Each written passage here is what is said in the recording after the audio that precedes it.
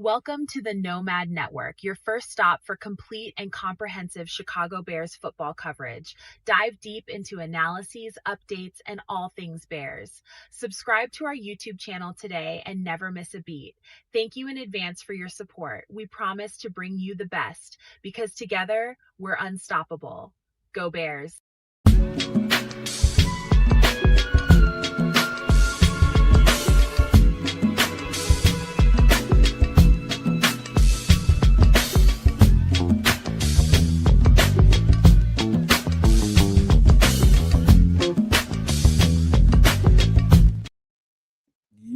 Yo, no maniacs. What's good with y'all? Welcome to the show, man. This is some extra sauce here for this fine Wednesday hump day for y'all.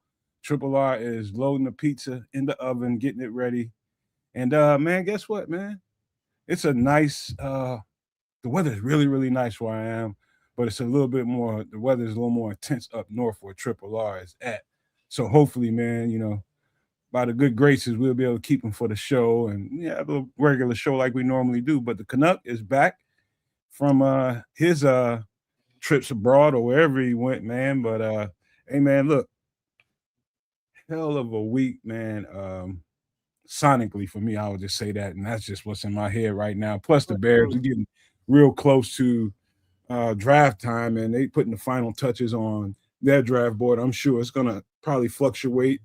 And probably all the way up until draft day, all information gathering processes are happening. I think that's probably where they got to be at right now. Got to be at the final information gathering stages of what their board looks like in all positions, making sure that, hey, when it's time to check this box, we can check this box and we ain't got to think about it. And so I think that's where we are, about a week out, right? About a week out. Welcome in. It's Wednesday night. Time for some extra sauce. Kedza Canuck back with you again after traveling, after world travels, back settled nicely at home. And yeah, we're real close, 9 days away, I believe, before that good old draft. And I'm excited. I've basically been able to have my last little 2 cents on what my feelings and thoughts are, but I've been able to reel myself in and recognize that fact of the matter is things.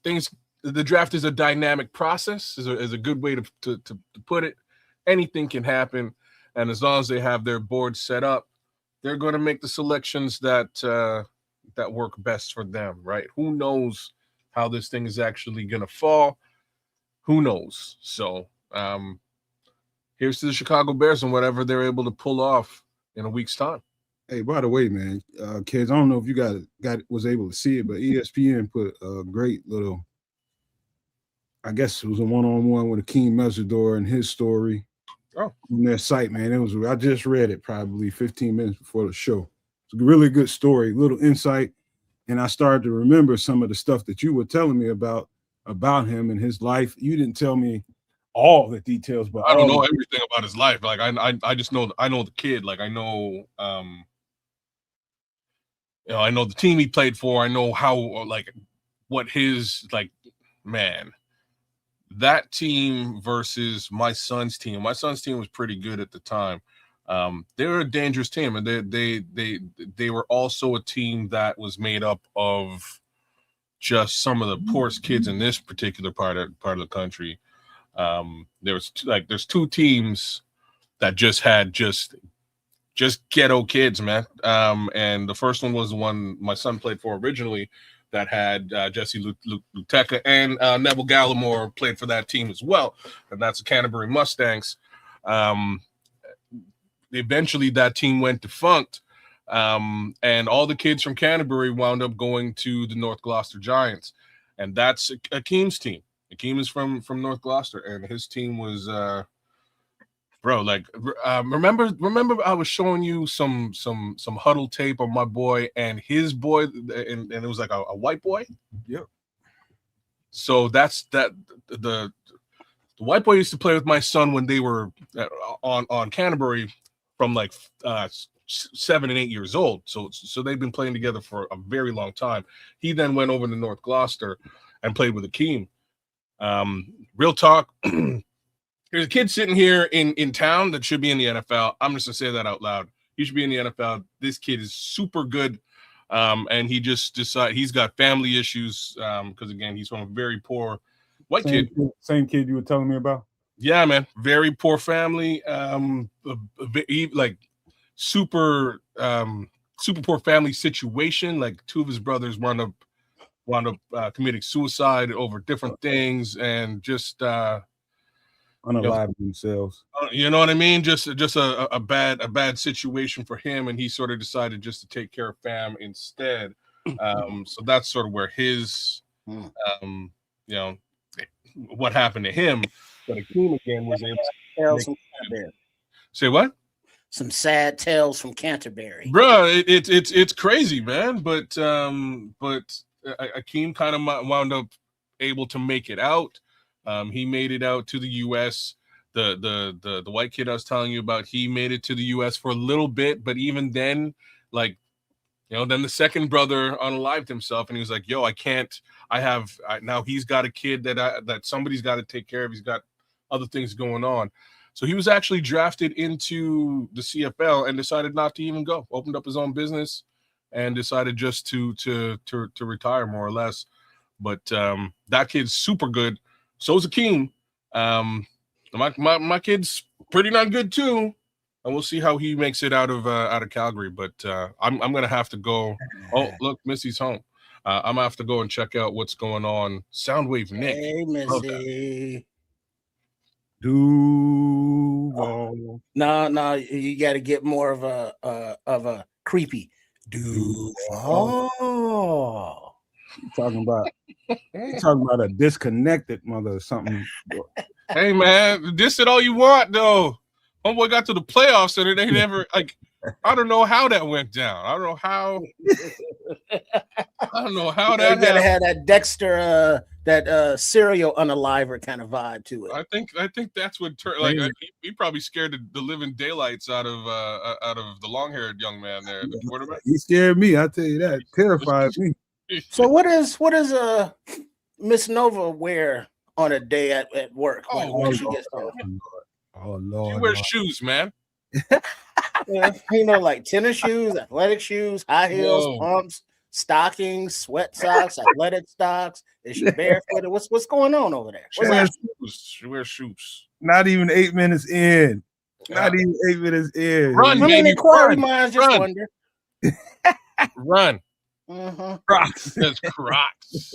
The Crocs. So she's got that all natural, don't like shoes kind of thing on. So those yummies always be out and available.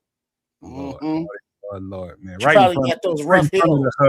Rough hills. You gotta get the Emery board to them hills, though. We wind up in Illinois. We have to completely avoid Triple R. Because I'm gonna be looking at feet and getting Zerberts. It's a part. Wear some boots or something. Shit. Some hip waders. Out of hell. Wear some boots. There we go. What did I come into? Yeah, no kidding. Yeah, I'm sorry, man. Careful the Crocs. You step in, your feet get all wet and gooey. Hey, Miss Nova, this is that show. This is that show where you might want Wednesday night, man. Be careful. Extra sauce, baby. It's some extra sauce. That's what you stepped into. All right, man. How about this, man? Let's talk about what's been going on this week, kids. How's life? How's Miss Nova? How's everybody? She's all right. She's doing her own thing. She's doing some cool stuff, but that's her. Work's been interesting. I have this. So they hired these two young bucks. Like I said, I was out with one of them the week before. The other one on Monday, I'm in the middle of a meeting and he hollers at me on Microsoft Teams, if y'all know what's up. So he hollers at me, but I'm in the middle of a meeting, so I got to ignore this call. Then he hollers again. I got to ignore the call. Hollers again. I'm like, what's up with this dude, man? You can see that I'm busy in a meeting. I message him and I say, hey, man, you know what? I'll holler at you as soon as I'm done. And long story short, I forget to holler at this dude because I got other stuff going on. The following day, we're in a bigger meeting and he doesn't show up. So we're like, where's this cat, man? He's young, he's new, he needs to know what's going on. He needs to be a part of these meetings.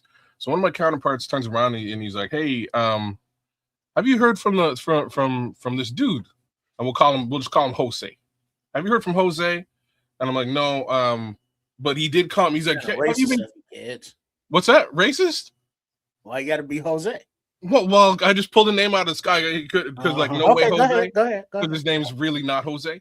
We see how you living. Go ahead.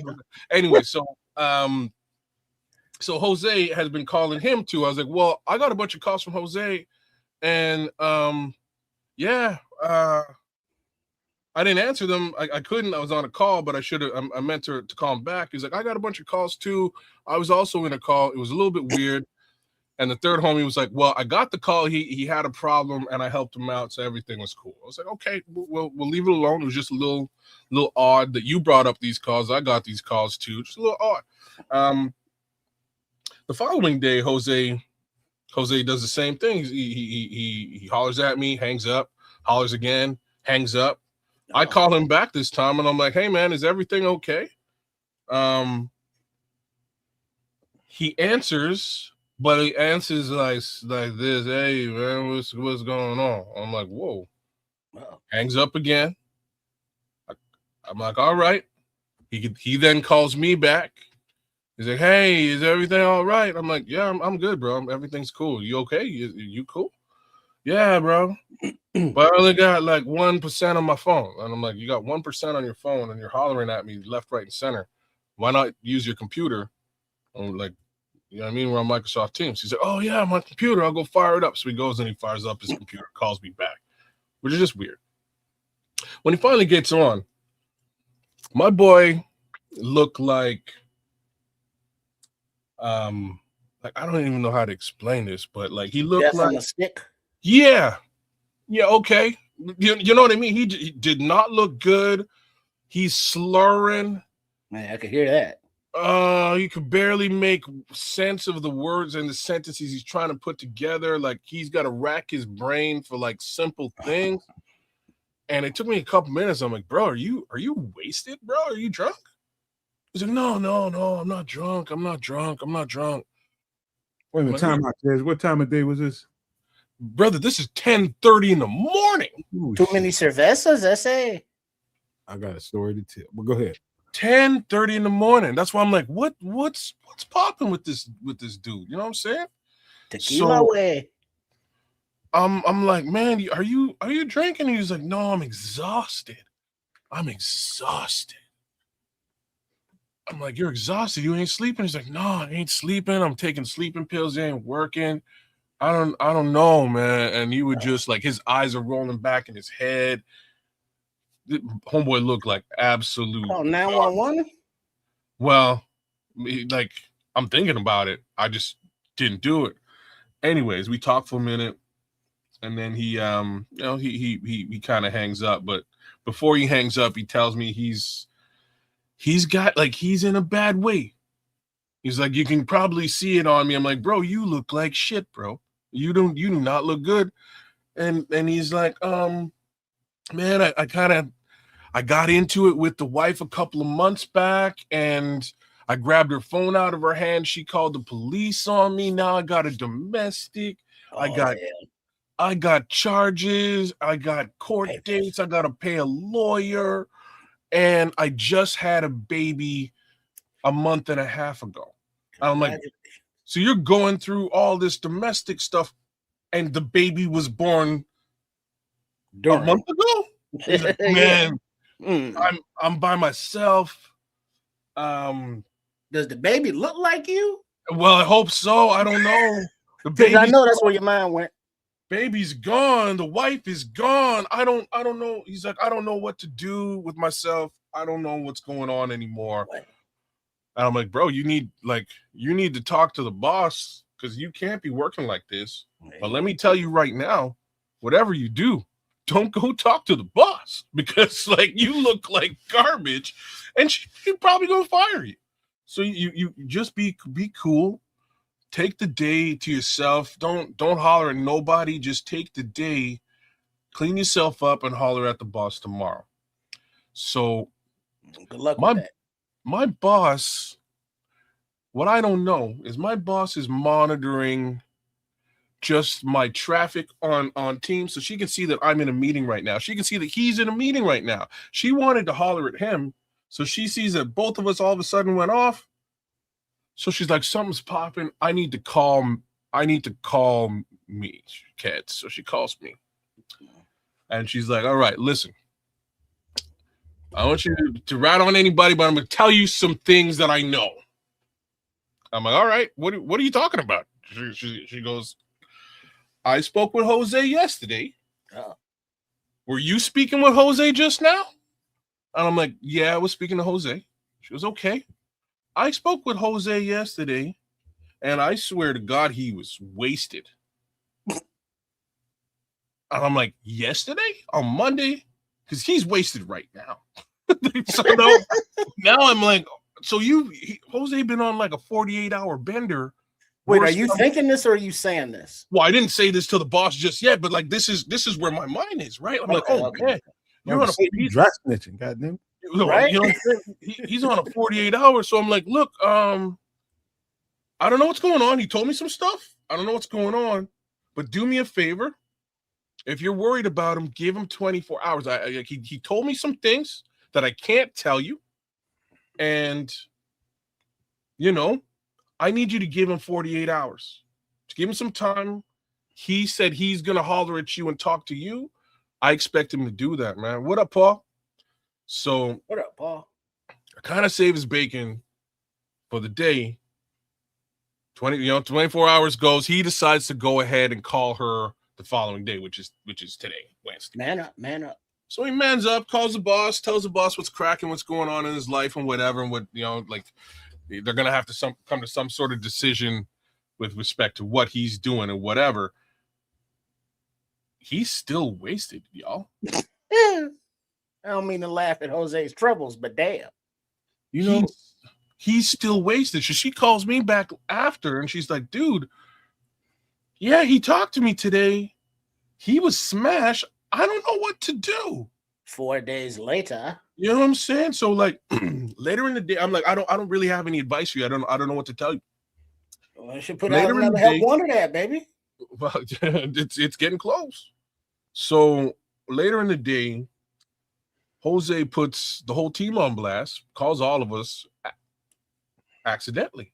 And when I say accidentally, he calls the whole team. We all jump on this call because we all know Jose's crashing and burning right now. So we're like, if he needs some help, you know what I mean? If he needs some help, he's reaching out to all of us. Let's help the young man. You know what I mean? So Canadians reaching out to help. Americans are calling security. All right, man. Yo, so I'm like, all right. So we all jump on this call, and the first thing he says to us all was like, "Who started this call?" Uh-oh. And we're all like, "What?" He's like, yeah. Who placed this call? And we're all like, you did, bro. It was you. Like I can see here in the call log that it was you, bro. You placed this call. It's like, no, it wasn't me. I didn't call you guys. And we're all like, but yeah, you did. We can like, if you just look at the call log, you can see who placed the call. It was you. And as these are video calls, these are video calls. We can see his face, and his hair is crazy. He looks like trash. And I'm like, wow, you didn't even realize you made the call. So we wish him well. We're like, dude, clean up. Take care of yourself, get some help if you need some help. I think he might be, bro. I don't know what he's doing. Red Bear, that a hell of a drug. I got a little insight for you, kid. One of the things I do, like whenever I'm done with one of these, especially one of these shows that takes so long to put it all together. Once we do the show, once I'm done doing the work, we do the show, and the show is over. That next day, this is how I function. You know what I mean? I take some time to decompress. You know what I mean? I just decompress. To me, that's good for your mental health. Decompression, whatever you need to do to get yourself regulated. So one of the things I do besides music is I look at a lot of shorts, reels, and different things like that just see, it helps me see what's going on outside of my four walls. You know what I mean? It just really helps me in that way. And you can get those shorts dated, so you don't have to look at shit that happened 8, 10, 12 years ago. You can look at updated shit that happened this week.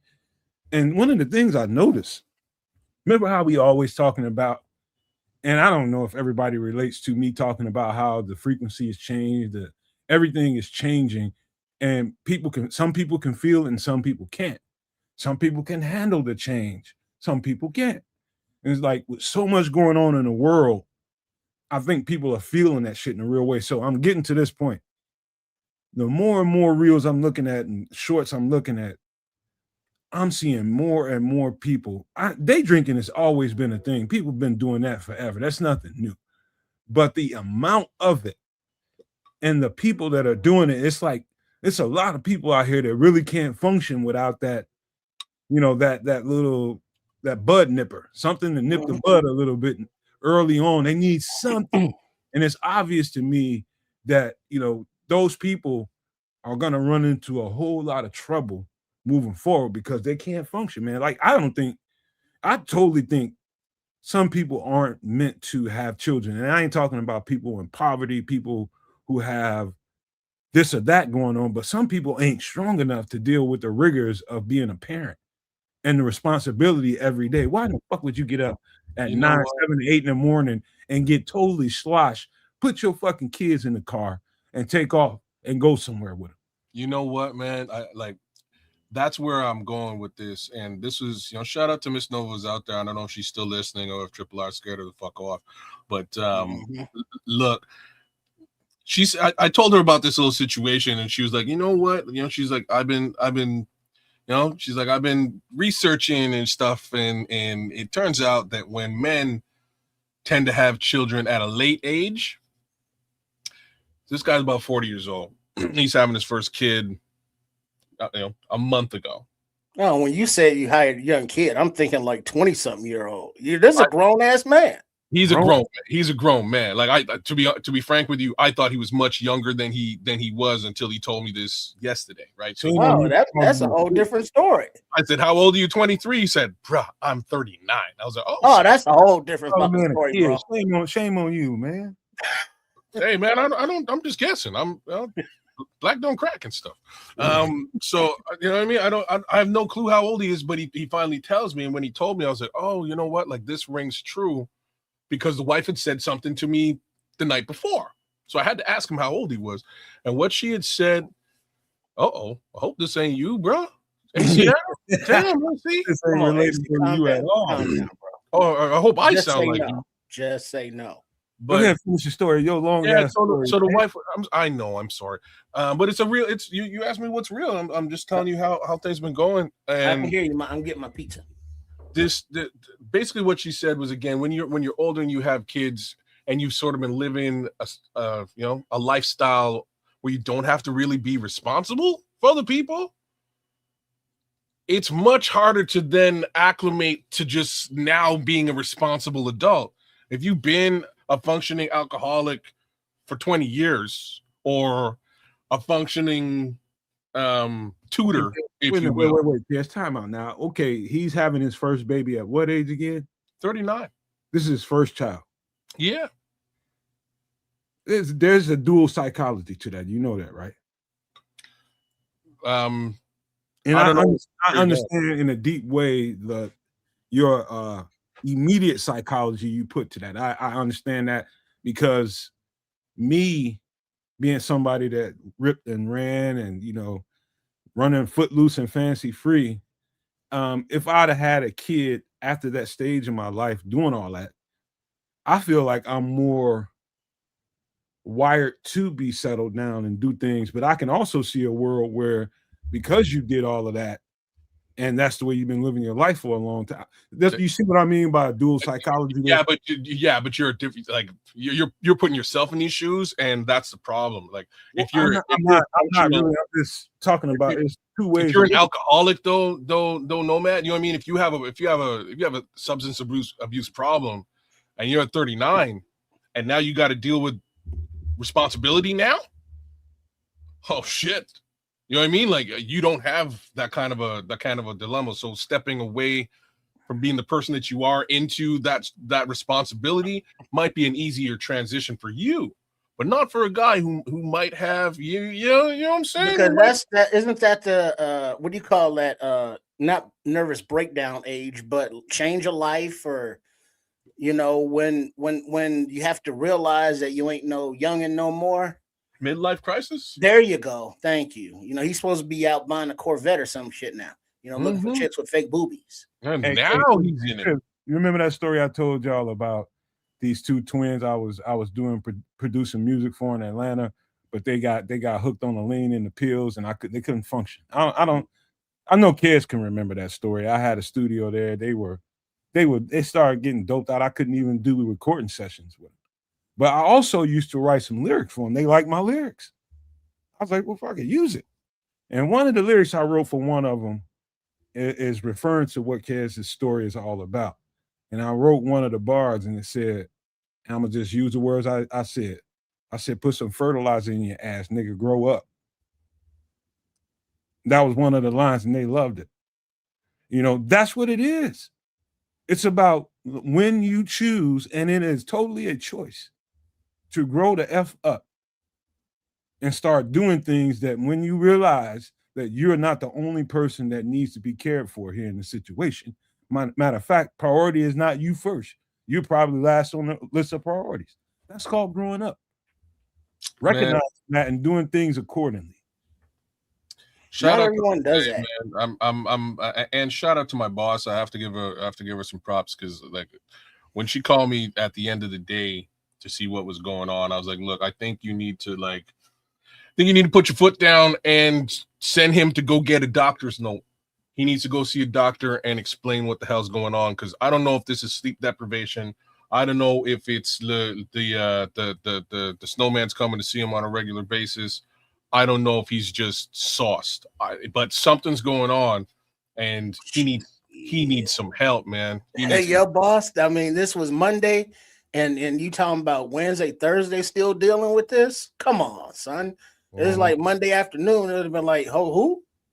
You know what that dude that used to be here? Trip, you know what it is? It's his inability to face reality. Well, he could have chemical imbalances. He could have mental issues. He could have late onset shit. Who the hell knows? But yeah, he ain't welcome at the company picnic. I tell you that much. Look at Crimson. He said, "I have not procreated. You're welcome." Damn. I said, "Thank you." Look like the wind just picked up. Yeah. Yeah, man. Anyways, just wild shit. I don't think we in Kansas no more. God damn. Wild shit, it's like man. that down here too, Trip. Getting a nice little gust. It's gonna go away, Trip. Scrolls, I'm the same thing, and this is sort of what I was saying. Like, this is what my wife was saying. At 20 odd years old, you're coming right out of teenage life, and you got to figure out how to, put a roof over your head, maintain that, pay your bills, and figure out the adult.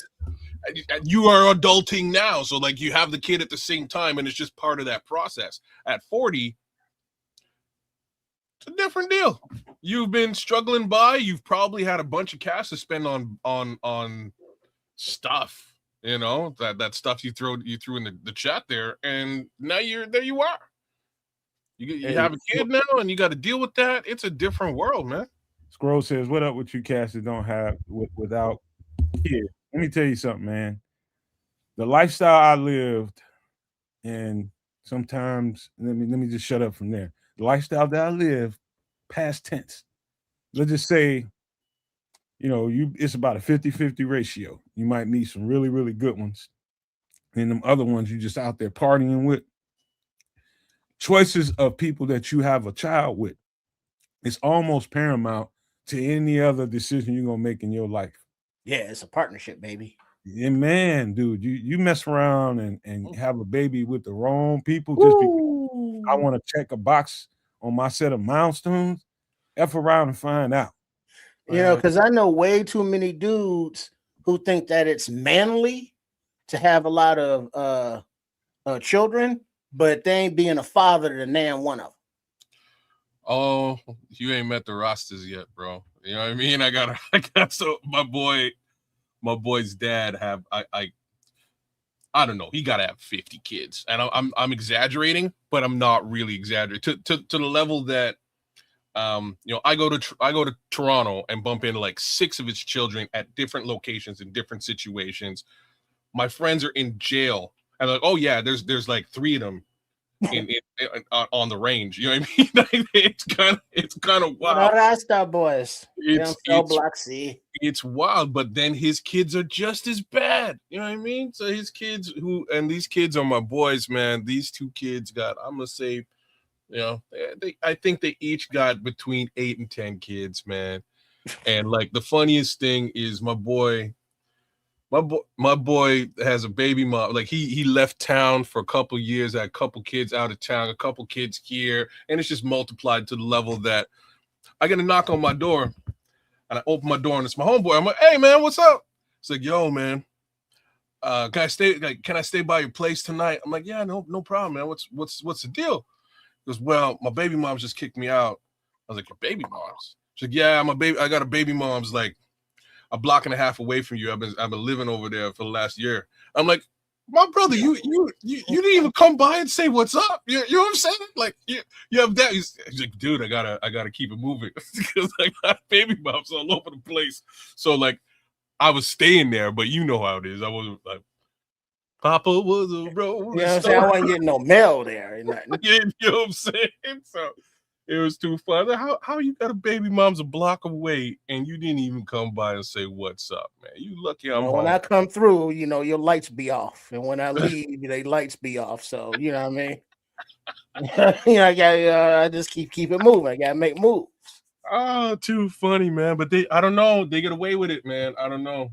Somehow they get away with it. Yeah. But I mean, it's not just dudes. It's females too. They'll just be baby little factories because they're looking for love or, just looking for whatever that they never seem to find, trying to fill that hole. Yeah, better part of that Proctor Giants team was fielded by a single mom. You know what I'm saying? Like, I'll just put that out there too. Right. You know what I mean? Wow. So I mean, it's the shortcomings of us as individual human beings. And we all share so many characteristics that, here on Some Extra Sauce, we don't, talk about them and laugh about them as we talk about them and laugh about them. But we try to, identify that, talk about it in real life situations, coworkers, classmates, mentorees, or whoever the fuck. And we break it down, and I appreciate the conversation because it's nice to have these conversations about real shit. And it's like, wow, this could be this, it could be that, it could be Nomad's thing, just straighten up, fly right, mind over matter, or it's a whole lot of things, chemical substances that we all have to deal with as adults or as human beings. And it's like trying to navigate all that shit and still, be cool. You know what I mean? It's rough out. It's rough out. It's a real world out there, man. I gotta tell y'all, man. And I love using. I have lived a hell of a life, man. I've had situations, man. Things have. I mean, everything makes me grow. I was just telling kids this the other night. It's true, man. When I learn, when people tell me things and I encounter information, I grow. And from that growth, I'm able to bring a wealth to certain situations based on the stuff I've experienced in my life. And one of my white friends, and it didn't have nothing to do with him being white, but he was married and married for 3 years and they decided probably around 2.5 in their marriage that they were going to have a kid, and they ended up with 2. I think that there was twins. Twins here. It's been a while since this situation happened, but yeah, there's twins there, and they split up, right? And the woman ended up being a train wreck, bro. Straight up train wreck. And I'm not making no excuses for him. He's responsible, but I'm not saying he's perfect. Now he's doing everything he can under the situation. So she knows that she has some issues going on. She had postpartum depression, right? And so she got on medication after her first pregnancy, right? And she kind of He said she's been different ever since. This is him explaining it to me. And I'm just like, okay, so what's really going on, man? What's going on? He said, man, she gave me keys to the house. And I'm like, hold on, man, you got a whole ass woman now? He's like, man, I just need to check on the kids. And she knows that. I explained that to her. I told her I would always call her or text her ahead of time unless she just was non-responsive for a certain amount of time, then I had to use the key, right? And so he used the key one day because she's not responsive. And the kids ain't at school and da. And he goes over there and she's laid down and he finds a needle by the bed. And of course, what's in the needle, man? We know what's in the needle. And he couldn't figure out what to do. Just so happened I was here for the holidays. Just so happened. And I had just seen him probably 24 to 48 hours before we was all out kicking it. And he was just like, man, I don't know what to do. I don't know what to do. I can't talk to her. I can't get. Anyway, he asked me, and I'm just like, dude, what kind of situation you put me in? You know what I mean? So now I got to go over there. Now I got to talk to her. And I'm dealing with this shit because he's not able to. And he asked me because he knows I have a skill set with people. And I go over there, I answer the call, and I talk to her. And she just like, she's telling me all the stuff that I just got through saying beforehand. It's about when you have a child and you're not necessarily mentally, spiritually prepared for that. And you see a child, you see the situation with two people and you being relieved of those duties at time because you have your mate with you to take care of some of the responsibilities. So it's not all on your shoulders. This is the information I'm gathering from her once she's able to speak to me in the right way. And I understood. And she was just like, this is the best I can do to function with the kids. She was just like, if I was a guy, I'd be happy. I'd be happy just to be able to pay child support and never have to really think about it no more. I can go live my life and I don't have to think about this stuff. It was painful to listen to a mother say that. But it's normal as shit for a mother to have those thoughts. Because she's just as human as anybody else. It's unfortunate that the mother, in most cases, have to be kind of the responsibility bearer if the relationship doesn't work out. More times than not, the mother ends up with those children. And so, later on, we ended up talking about, okay, so what do you think? I think you're at a point where you need to let him take the kids. Yeah, but I couldn't put it to her in a way where it's going to drive her further down the rabbit hole in the depression, where it's going to sound like, oh, he's taking the kids and I'm not going to see the kids no more. Because that's what it would have sounded like if I said that. And so you pick your words wisely. And I just said, for a time being, without even going to the courts, just let him take the kids and let you get it together. No, he's never going to give them. No. Ain't nothing on paper. On paper, you have custody. So you're just allowing him to keep the kids until you get it together, until you got time. And he said he's willing to keep the kids as long as it needs to be for you to get back where you need to be. And it took quite some time. And so I say all that to say there's too many situations where it's not enough co-parenting going on. Man, I hate relationships don't work out, man. It's not enough going on. I hate that story, man. It's true, no, it's I believe you. You know what I mean? It sounds legit. The only reason I say I hate it is because, like, when the father is not, a regular part of the kids' lives, and that's what the mother's getting up to, man. The effect that the mother's behavior has on the kids, it's like 10, 1,000-fold. It's so much more powerful, that effect. And like, I have a very similar story about my friend and his situation, and I'll keep this one super short. My boy calls me up. He's like, "Keds, I'm in my car right now. Kids packed up, all the gears in here. I'm leaving this bitch. I'm out." I was like, "What?" Like, I thought y'all were cool. I thought everything was great. He goes, nope, I'm out of here. I just want to call you, let you know. I was like, okay, bro. When you touch down, wherever you touch down, let me know, and I'll come check you out. End of the day, he tells me a story about how he was coming home and just finding her passed out with a bottle of pills next to her, passed out with a case of beer next to her, beer and pills, and the baby's just running around the house. And he's like, I saw this 3 times, and then he told me that she broke his nose. And I was like, man, I caught the black eye. Like, I went to see him for his birthday, and I caught the black eyes. I was like, what happened to you? And my boy's he's famous for like getting in fights at work. You know what I mean? He's in construction and stuff. And like, if somebody kind of, talks to him sideways, he will light him up. You know what I mean? That's just what'll happen at the construction site. But this time his wife kind of stepped in and she was like, oh no, he didn't tell you. Oh, he pissed me off. I punched him in the nose and he got a black eye. Ha, ha, ha. And the look he gave me in this instance was like, she's lucky to be alive right now. just to look in his eyes was like, Lord, I don't want to catch no case. I'm trying not to go to jail, bro. You know what I mean? Like, just the look on his face, I was like, okay, and I left it alone. But here he is calling me, man. I'm out, and told me about this situation. Couple decades later, his son is bouncing off the walls.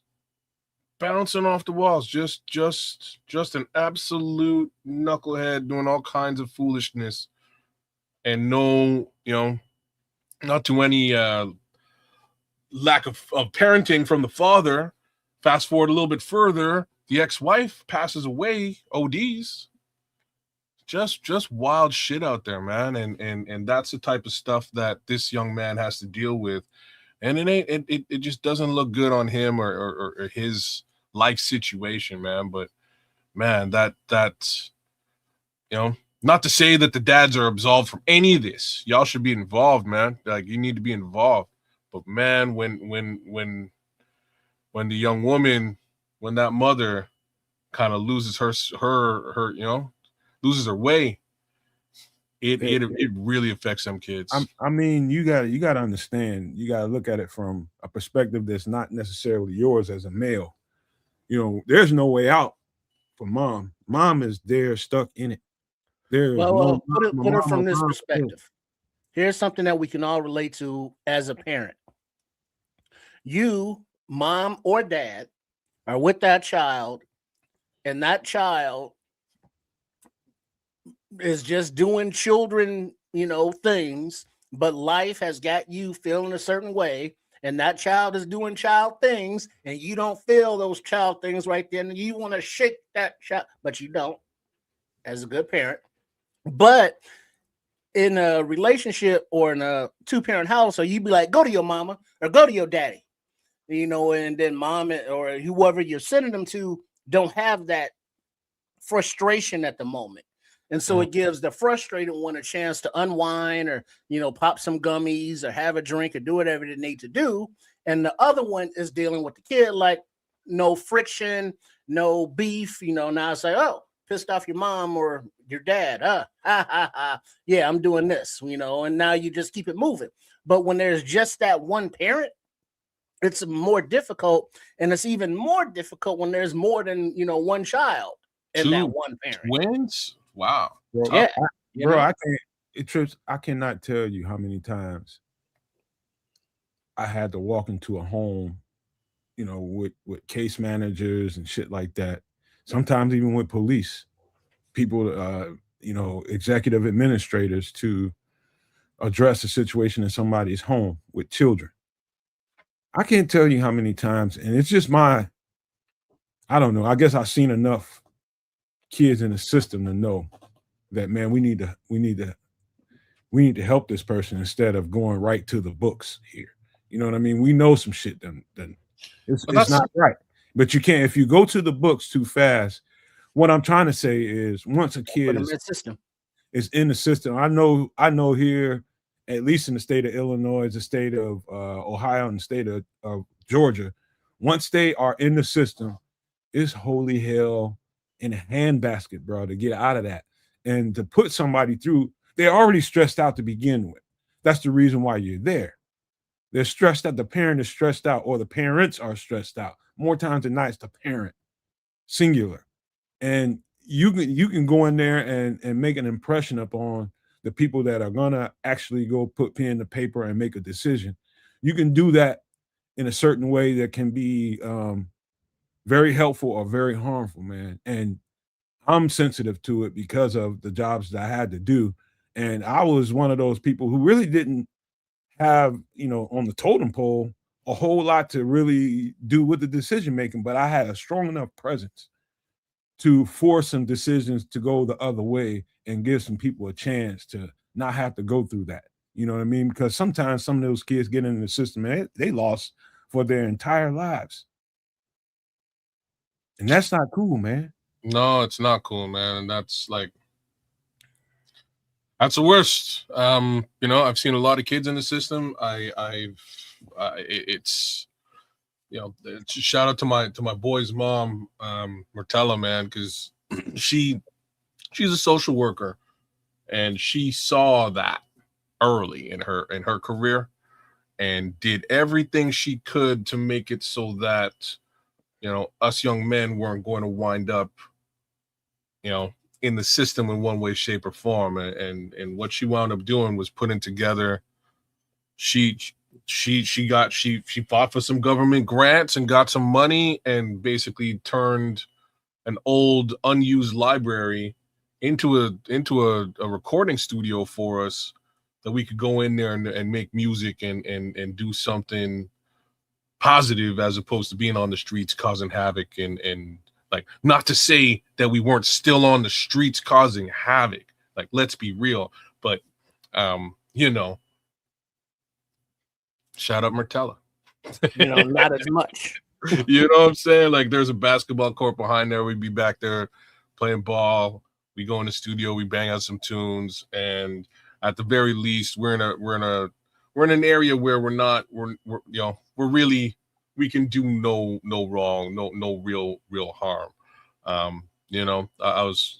have to give her shouts, big props for doing what she did for us kids growing up, man. That was important, because again, for me, I was a straight up knucklehead causing a lot of havoc, and I kind of needed to have a bit of a reprieve, a safe house where I could go to and not wreak that same havoc that I was wreaking.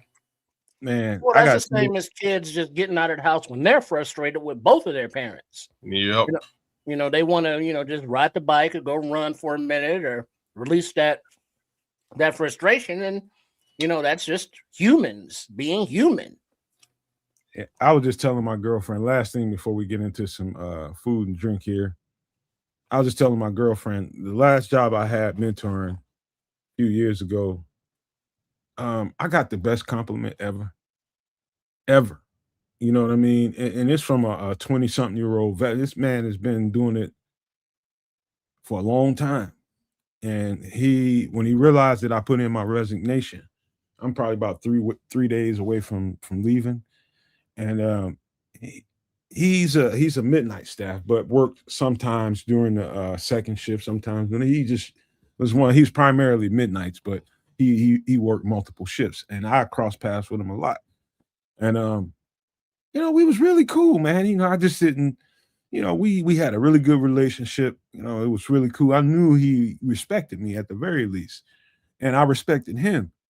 And before I left, man, and I'm on a second shift, so I'm leaving at about 11:30 or something like that.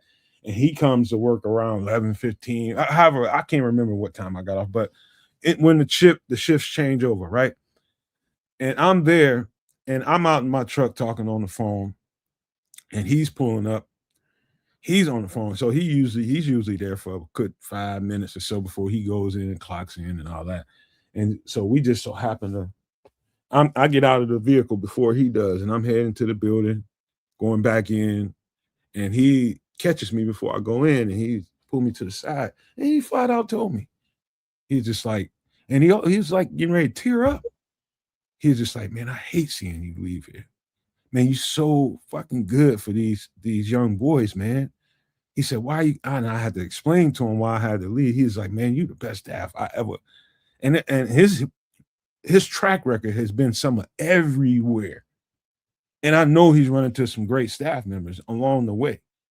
He said, man, you the best staff. I ain't never, ever seen somebody connect so strongly with kids as fast as you did. And then be a difference. He telling me this. And I was just telling my girlfriend this like 3 nights ago. Because he said something to me. Somebody started a post on social media and talking about the best staff you ever worked with, that kind of thing. And it just turned into something. And I saw it, or she saw, I can't remember. And she was just like, what's up with that? And I told her that story. But it's like, it's a thankless job at times. So thankless when you're dealing with, like I'm talking about, you go into situations where the situation is kind of crazy and chaotic, and somebody has to go in there and make decisions about whether that child or those children should be in that home because of the behavior of the adults. And I'm saying be careful with that, because you know what? Those kids are going to end up somewhere where I have to raise them, and it's not all the time that somebody that cares as much as me is in places like that. It's some people in those places don't give no F's. Man, look, there's people in those places that don't give no F's, that are just there for the benefits if they got them. Others are there, just because it's a job. They are interested in the kids, but it's a job, and then there's others that are there because the kids are there, and you got to watch out for them, your fellow staff, sometimes you know what I mean? So it's why you want to work around kids if you don't care, you know what I mean? And I'll leave it at that. But the system is the system, and it's cold, sometimes it's colder than the world. So, if you can be an influence on some kid in a positive way, try to be. But there's just a lot of discombobulation going on out here now in the world, in families, personally, just in general. So yeah, try to, do like Nomad is always going on about with the frequency, being on the higher end of the dial. I don't know if that's the 97s and the 80s up there, or the 107.3s. I don't know.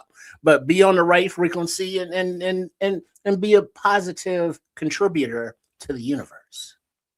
I love it. I love it, Trips, man. Hey, I didn't, when you do things like that for a living, it should be something that you choose and you enjoy doing, and you must be driven. You must be a self-motivator, a self-starter. And it's a thankless job, and it doesn't pay a whole hell of a lot, bro. Man. You know what I mean? And it's you have to be committed to that, what I just got through speaking to, and that is somebody that had problems in the home ended up in a situation like this, where who knows who is going to be caring for them, and they're fortunate enough to meet you. I'm saying for the people who might find themselves in a job like that, be the difference. Be the difference, because guess what? They effing need it. And just remember, for those that have maybe been in the system, if you're dealing with experienced who've been through the quarterly reviews and case plans, and met with their doctors and or social workers and or therapists and or whoever, the case manager, they've been through this process. They've seen case managers come and go, because, as Nomad referred to, the pay sucks. And as soon as you can get something that's better, people leave. So it's usually a lot of first time in the job market, fresh out of college with a degree, all bright-eyed and bushy-tailed and wide-eyed, ready to hit the world. And then it's like, hey, I want to help these kids. And they really do. But then the adulting and the system starts kicking their ass. Mm-hmm. And then, that's, and then who suffers? The kids. So, going into the field, you got to know the pitfalls and the negative outcomes or the negative things that go on. But, people are made for that, because of the rewarding aspect of it, to be able to help guide, young lives into a productive, safe, mature environment. So you got to have the resilience to put up with the bullshit that is the system, let's call it. Mm-hmm. No fun. It's no fun whatsoever. Last thing I say to that, and I'm about to get to this food and drink here, man. I was one of them people that chose a commitment to something bigger than myself over money. I could have made a lot of money, man, doing all kinds of different stuff, whether it be coaching, whether it be it was all kinds of different things I could have made a bunch of money doing. All different kinds of things, man. But I chose that commitment and I stuck to it. And I'm glad that I did because it changed me as a human. I changed some lives, not knowing when I walked into it that I was gonna do that, but I definitely changed a whole lot of lives. But that's the commitment, man. You know it's a thankless job, it's a kind of a pay less job, but you do what you have to do because somebody has to, man. Those kids aren't waste.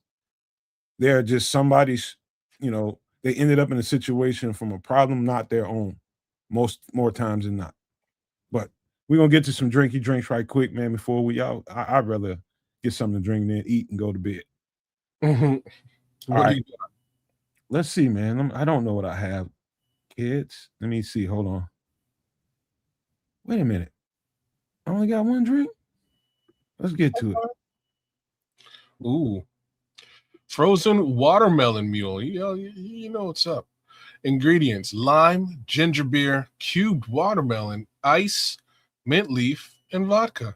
So this is your typical Moscow mule. Spring summer drink, kids. This is all spring summer. In a copper glass, which is the way that it should be served. And then you got some cubed watermelon in there to really give it that summer spring feel. I like this. I'll have to throw some cubed watermelon in my Moscow mule next time around and see how this kicks. You got to definitely send this through a blender. Yeah, blend up the ice and the watermelon. I see it's sort of frothy there. I can dig it. Okay.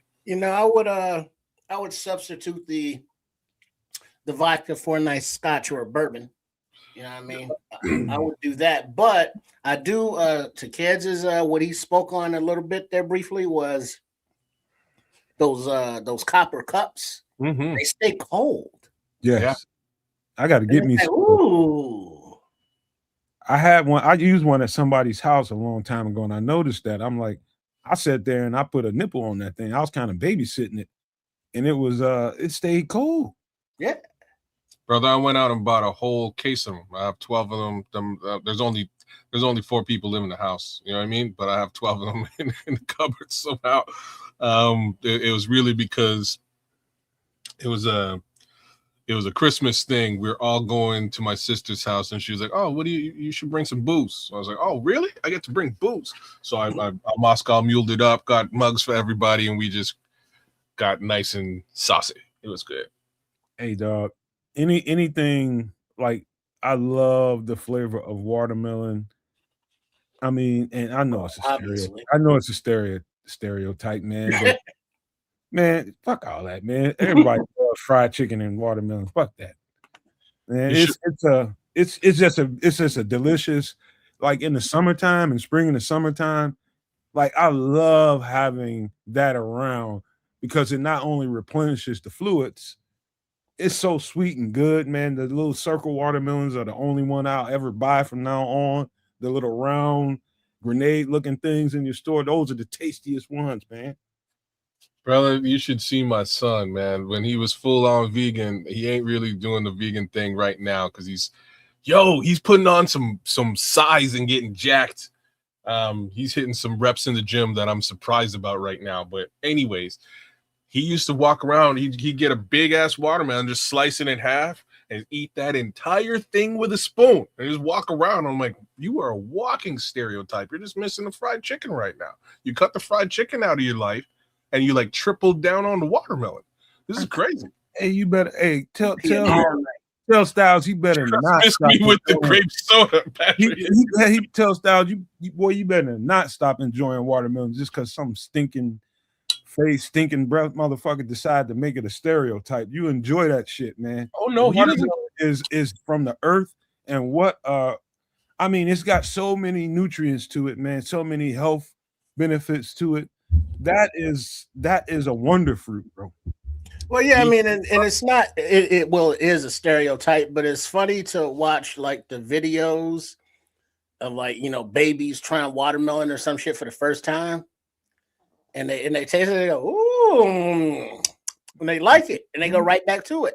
It's like, yeah, because it's delicious. But the farms and the way that they grow them nowadays, and they're mass produced, and the chemicals and the organic is like $82 for one, and it's like unless you can get them like when oh shit, I don't even know if that's gonna be a thing no more, because there was a spot that the tamale lady who used to be there, that the trucks with the Jose's, let's call them, with full of watermelons, they would just sell them on the street, from the farms. And I don't know if they're gonna do that, because of ICE and all that. We got some immigration shit going on here, kids. It's kind of crazy. So all the immigrants, that used to do stuff, we don't see them like that no more, because they've been concentration camped and all that. That's a whole different here nor there. But y'all country crazy, bro. Right? Gotta say it out loud, but damn, yeah, okay. Yeah, neither here nor there. But yeah, I mean, watermelon, when it's whipped and when it's frothy, any fruit really, it's got that foam to it, and it's like, like a smoothie or a frosty or something. But it's the natural sugar, and then you got the liquor all up in there, and it's all chilled and cold. And it's like, yeah, give me another one of those, please. Oh, have you done that? Have you done the vodka in the watermelon before? Well, I have. It was, you cut a hole in the watermelon, and then you just pour in like bottles of liquor. It was vodka, it was gin, and it might have been. Oh, damn. It was a thing going on, and then you let it, and then they cut it. Then it was like, all right, this is a little much, but okay, I tasted it. Yeah, it's kind of alcohol-y watermelon. All right, all right, but it was vodka, it was gin, so my system was kind of like, bro, you stayed away from it. Kids have never had that. You've never. No, I did.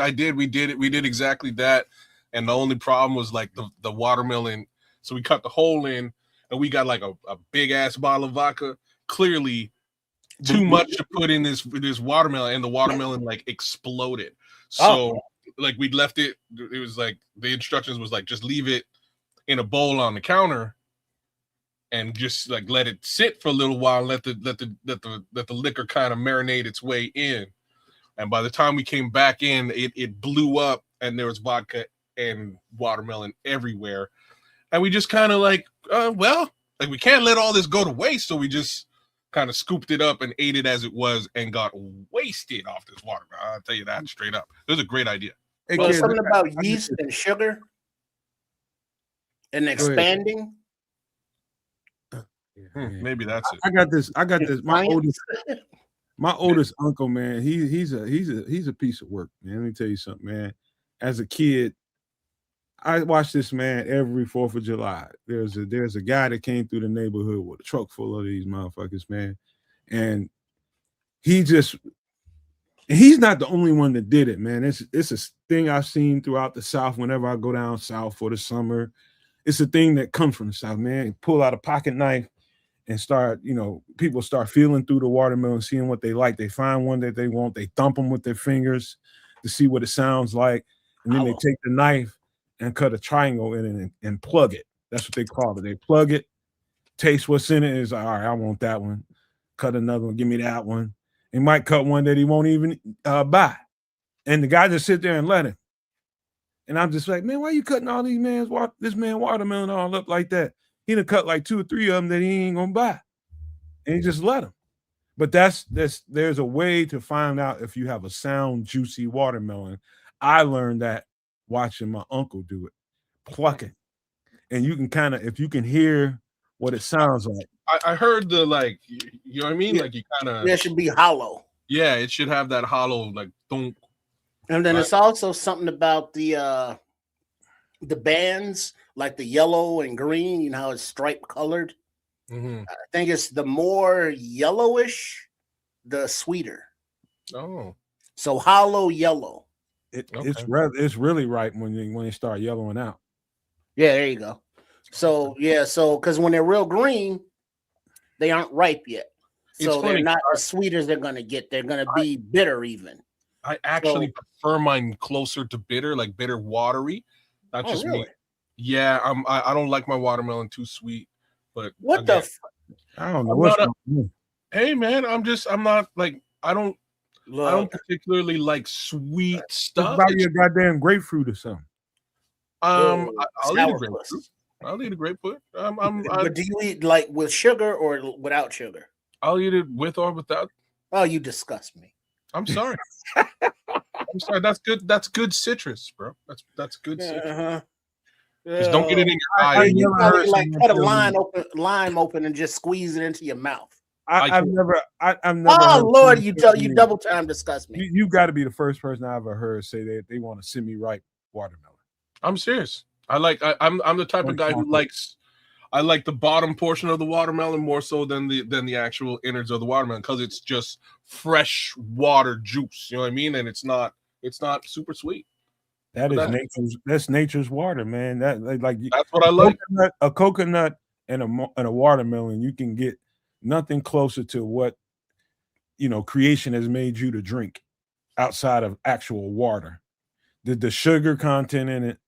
It's real sugar. It's real natural sugar. There's nothing wrong with natural sugar. The sweeter it is, better it helps your sugar intake, and it writes your sugar at the same time. You Google water's medicinal benefits and watermelon medicinal benefits, and just be amazed. Yeah. Oh, Patrick Higgins is saying you wait until the curly stem dries. True.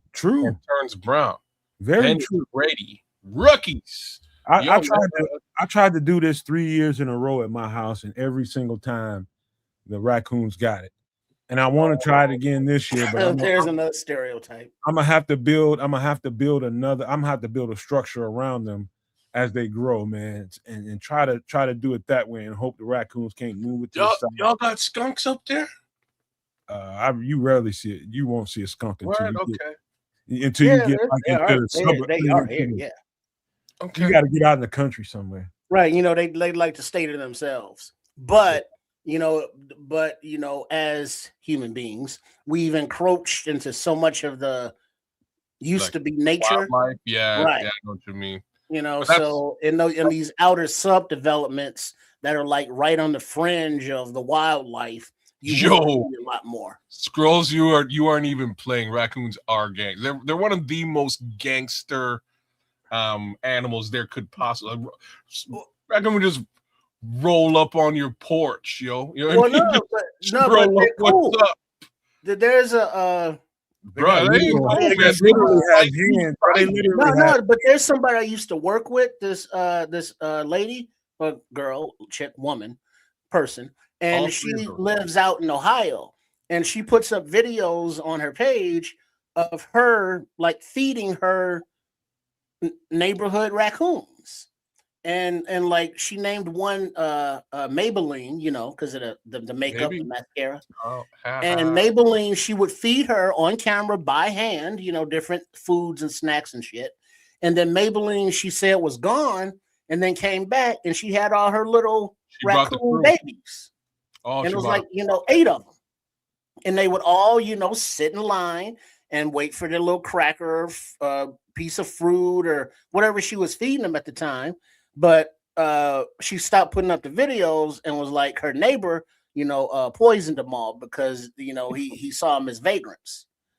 But she recently re-upped a new raccoon family, and they come up to her porch, her back door, and they nice and patient, and she gives them their thing, and they just take it and walk on out. But she's just kind of like the raccoon whisperer or something. I don't know. But they're very chill little creatures. Gangster as hell, but they're not aggressive. They don't attack you. They just looking for some food. Right. Oh, You ever roll up on one and you like make a bunch of noise and the raccoon stop and just look at you? Yes. Yeah. What's your problem? What's wrong with you? Well, you rolling up on the set, son. Right, like dog. If you sitting on the porch with your boys and somebody start cruising by real slow, you stop and you look. He like, what are your intentions, sir? Like, what you got going on, bro?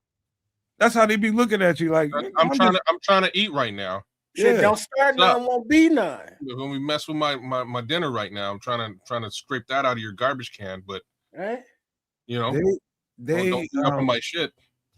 My cat has a weird relationship with them because they don't necessarily get along. Let's just say they tolerate each other.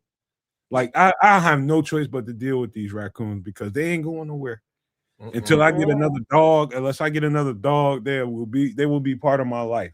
And I'm good with and your cat knows, your cat may be trying to be all tough in front of you and shit, but that little so-and-so knows that he be outnumbered out there. See, this is one raccoons roll up on them like 15 deep. This is one of the benefits of not being in the hood anymore, man. Once we moved out the hood, the raccoons disappeared. Same thing with the skunks, man. Skunks were like, you know what I mean? Skunks are the same thing. They're just as gangster as raccoons, except they're packing. You know what I mean? They packing that steak sauce. Bang bang. They will bust caps. Man. Your ass. They will bust caps. But bro. You know why? That's where the food is, in the garbage. That's it. And that was the difference, man. Now I got a place to put my garbage that is protected. So you know what I mean? Like it's not outside. In the hood, I kind of had to put the garbage outside, and like they rolling up, man. They're coming up. Because now, do you have like out in the wilderness like predators to them? So the facts of the matter is, I'm in the suburbs, and this like when we were like even the hood we were in was in the suburbs, and across the street from my house was a field. They've now got that entire field and put houses like more nicer houses in that area. So all of the skunks and raccoons and coyotes that were in that wooded area are just rolling in the hood now. Displaced.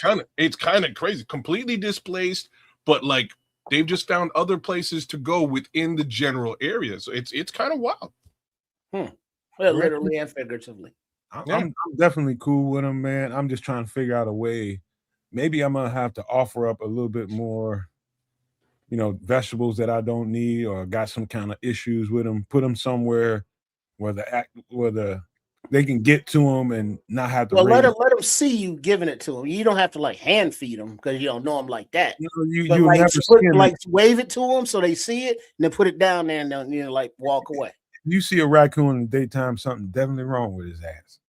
Oh, I don't know. I don't think okay. I'm gonna say not around here, kid. Like you can go out at night. I mean, go out at night. You know what I mean? I've definitely seen them like later in the day, but not in the day. They're not afternoon people. No.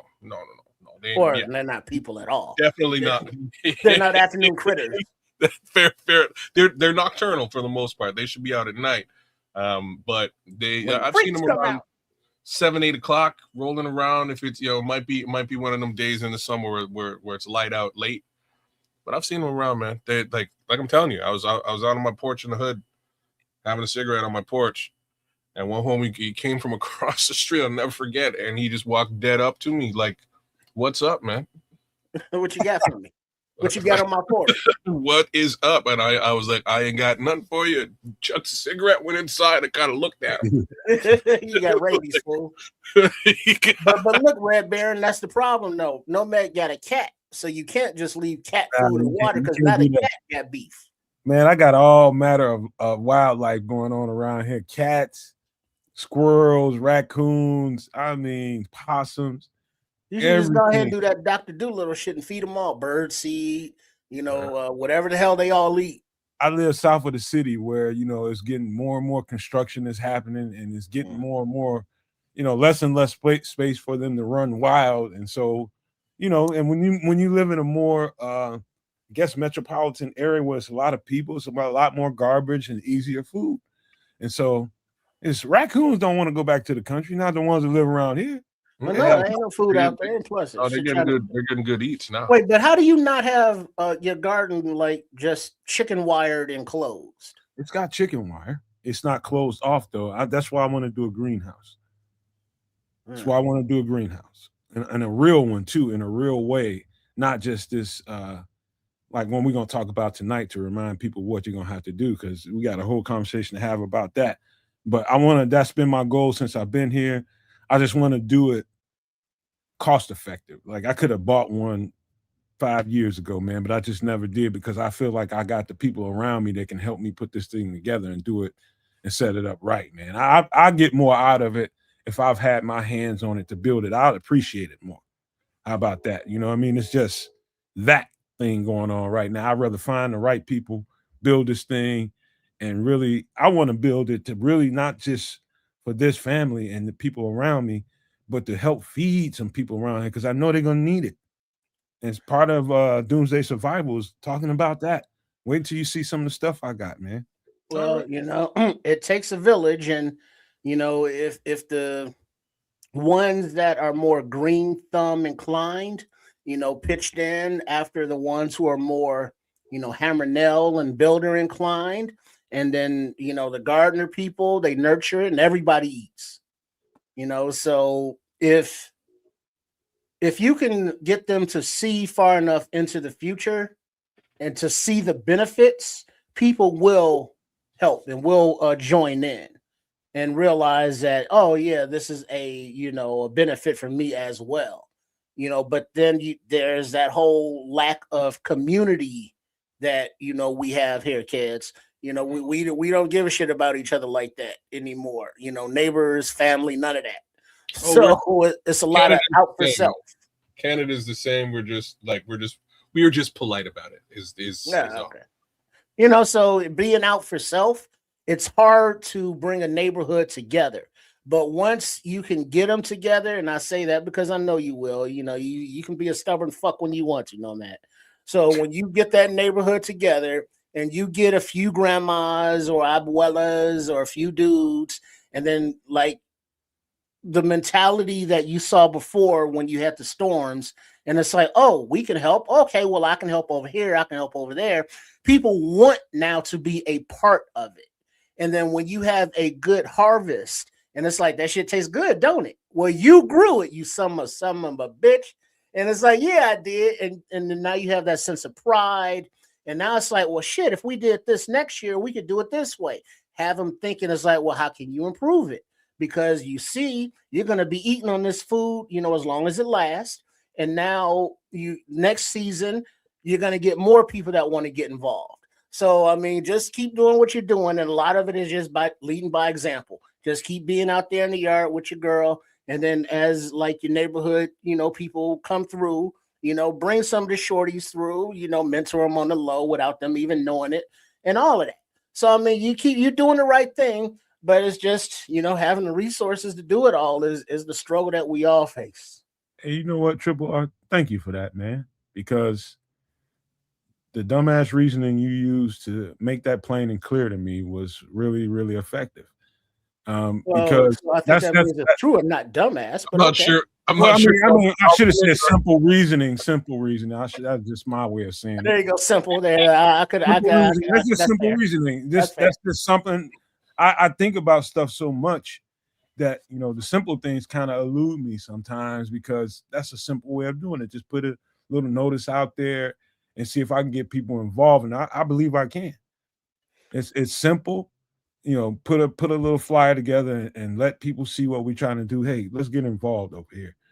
And once they do get involved over here, I can tell them some of these people are really not really checked in with some of the stuff that we talk about on the show about geopolitical stuff that might cause people to have to go down this road in the first place. They don't see it yet because they're too busy doing other things. But once I get them involved, I can have those conversations with them. But simple reasoning like that, I'm sorry for using that term, but yeah, it's a simple ass way to do things, and I do think I can grab a few people here and get involved. And it Well, can. as the late great guru once said, it's a long way to go when you don't know where you're going, and you don't know where you're going when you're lost.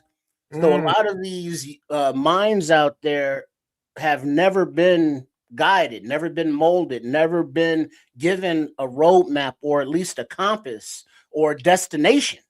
You know, they're just out here trying to survive. Is that If you can at least give them a or destination or a compass, huh? That's Jasmine. Is that Jazzmatazz? Well, yeah, I believe so.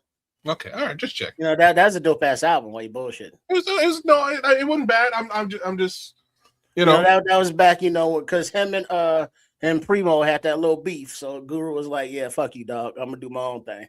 I'm sorry, them gangster albums are classics. So I know. Yeah, they are. Well, yeah, they are. But you know, personalities is personalities. Mm-hmm. But anyway, yeah. So that's the thing, though, Matt. As long as you can give them some kind of not a destination, but to know that there is something to work for, to live for, to move beyond, you know, these conditions, and at least give them a compass. You know, you can't give them the roadmap, you know, because you don't even know the fucking roadmap. You're still trying to figure it out yourself. But at least let them know that they are on a road and kind of point them in that direction. You know, that's the most, you know, we can all hope to do. You think about what just happened out of this conversation. We started talking about basically a smoothie with some adult beverages in it, and look what came out of that. You know what I mean? And growth came out of this, and you know what comes from the earth, watermelon, and the beautiful benefits that it can have medicinally. Birthed a whole other conversation. The seeds literally from that watermelon birthed a whole other conversation. How about that shit? Man, at some point I'm gonna load up some Black Jesus clips because every time we go down this road, I just picture this homie blessing this garden and like anyhow. Sorry, Black Jesus. You know that why you bullshitting and when I was little, I ate a watermelon and I was like, I want to grow some watermelons. So I kept the seeds and, you know, germinated them in a paper towel and planted them. And, you know, they started sprouting and then I lost interest. See, no, the Scrolls knows exactly what I'm talking about. Yeah, man, I miss Black Jesus as well. It was a good 2 years or whatever it was. It was a dope show. All I can think about now is Big Baby Jesus. Thank you. I can't wait. I can't. Yo, all right, y'all ready to get into some food, bro? Y'all ready to get to some a little less healthy stuff? All right, let's see which one of you cats have had this, man. Any one of you cats had this yet? Birria tacos. Ingredients: garlic butter, birria, onion, ancho chiles, chuck roast, garlic, while somebody peppers, adobo sauce, chipotle peppers, a lot of peppers, chicken broth, tomato sauce, tortillas, queso cheese. Is there any other kind? And lime wedge. Dog, all I can tell you, if you hadn't had, so these are like the little tacos, huh?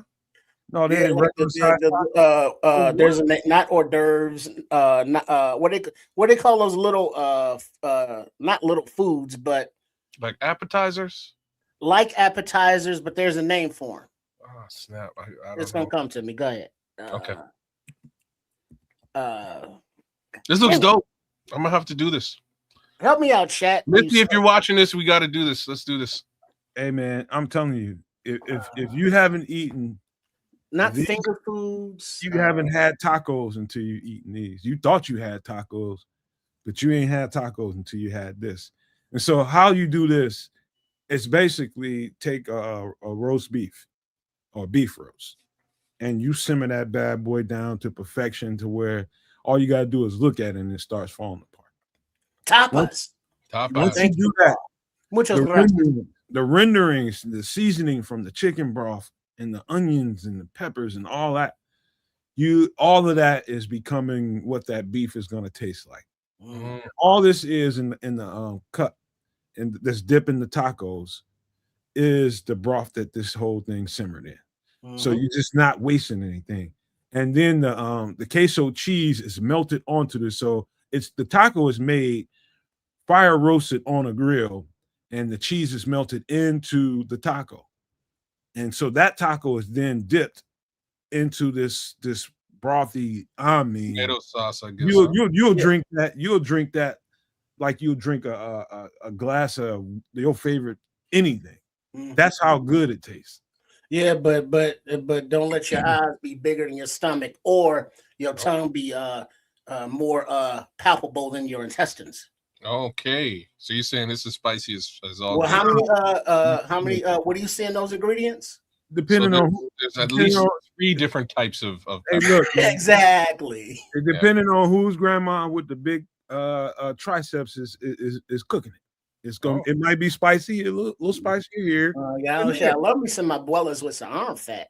They know what they do. They are different. I've had it only maybe twice, but they were different in both places, but good in both places. But have you had them where they like the gravy, the sauce, let's call it, where they dip the tortillas in that and get it like kind of sopped up, and then fry those same tortillas and then slap it on the grill? Yeah.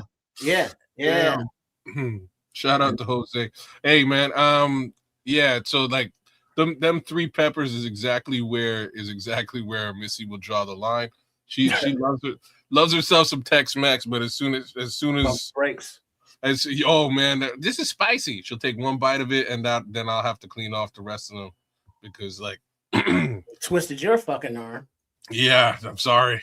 It's not spicy, man. Listen to what Patrick Higgins said. What do you mean? Hell no. All you see hell nah, this isn't hot. It's just messy. Y'all got Italian beef. We got birria. Okay. You see peppers and you see chilies and you just think it's hot. I see ancho chilies. I see Guadalajara, them peppers. Adobe sauce ain't no bunk. And then chipotle peppers. You know, that's a lot of spice, garlic, chilies, and peppers. Let me try a good guaillo. Really down. Guarillo. I think you did it better with the R roll there. I don't see any R, but okay. Bro, you need to find somewhere in Ottawa and get you some of this shit. I don't know where. You know what I do? You got Mexicans up there? Yeah, we do. There's a spot. There's a couple of spots. 2 of them I don't like, but there's a very specific like traditional taco spot that recently opened, is getting really good reviews. It's on the east side, so next time I'm out on the east side, I'll go get it. Hey, I agree with Patrick. I didn't experience hot whatsoever. It was just you get a little twang on the back of your throat, but it wasn't no like twang too. Oh no, this is all flavor, bro. Pause. vidIQ tacos are all freaking flavor, bro. I mean, it's an all-star profile of flavors, as a matter of fact. All right, okay. They're giving it the right amount of love here, man. I'm gonna have to go do this. Dog, this is a must-have.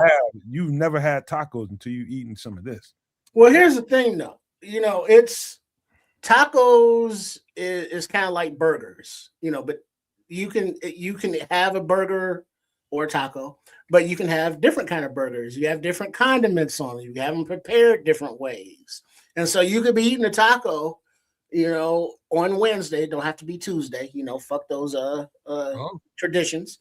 Yeah. And it's like, okay, let me, instead of a hard shell, let me have a soft shell. You know, let me have some tongue. Let me have some steak. Let me have some chicken. Let me have some pork. But next time you have the tacos, go with the birrias.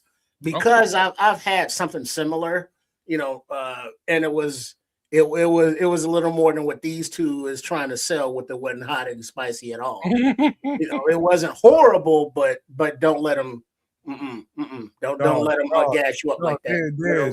Figuratively. I really do think it's where you go and get it. Who's cooking it? I'm telling you, whose grandma with the big arms is back there cooking it. Mm-hmm. You know who done already burned off her taste buds from too many years of peppers. There you go. She don't even know it's spicy as all hell. It just tastes like stuff. Right. Like if you got someone that's cooking this stuff and is in tune with their customer class, they know not to make it too spicy. Oh, but this is it. Grandma don't know about the customers. She's just making it by eye. Right, go. She's been doing it for 50 years. Dog, I got some people around me. If Grandma don't get no here, I can take you somewhere and get this, and you be like, oh shit. I mean, what have I been doing my whole life? You know me, man. Look at all these flavors. I'm in. Yeah. I'm not afraid of any of this. And I don't see it on the ingredient list, but I see it in the tacos. You know, you got to have that little cilantro. Bro, the second time I had this, yeah, of course, that's every time. I'm not a fan, bro. I'm not a fan. Cilantro? What? Of cilantro? I don't like it. Like, it just doesn't, it hasn't. We'll go get a goddamn hamburger or something. Don't eat don't dare me now. I fucking will. But at the same time, I'm with a good time. Cilantro just hasn't, like, it just, I don't know, man. It just hasn't really done it for me yet. It's just one of them things. People talk about it like it's a big up thing, and I was like, yo, what is this? I gotta have me some of this. Have you had fresh cilantro? Have you had fresh cilantro? What do you mean? What do you think it was, like, old? Well, I fresh cilantro, some sour cream, and man, I've had fresh wet cilantro on a. I've had fresh cilantro on all kinds of different things, and I'm just like, I'm not. It's just one of those things. I don't know if I actually like it or not. I'm not. See, watch this. Kid's about to fuck everybody up with this question right here. Okay. Kids, you probably eat the parsley, don't you? No. Why would I eat that no sounded kind of sus. No, I've never, like, parsley's always that just that green stuff that has, like, let's be real, I've tasted parsley. It has no flavor. You eat the fucking parsley. Admit it, kids. No, I don't eat the parsley. Why would I eat parsley? Y'all eating bay leaves and shit. And trying to tell me that there's you don't eat the bay leaf. You take the bay leaf out. You don't eat the bay leaf. No, you don't. But you eat the I don't know. Okay, I'm not saying it tastes like soap. It's just like I don't know if it's something that I feel enhances that meal. Like I've eaten it and been like, what is this? I don't know if I need this in my food, and I tend to take the cilantro out. I'm not a big fan. Kids, you got to think of it this way: when you start talking about cuisine, you're adding something to a flavor profile to counteract something. Like cilantro is a very strong flavor. Yeah, it's a very strong scent and very strong flavor. You know when cilantro is in the room, right? You just know it. Yeah, and you cut that. It's cut with. I mean, I just find it to be an enhancement to what I'm eating. It's almost like a mint leaf, you know what I mean? Something like that. I ain't that big of a fan of, but okay. Or, there's multiple things. Like, do you like green onions and shit like that? I can get green onions right out of the ground, go wash them off and put them on something. Okay, every kind of onion. Green. Same thing. Same kind of same family. I'm getting into shallots now, man. Like I'll put that out there too. Oh, the onion family? Mm-hmm. I'm a big fan. Hey, I can't bullshit, and I don't want to get too far away from the barilla tacos, but the sweetness of a red onion. Yeah, it's delicious. It is. It is delicious. It's different than the other onions, but they're still interchangeable to me. It's funny. It's been a long, like, initially, first few times you have it, it's so pungent and flavorful. It's a bit overbearing. But once you get used to it, man, it is. Red onions are they're delicious, y'all. They're so good. Nothing beats a sweet Vidalia. I don't know, man. Those are those big golden ones, right? Those big gold ones are good, but man, you got to go. Nice you need to go and look at the onion bag, and before you buy them, you're looking for the sweet Vidalia. Okay, that's what you're getting when you eat the Polish at Jim's, bro. Mm-hmm. Yeah, but those also make the best onion rings, don't they? Yes. Because they're thick and wide. Yeah, thick and wide, like my ladies. Sweet Vidalia is more popular to you than you even know. You just so used to buying onions because they're onions. Look at the onions you buy. They're different. They're from different places. The sweet Vidalia onions from down south in Georgia. Oh, I bought them right off the damn side of the street off of somebody's farm, and I'm telling you talking about a different level of onion. I ain't that huge a fan of red onions. I can deal with them. I On love them certain now. things, I just don't. Nothing can beat a sweet Vidalia onion to me. I I don't know love what it is about the dirt in the South, but it is good out of there. That red dirt. I'll crunch them red onions right on a salad and just keep on going, man. I haven't gotten to that where I can eat them on a salad. I don't like them on salads. Like raw. You know what I mean? Like they're so good. Oh, baby, I like it raw. Yeah, Two baby. ODB references in one show. Not too bad. Look at how that happened. I know. All right.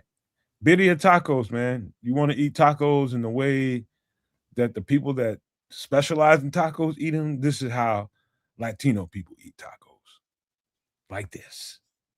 Boy, this is Sunday dinner tacos with the, and you know what? The second time I got to mention, I ate it with somebody's goat cheese. I don't know if you ever had goat cheese. Goat cheese can be. Sir, I'm from Jamaica. Yep. What do you think about goat cheese, kids? As a child, hated it. As an adult, it's awesome. It's delicious. It's a very different, very pungent, different flavor profile, but it's really, really good to eat. In Jamaica, we eat it with something we just call it bun. It's usually like a rum cake with fruits in it. And we just cut a slice of that, eat that. It's kind of sweet rum cake with, again, fruits infused. Slice a little bit of that goat's cheese with it, and it is like that is a Jamaican staple right there. Bun and cheese, they call it. I remember when it was all the rage to get a goat cheese pizza. I've never done that. No. Shut your mouth. No, never done that. Me neither. Shit. I mean, because that's been a thing for a few decades now. Because it was like we gotta get the goat cheese pizza. You know, it's back during like the Miami Hollywood beach diet, or one of those fad diets, or it was like a fad thing. But it was delicious. Man, yeah, I'll test that out. It was new to me. But as off-putting as it was when I bit it the first time. You should be off-putting. Huh? South Beach diet. There you go. Sorry, I had to do it. It was very off-putting the first taste of it. Well, it's different. Yeah. I mean, it's like if you eat it's very pungent, man. It's an acquired taste. It's a strong-ass cheese. Like, it is. It's no Limburger, but it's strong. Yeah. A very aged smoked Gouda is kind of off-putting when you eat it first time. Yeah, the first time. But then once you get that, here's something that I. What did you eat? What did you eat the ghost cheese with, though? Nomad, what did you have it with? The second time I had birria. Oh, really? Oh, you had it in the taco. Yeah, it was melted in there. Oh, snap! I bet you that was delicious. It was delicious as fuck. A lot of flavors. It just joined. It just like all hands around the world. Everybody had their hands together in that taco and made a delicious. I mean, it was so good. Mm-hmm. Like goat cheese, like cheddar that'll punch you in the face. You know what I mean? Like if cheddar was like violent. You know what I'm saying? Like, that's if you ever have the opportunity, go to a cheese chalet. And get and sample every one of them some bitches up in there. Don't get they give you a little taste, and the different milks, produce different textures, different flavors, and then the aging process, is like whiskey and bourbon. The longer it ages, it changes the flavor. So, but going to a cheese shop, because there are so many different varieties. So when you break out those charcuterie boards, and you get a little jiggy with the cheese and all the different meats and the different crackers, a few little fruits on there, a couple olives, a few pickles. Yeah, you doing something. Hey, Trips, I found out a little bit later on, and this is just what they told me. I'm not sure that those people that own that restaurant and run that restaurant are actually from Mexico. They might be from El Salvador. That makes more sense. That would explain the goat cheese. Mm-hmm. the more backwoods you are, the more likely you're going to get your cheese film and go. So Leo Factor, it's nothing like blue cheese at all. Wait, what does he say? He said, "I've never had goat cheese. Does it taste kind of funky like blue cheese?" It's nothing like blue cheese at all. I actually really like blue cheese. I also really like goat's cheese, but it is a different flavor profile. And the only thing I can like, Gouda's it's a good comparison, but I would sort of say it's like the strongest or the oldest cheddar you could possibly have, like super old cheddar. Best way I can describe it to you, Leo, is the first time you taste it, you're gonna know instantly because your taste buds have memories. You first time you taste something, it's gonna be like, okay, what's this? Yeah, and then it'll put you on alert. That like it or don't. That's all it does. But so this is why we do bun and cheese, because the sweetness of the bun kind of cuts. It kind of cuts the funkiness of the goat's cheese. It's just a little bit of it's a very nice pairing, a little bit different, and that's why I was asking you what you had. Like, what did you have that with? But if you had it with the tacos, that's pretty crazy. I could see it being really nice. It was, man. Blue cheese salad dressing is kind of pungent at first, but once you get kind of past that, it kind of tastes pretty good. I think once I ate blue cheese on a hot wing, I've always looked at people that ate ranch with buffalo wings or hot wings like, man, if you don't grow up, that's how I look at people that still eat. But can you eat blue cheese without the wings? Yeah, I could. I put it on a salad. Yes, I put a salad together one time with some blue cheese and zesty Italian. And some, let me tell you something, boy. I'll tell you another thing you can put on your salad that might shock you. Put some goddamn what's that cheese that Italians like to use on top of their pasta? I forget. Parmesan, the pecco romano. Parmesan. Yeah. We'll take your salad to the next level. A little pecco romano. Oh, my salads are crazy, man. Throw some olives in there too. Olives, cashews. Nutty. Almonds, fruit, man. You know what I'm saying? Throw some strawberries or some apple in there. Trust me. You keep talking too much, you're gonna end up in Trips territory. He's gonna be cutting up hot dogs and sardines and shit. No, none of that. But maybe some meat, maybe some some ham or some chicken, a little something in there. Sunflower seeds. Sure. Sunflower seeds, flax seeds. I've been using flax lately. Maybe a little chopped up hard-boiled eggs. Flax is only good in a mixture in your smoothie and shit, man. You don't put that on salad. Yeah, man. It just gives you a little bit of crunch. Okay. You know what is super healthy. These things. Hold on. Go ahead. What is he doing now? I don't know. I mentioned flaxseed, or you mentioned flaxseed. That triggers something. Yeah, he's gonna put flaxseed on his pizza when he comes back. Well, you can also put them on salads, but you soak them in water and drink them. But like, what you ever had some of those? Chia seeds. Yeah, same shit basically. Yeah, that's super healthy, man. That's good. I'm glad you have I'm probably gonna buy some of that and start throwing that on my salads too, man. But I got Me TV has commercials and everything. I get to watch all them old ass commercials. Chia. They still sell that. They're running that still? That's crazy. Well, they have modern designs, up to date. They still sell that product in 2026. Different models. Growing in your stomach. Yeah, man. Be careful. Chia pet growing in your stomach, boy. God, be careful, man. Speaking of, I saw somebody picture on social media, and they had a brand new plant sitting on their windowsill, and it was a Venus flytrap. Sweet. You know what? Were we talking about that on the show? Yeah, that's why it stood out to me. I think I might get one of those. For what now? Why? Just sit on the windowsill. Life, plants. Oh no, I'm not saying don't buy plants. I'm just asking you why you would buy a Venus flytrap. Flies, gnats, mosquitoes. Damn. I live around a garden. Garden attracts all kinds of insects, and you open your door, and mistakenly, all kinds of things get in your house. And plus, I have an air vent that I need to put a grate on that can't be insects can't come through. And when I don't have it on, they just come in here sometimes.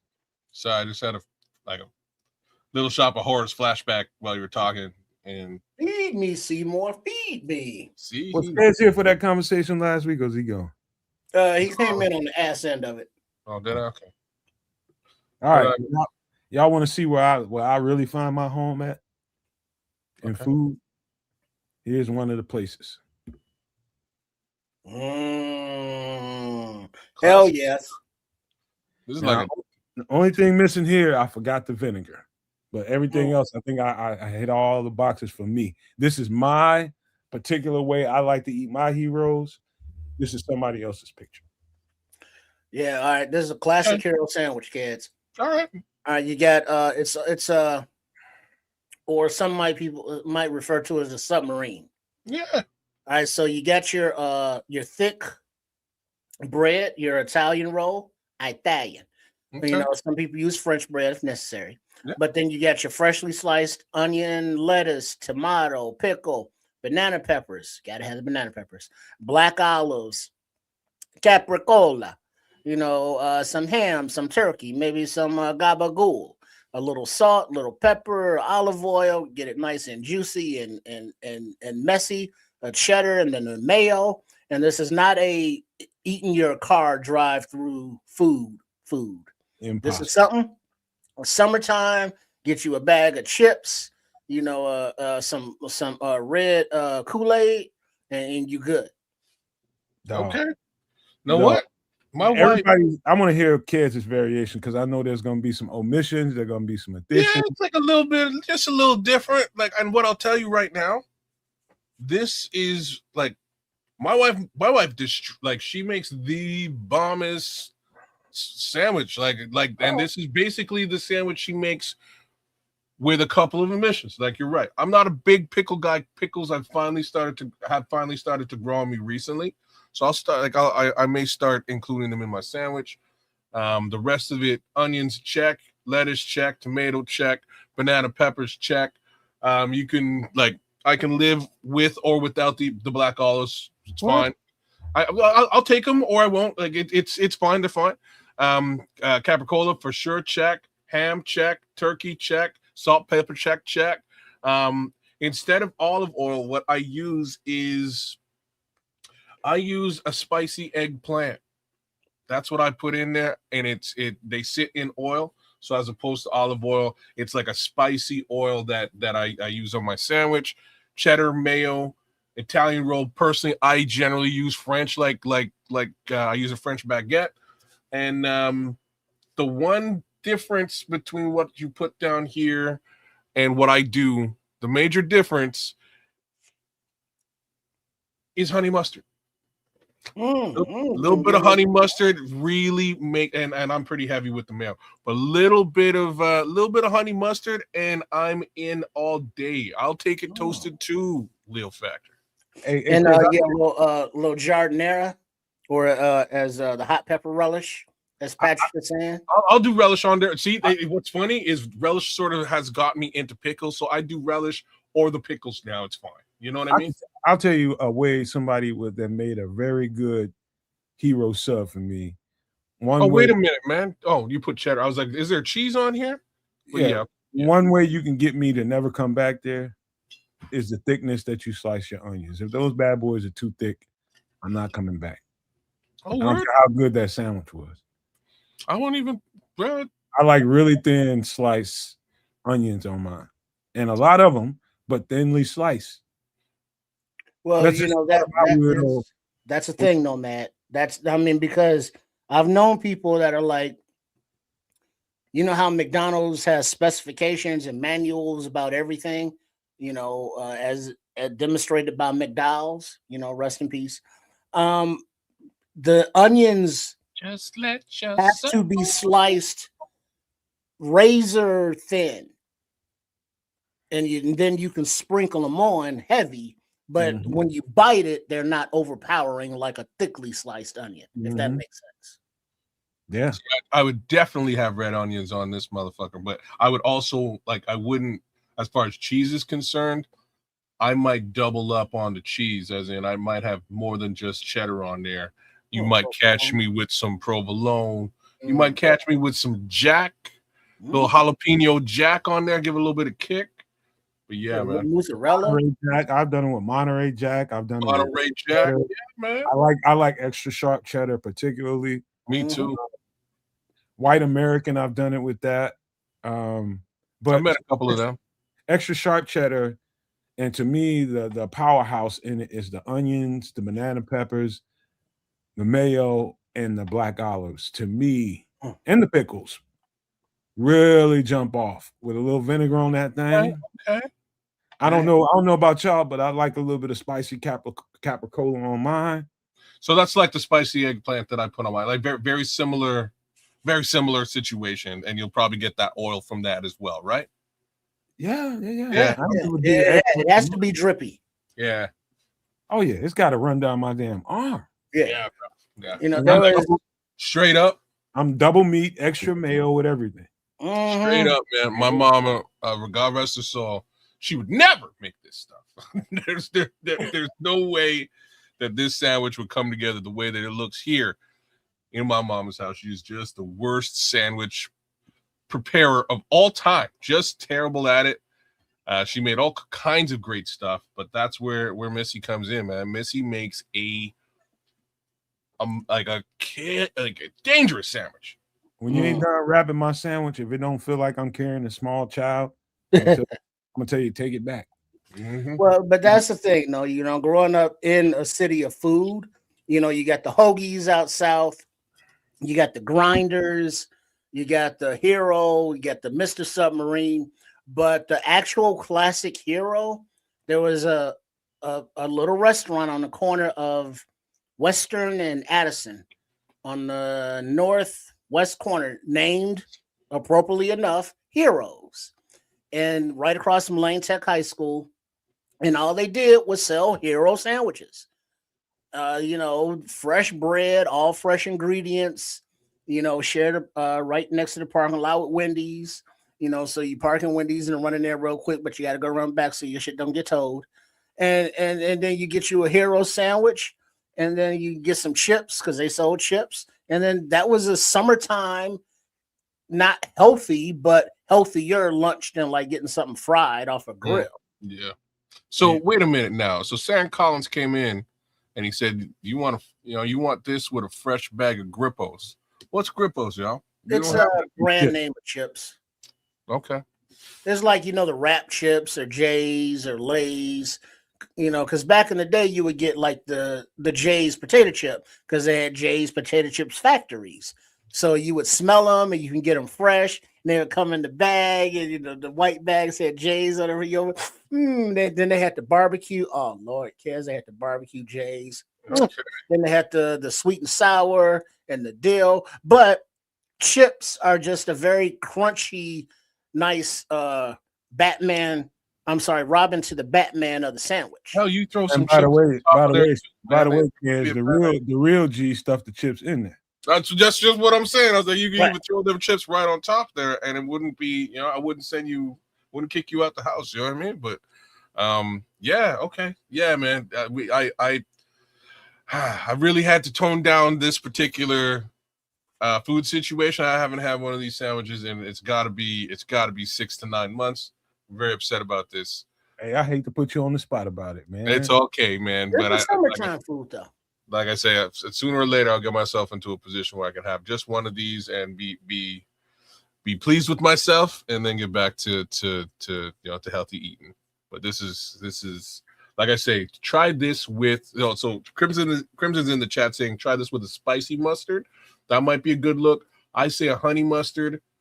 Trust me with the honey mustard. The honey mustard is a very good look with this. Hey, dog. You know, that annoys me because Hill BM 24, big up. Oh, nice blackface there, whatever that means.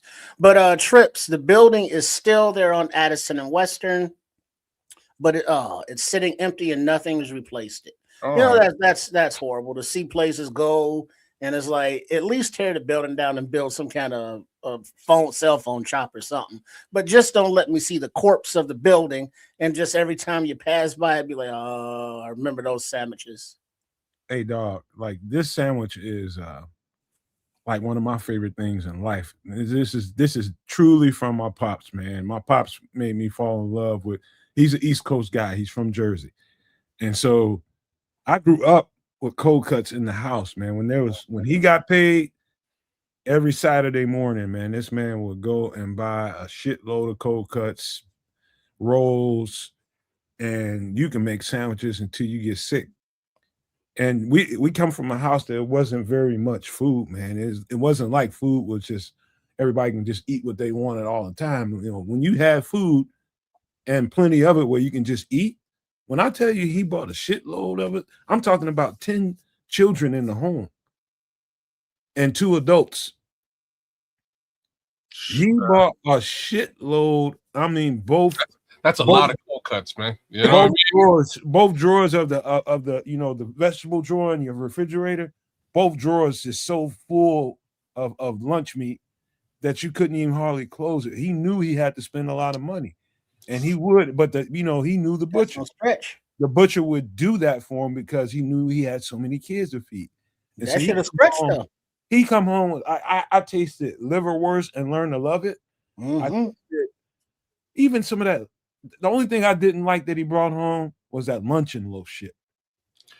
Oh, with the pimento loaf in there and shit. And all that. Oh, I hated that shit. With the olives and chopped up in there, just olives. There's other shit in there too, man.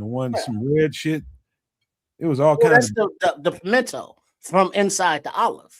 Yeah, I don't know. I didn't like the red shit inside the olives is just chopped up olives in there, and then the red stuff you see is like that pimento loaf.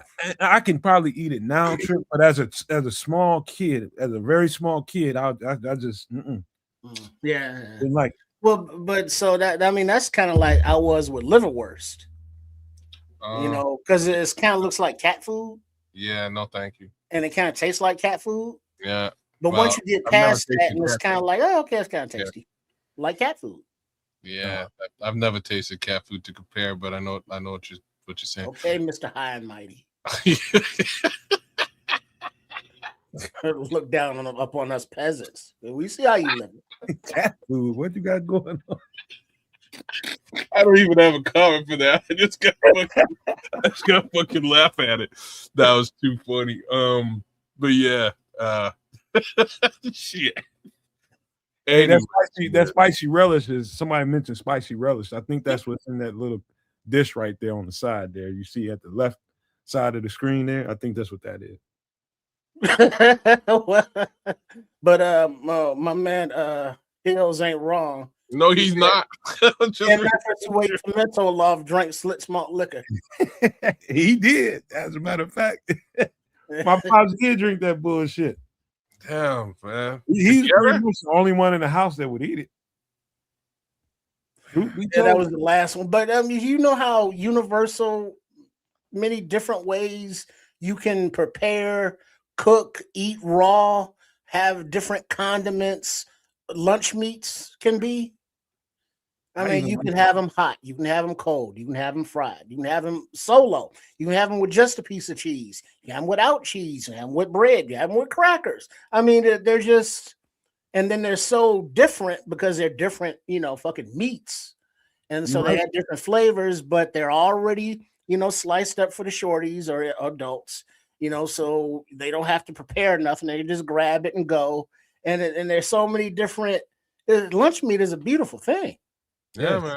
You're so right, man. To the variations that you can do here. Get it to sweet. A point where I like bologna on mine at times. Man, okay. Hey, if it's lunch meat, it can go on a hero. If it's cheese, it can go on a hero. You can have it with or without the lettuce, or whatever it is, however you need to have it, you can have a classic hero. I mean, because Hero's not like a Chicago dog, where Chicago dog has specific ingredients, whereas a hero sandwich has, cold cuts and vegetables and stuff. Mm-hmm. Dog. Like this sandwich right here, like I can make this so well, man. Like you won't even leave the drippings that come out of the mayo drippings that come off the sandwich. Mm. You ain't leaving none of that. Like usually on Super Bowl, we have something like this set up with some chili. And I mean, when I say something like this set up, I'm talking like the size of the table, and we just carve it up and serve that out to people, whoever's over, and that's usually how we do it. Since I've been doing Super Bowls with you guys, I'm eating garbage for Super Bowls now. Anyway. Well, don't blame the I network. gotta blame y'all for this one. Well, how about you get your shit right ahead of time, man, so you can eat it afterward. Look at Crimson. What he said about kids. Look, kids is all about the pinkies up. Yeah, it's because I ain't eating. We thought it was elbows up. That's how y'all was living, but it's all about the pinkies up. I don't know what it is. All I know is I ain't eating no cat food. I think that's what. Well, obviously you've never been hungry enough. All I know I'm is well fed. The fatter the sandwich, the sloppier the sandwich, the better the sandwich. But you will have to schedule a nap because this is some straight up itis food. Yeah, that will put you out at just in and around halftime. So, pace yourself. Or a workout. I just use it as fuel. It's just like them banana peppers and olives. Oh my God, man. You see, but I can't eat this before a workout because then I'm trying to work out. Banana pepper. Not particularly. You eat this after a workout. Yeah, okay. That's after a workout? Yes, once you burn this shit off first. You're gonna need fuel. You're gonna need fuel to kind of. This is dinner. You had a great workout and you need to replenish all that you burnt off. Oh, I'd rather do it the other way. I'd rather get your fuel for the next day. I'd rather eat now. To be honest with you, I don't want to be anywhere near a classic hero if I'm working out. To be frank, there's a difference. Or after. Well, there's a difference because Nomad said work out, whereas like physically you're supposed to walk after a meal for half hour to help digest, but workout is different than walk. Yeah. Workout is a little more strenuous. You're flexing your core, your abs and shit. I'm not trying to have no food up in there.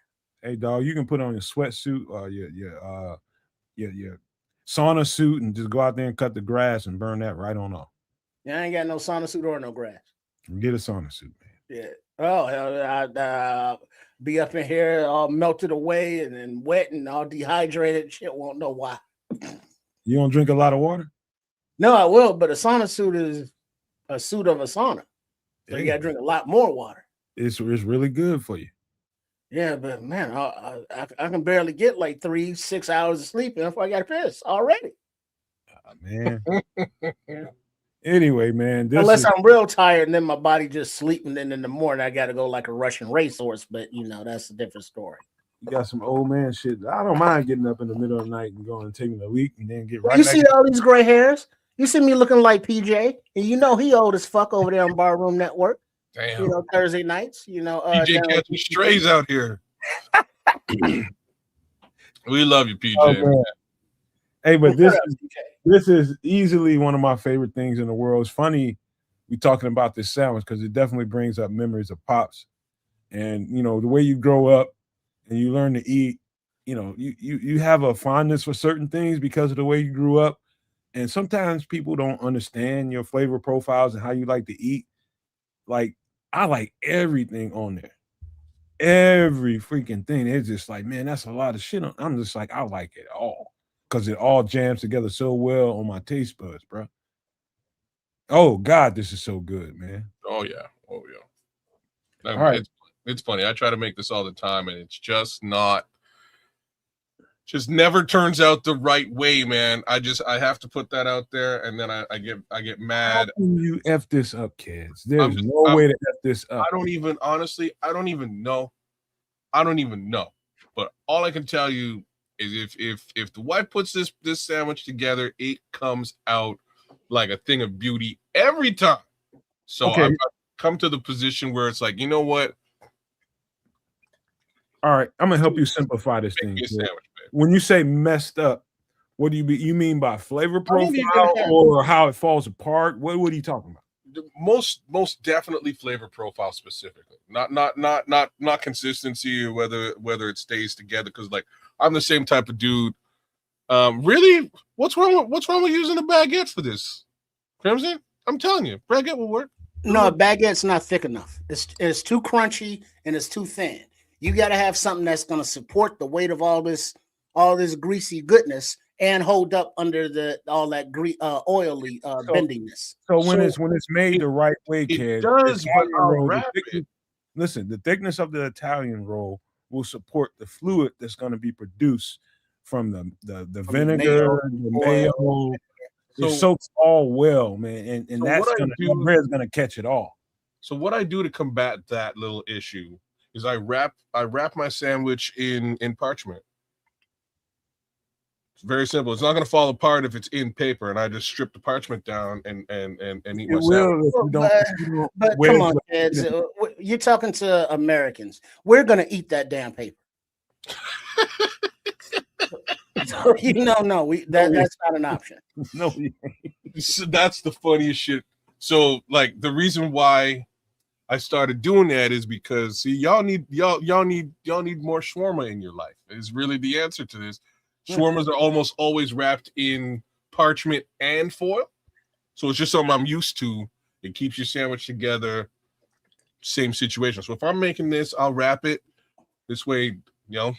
It's but there's But baguettes is all crust. Yeah, that's what I'm saying. It doesn't fall apart. Yeah, but there is nothing to absorb all of the aforementioned oils that Nomad was talking about. Right. Whereas the French and Italian, it will absorb that, and now you got some soggy bread under this. Whereas a baguette, all that shit is going right through it. Yeah, the crust keeps it inside the baguette. Yeah, it's in there, but it's just kind of pooled and puddled. It's not absorbed. You know what I mean? I kind of like that better because not with a sandwich that you're talking about will go right through the Italian bread. No, not with the ingredients this dense. Well, no, but because remember, Italian and French got that hard ass crust too.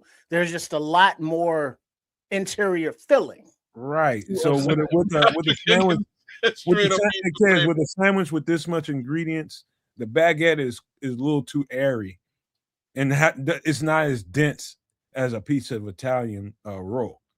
You know what else I'll also use a cheese bread, a cheese bun. Mm-hmm. It'll be a smaller version of this sandwich, but on a cheese bun, delicious. Works out very well too. Yeah, of course, Crimson said get better Italian bread. Fine, Crimson, Jesus. And then, but look at Patrick representing. He said, "Not gonna lie, I've eaten the paper." He has eaten the paper. So you thought I was bullshitting, kid? No, I thought you were paper. Golly, y'all tripping. Because it'd be all oily and greasy and it just kind of comes apart. And it's like, and then you're chewing and like, what the fuck? I was like, oh, I done ate the paper. Then you look around to see nobody's looking and you spit that shit out and you keep eating. That's definitely some big back shit. That's definitely some big back shit. Man, the point is, if I'm making the sandwich, I know the paper is there, so I'm cognizant of the paper situation. You know what I'm saying? Like that's how this works. I'm fine with it. I saw you when you spit it out. Well, I tell y'all what, this I could talk about this for the rest of the show because I just love this sandwich. But we do need to get into some Chicago Bears. Let's do the thing. As we do that, I wanted to share this with you, an update. Mm-hmm. A few weeks ago, put in like about 8 hard-boiled eggs in here, out of the shell, of course. Oh, you pickle it? Yeah, and then got that little bay leaf in there because kids love them so much.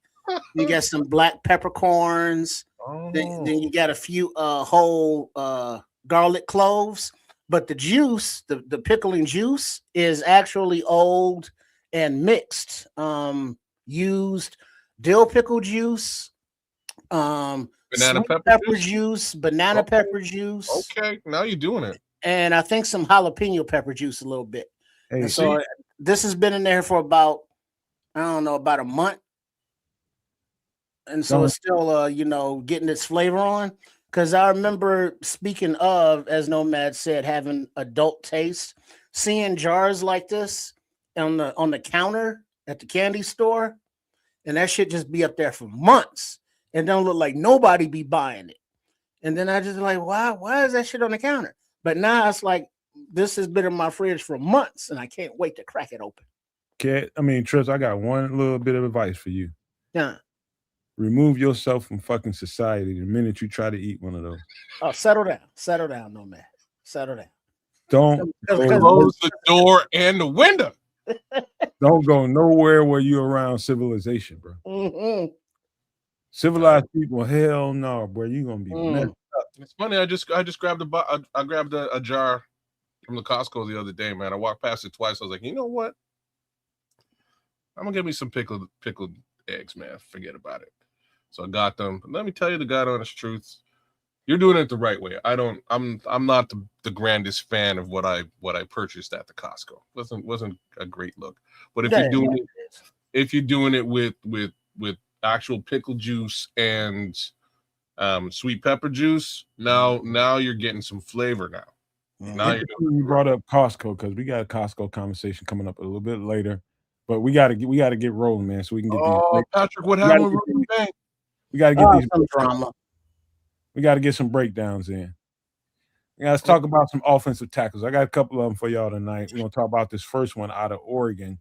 Who let me just go and nip this in the bud for you, Trips. Don't keep it in your pants here. He tore his ACL in the college playoffs. Oh, this is Isaiah World out of Oregon.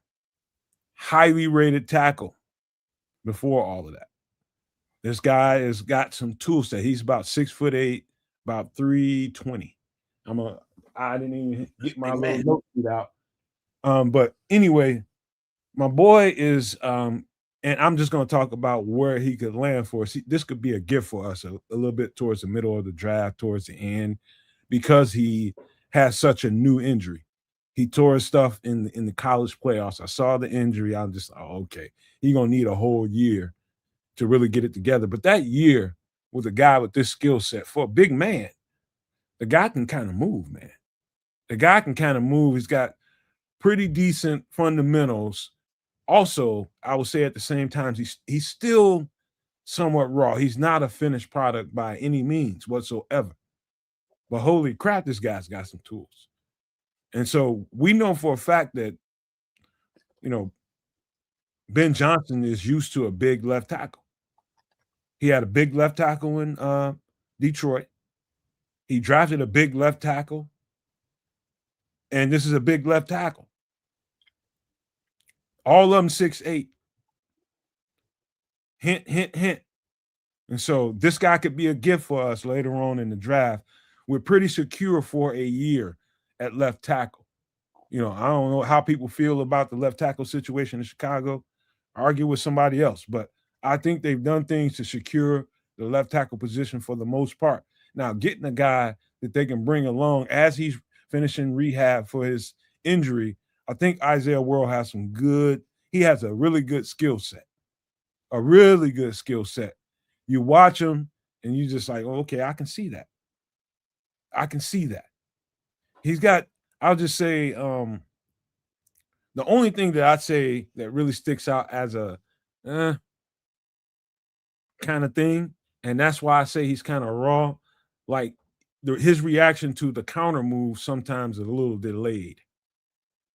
And so he's got to get more preparation, more training with that, and be more prepared for the counter moves. I've seen too many guys spin off him and get completely away from him. It's not like it's a chronic issue for him, because I've seen him go from he played at Nevada when he first started his college career, and I've seen him go from being really, really raw, to building himself into a legit, pretty much when he's healthy, he's going to be a starting left tackle somewhere. Huge guy. He's a mountain of a man. And he's got a high-level skill set that's just getting better and better and better the more and more he plays. All this injury he's done has delayed that a little bit. But this guy is going to be a steal for somebody mid to late rounds in the draft. I'm telling y'all guys right now, Isaiah World is a talent that ain't a bunch of people talking about, because he had that late season injury in the playoffs, and that kind of knocked his draft stock down quite a bit. Well, I've run a few mocks with him as my left tackle selection, mainly because I'm more interested in getting a selection a little bit later in the draft. I did not realize that he had injured himself and probably wouldn't be able to play this year, and my thoughts is if you're really going to do it and you're looking for a left tackle in this year's draft, you probably want him to be competition in that room to potentially start if he can. The kid's good. He'll get upfield. He's just a massive piece of humanity. It's in that respect, it's tough for most edge rushers to get around him. I hear what you're saying about the counter move, though. That second move, they may motor their way around Isaiah just over time. But I like what I see.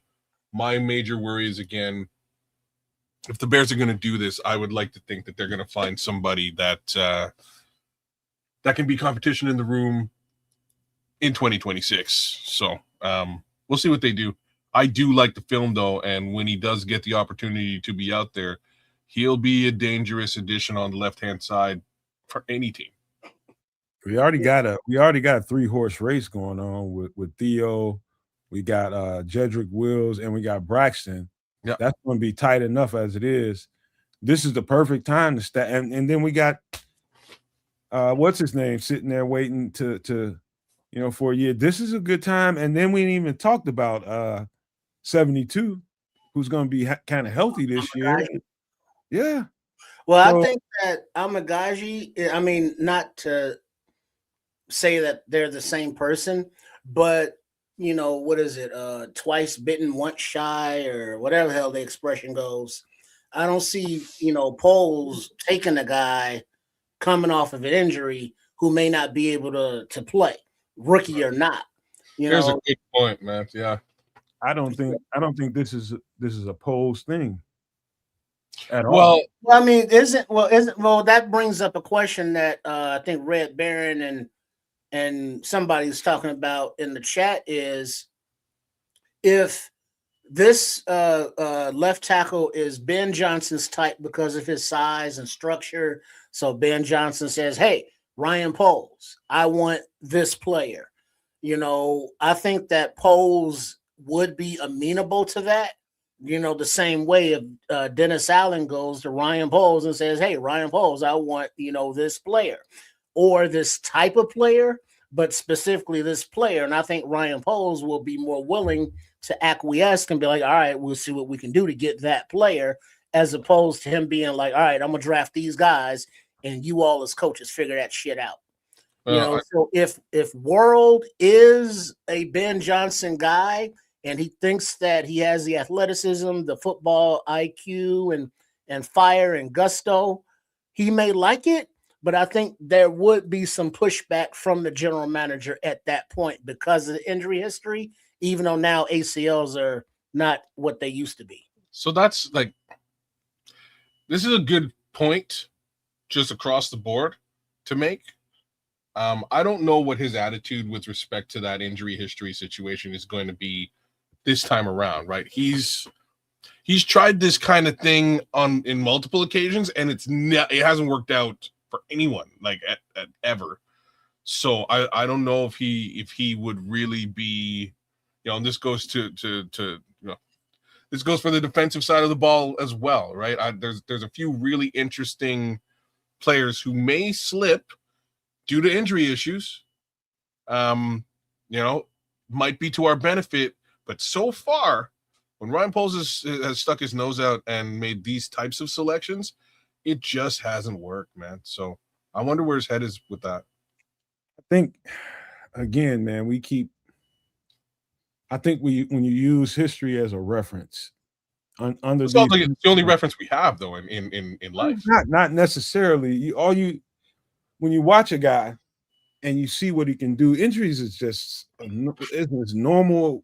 It goes along with football, like mayo goes to bread. It just happens to guys. And just because someone got injured and someone that got injured before and we drafted him, it didn't work out very well, doesn't necessarily pertain to this conversation with this particular player. If Ben Johnson, trust me, if Ben Johnson decides that, hey, this is a guy I think I like where he might land at, and if he lands here, I'm comfortable taking this guy. Ryan Poles is going to pick up the phone, and Isaiah World is going to be a Bear, regardless of how people think about it and what the history, it doesn't matter. I think the evaluation will happen, and then Ryan Poles will take Ben Johnson downstairs into the locker room and go, hey, see that guy over there? Karana Amagaji? Yeah. Remember him playing at the left tackle position? Okay. No. Me either, right? So like I don't remember him playing there because he came in hurt. He's been hurt. He's kind of probably still hurt. So which has not do we want to do that again, or it has not a damn thing to do with Isaiah World in this break. And that might be his argument. It's a fair. I like to finish this. He is I think he's got a world of talent. I think he does fit the profile of the left tackles that Ben Johnson has been working with and has drafted since being in Chicago, which is the reason why I decided to do his breakdown. And even with the injury going on, I still think it's worth a conversation, because even if we don't draft him, I think it's still, for that reason y'all are talking about, I still think it's worth talking about because of his attributes. And if they think so inside of Hallis Hall that he's worth the gamble, let's get him and just hold on to him and get him better, and let's start. Is he a pass blocker? Is he a run guy? Or is he a both guy?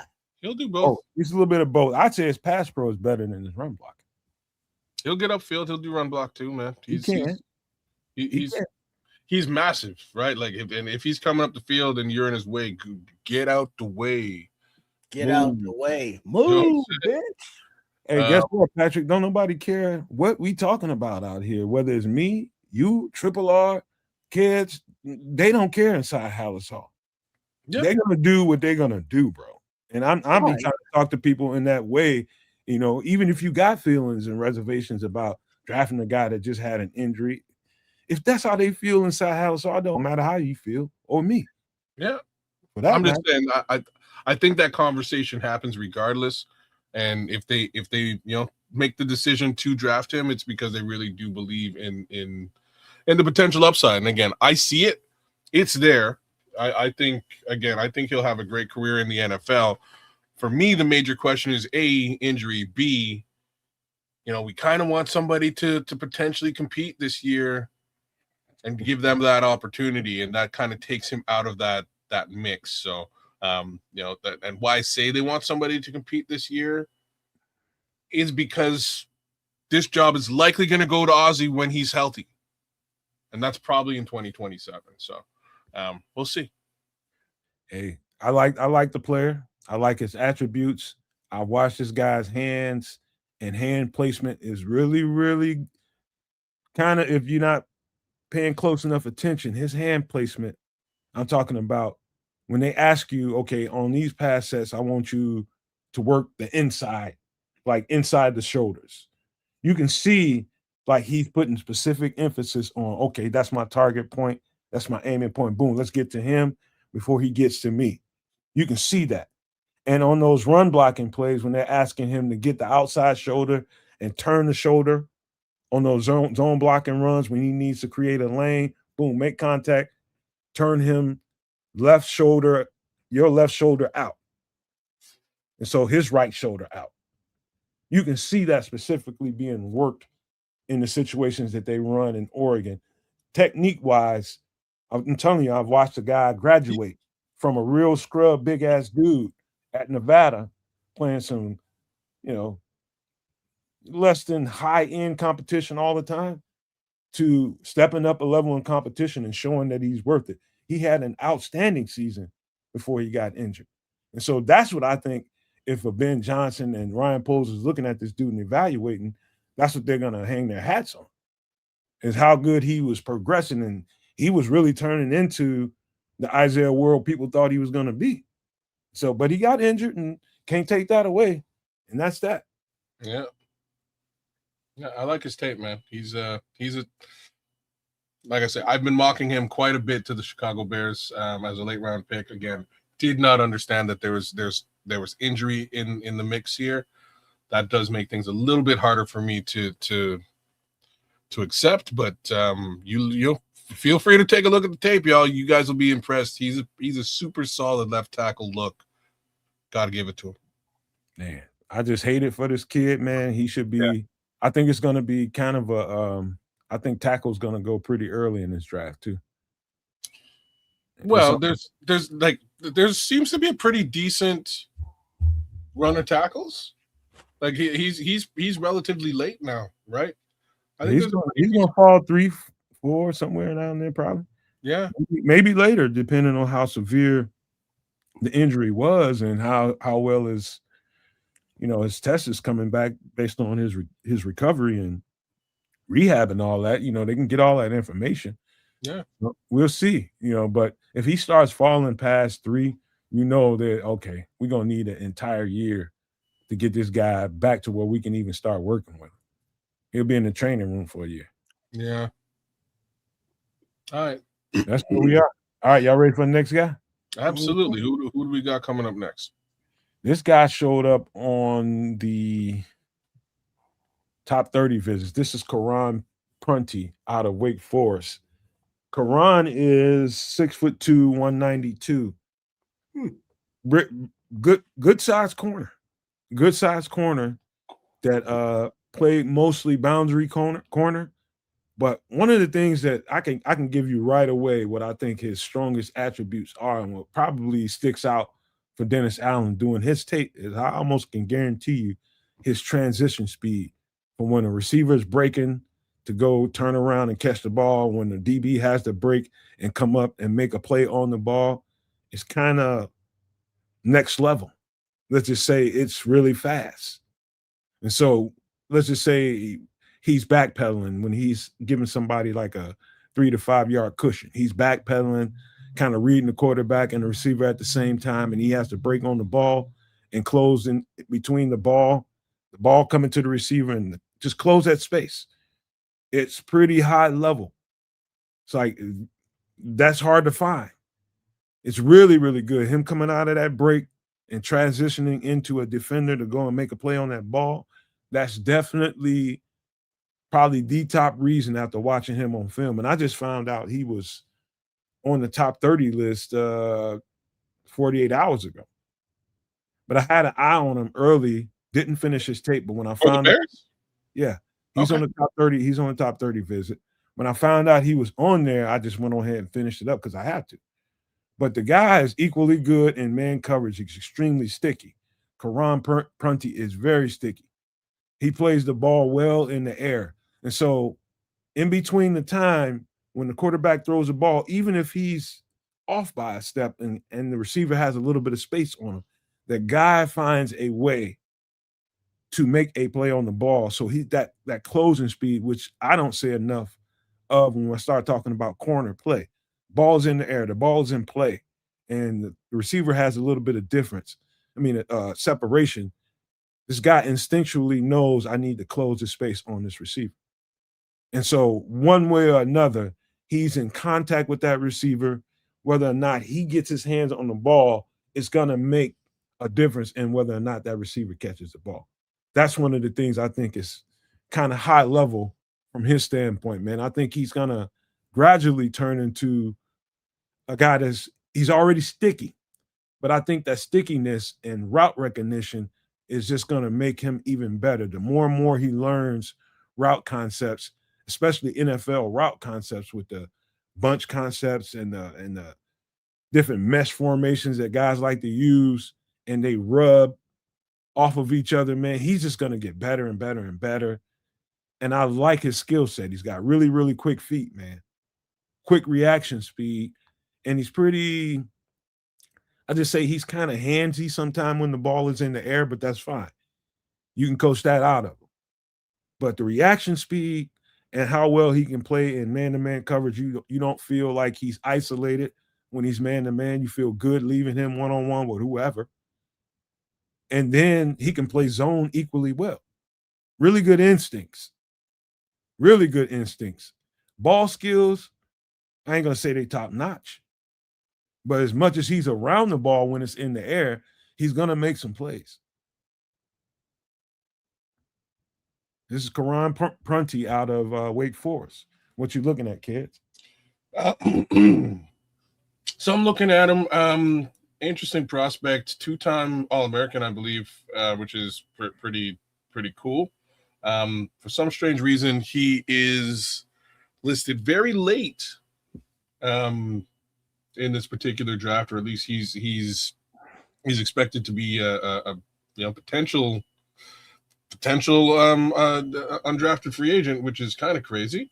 I like what I see. He's got good speed, good range, good instincts. What else am I seeing in this tape here? I can see what you mean by ball skills, but the upside is he's a super sound tackler, and he closes distance very quickly in a worst case scenario. He'll put you down. I don't mind this corner prospect at all. I actually like him. In fact, he's one of those guys that, because of his size, you can maybe consider him, maybe a safety. You could. Thinking? You could. I mean, but not because he can't play corner on a high level. I think he can. He's just getting better and better. I just think he's just one of those guys. You never know why. You know why they brought him in, because he's talented, but you never know what the conversation is that they're going to have with him and what they're conversing with him about and what they think of. Yeah, I agree. I can only give you what I see on tape, and that's cornerback play. 4.45 6'1", that I definitely saw. He's about 190 weight. Cut out of stone though, like clearly just an athletic prospect. But yeah, I don't, potentially UDFA, like, and that's I kind of like stuff like that. I think the Bears need to find a couple of diamonds in the rough here in this draft, and I think this might be one of those guys. A little bit later, I would liken him to a bigger Reddy Stewart without the ball skills. Like Reddy was ball skills all day long, but similar case scenario, just a little bit bigger, better on the tackle. I got another corner prospect we're gonna talk about in a minute here that I think I think looking at him on film, I think even on highlights, you might like that a little bit better, because this is football. If certain things don't jump out at you, you tend to not think very much of him. But he's got a good skill set, and he's just getting better and better and better. Again, none of these guys come out as complete, a complete package, man. But this guy's got a lot of upside, man. With that size, it's going to give him an opportunity to be a little bit multiple. If they want to give him some run at safety, he's got the size to do it. He's a willing tackler, and he gets downhill, and he's kind of aggressive about it too. So he's got options, man. He closes that distance fast. He'll put you down. So like I like that as an idea, Nomad. I actually do.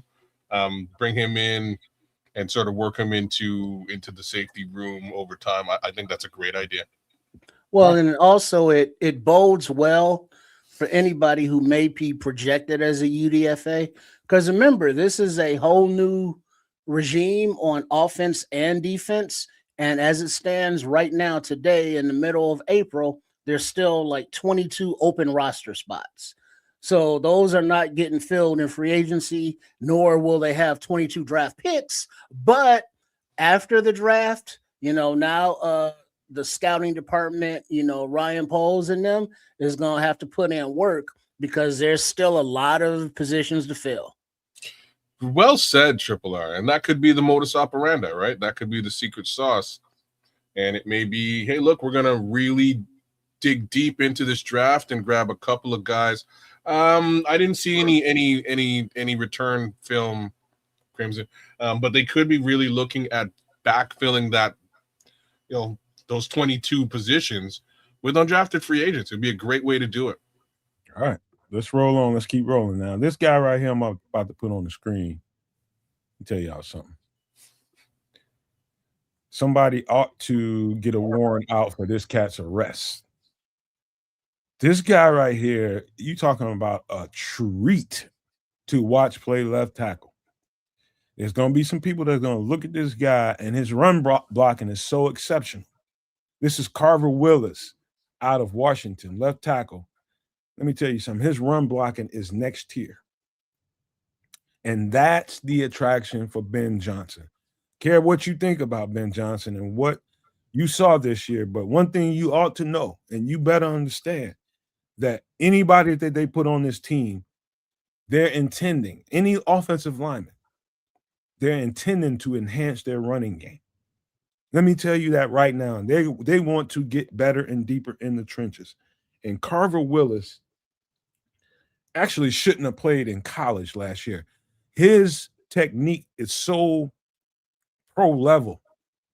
Whether it's run blocking, that's the particular strength of his game. Pass blocking is good, but, still to be worked on. But I am telling you, he executes at an extremely high level in run blocking, which is why some people might project him in as a guard, but I don't know if that's the best thing to do. It's not because he doesn't have long enough arms or he's not fast enough and quick enough. No, you see this guy execute at a high level. Target points. He hits his target points with accuracy, bro. When he's got to get on the move and go run, and this guys like him are the reason. There's only one time in my entire life playing football. I love playing this. I love practice, bro. This is the only time when I ran into a cat like him, when a pull play happened or a wide zone play happened, and I got to sit up there and watch this moving avalanche come bearing down on me, and I can't give up ground because I got to hold the edge. I got to take this. This dude is going to avalanche you, bro. I mean, the physicality he plays with, the high level of execution in his blocking in the run game is more than ample reason for the Chicago Bears to draft this guy. It's like I'm watching poetry, him run blocking, man. It's that good. I don't know if y'all ever heard anybody talking about Carver Willis, but I bet you better start talking about him. This is I'm talking about his physicality, his demeanor. It's a tone-setting attitude that he plays with, and he's a finisher. Pummeling finisher. It's almost abusive, bro. What you looking at, kids? You got something going on? You looking at some stuff? I'm looking at him. Yeah, he finishes. He'll turn his hips and keep going. To sort of stay with the edge rusher. It's a lot of these snaps that I'm looking at are much along the lines of what you're talking about, and that's a lot of run game snaps. He gets upfield, again, get the hell out the way. He's about it. Like he's out there to put a man in the dirt. And I kind of like it. Yeah. And so he's a little bit of a later round selection. They're looking at about maybe a 5th round selection for Carver Willis. What's interesting though is that there's a full breakdown on this particular fifth round selection, and the first 3 words in this breakdown is Carver, or first sentence, Carver Willis is a potential O-line sleeper in the 2026 NFL draft. I love that. I think he may well be a sleeper. About 6'5", 300 pounds, but he looks and plays like a little bit bigger than that. Wade, I'm glad you mentioned that, kids. Hold on for 1 second. Yeah, I'm glad you mentioned that because the measurements I had on him was, I think it was 6'5", 291. Okay. Matter of fact, let me look. Yep, 6'5", 291. Let me tell you something. There's no way in hell I'm looking at this cat and I'm seeing 291 because he plays way heavier. And I don't mean because he can't move or anything like that. He just looks really, really strong. And what I love about him and is what's going to attract Ben Johnson and any other guy that runs wide zone schemes It's because how well he moves and how effective he is in that movement when he has to strike his contact point. How he delivers his blocks and on an exceptionally well level. I'm telling you guys, whether he's a tackle, whether he's a guard, this is a player that you want on your team. I don't give a damn what people are projecting him to draft that. But this guy's the style is all Chicago, man. See, the only reason I bring up draft location or projection is just so we have a good understanding of where the Bears could select these players, right? It's all projection. Who knows where they're going to be? Who knows if somebody, really takes a liking to a Carver Willis and will draft him much earlier. I'm just trying to give you guys a little bit of perspective as to where he's projected in case, again, the Bears do have a selection in and around that area and can get themselves a pretty solid left tackle to boot. Kids, when I was watching Ozzy's tape and he was playing right tackle, left tackle, wherever he was playing it was extremely boring. Extremely boring, only because Boston College played a more traditional pro style offense. It's like the old style left tackles, in the Jerry Rice days where it wasn't that much movement going on. They'd ask him to move here and there, but it wasn't a lot of movement. You execute your plan on your side of the ball, and that's it. Very boring football, tape to watch. Very boring. The difference between Carver Willis and Ozzy Trapil is they put this big dude on the move because they know he's going to punish people. And this is not boring. This is not boring tackle whatsoever. It's not. It's action packed. He's taking men out and putting them in the stands, right, or in the dirt. He's got a really good anchor. Very good anchor. He gets underneath you somehow. Like even though he kind of plays tall, he's getting underneath you and lifting you out of position as opposed to getting blown over. So that anchor is definitely in place. And not a lot and he keeps with the edge rusher. He will stay with you. Oh, snap. All I know is the offensive coordinator at Washington. He's an asshole, man. For sicking this guy on people like that. It's like they sicked him on him. I'm laughing because, as you're saying this, they got him on it's a run play, but they pull him from the left side and have him sprint out to clear out on the right. So he's running interference, blocking for the running back, just punishing people. Like the first guy to hit him is a corner. Good, God rest his soul. You know what I'm saying? He put the corner in the dirt. Hey, bro, as a defender, I'm gonna tell you something. When you see a wild thing like this running around out there that big, as a defender my size, dog, you keeping your eye out. That's going to change the game because they're sicking him on cats. They literally sicking him on him, like they just sending him, like go get him, and everything. I mean, this is a weapon to have as an offensive lineman. I think he's going to end up, at the very least, probably one of the best guards in the NFL. That's not a bad call. Just given the arm length. The arm length is 32, 33. Because of that, they may decide to push him inside a little bit. But just looking at his body of work on the outside, I like. If you want to run the football, great guy to have on your team. Yeah, hey Crimson. Yeah, you talking about Jude Bowery?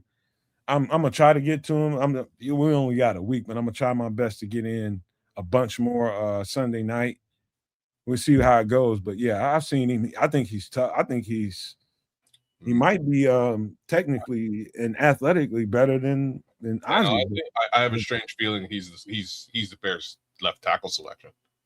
I don't know. Put that out there. There's a BC thing going on. So we'll see if it continues. This guy right here, Carver Willis out of Washington, what a treat to watch. He is, I would love to see him in a Chicago Bears uniform because of the nastiness.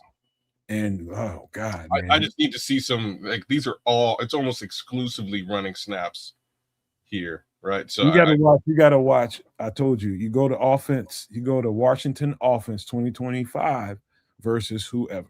You just put versus in there, it's gonna pull up about 3 or 4 games for you. You can get a better big picture view of them. I'll watch actual the full. I was forced to watch. I watched so much Washington tape because I'm just, ever since we got Poles, I know Poles has got his eyes on Washington talent.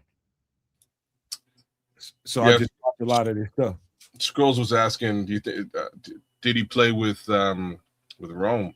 You would have had to. I think so. I think so too, man. It says he was there from about 2023, so I think Rome was drafted in 2023. Is that right? Hey, you got to get on on Ked's ass. I told him to get you set up. He can do it on his own.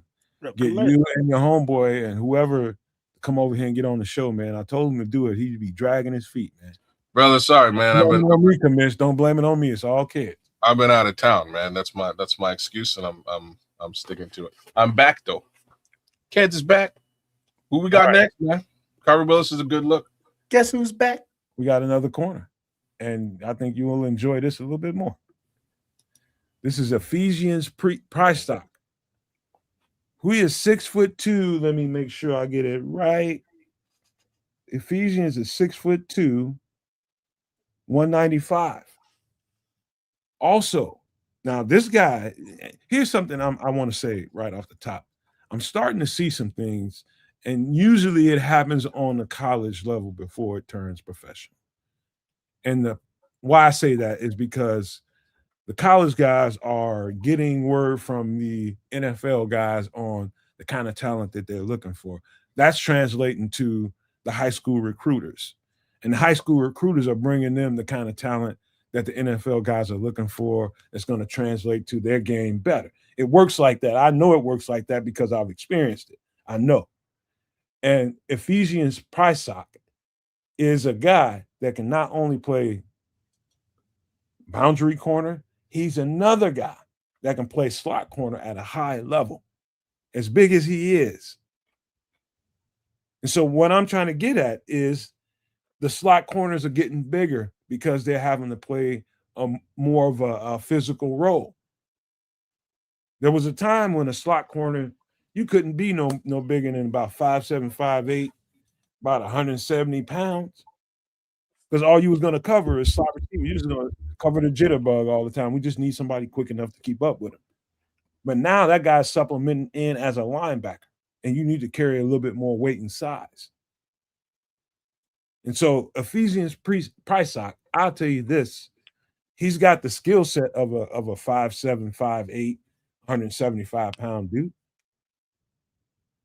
You don't know that he's that big until you actually know he's that big. He's really agile, really quick feet, really good hands, really good closing speed, really good FBI, play recognition. One thing I know about a Washington Husky defensive back, they study. They study hard, and they've built a tradition in that defensive backfield, which is one of the reasons why Poles has always been attracted to players from there. It's because of the prestige of their defensive backs that come out of there. They usually fare pretty well, especially the last 10 years or so. He's a guy there's a lot of guys in this draft, interestingly enough, with biblical reference first names, Ephesians. There's some other guys out there, man. This is few. Hezekiah, there you go. Why does mama name them Ephesians?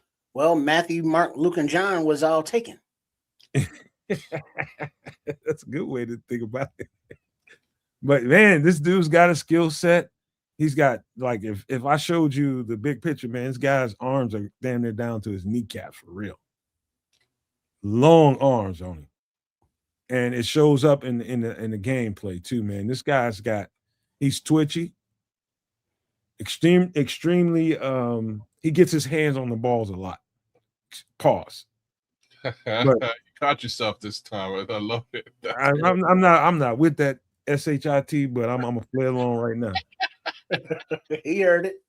Hey, But, man, I like this prospect a lot. He a is little bit better than the other cat. No. Oh, the previous one today? Yes, quite a bit.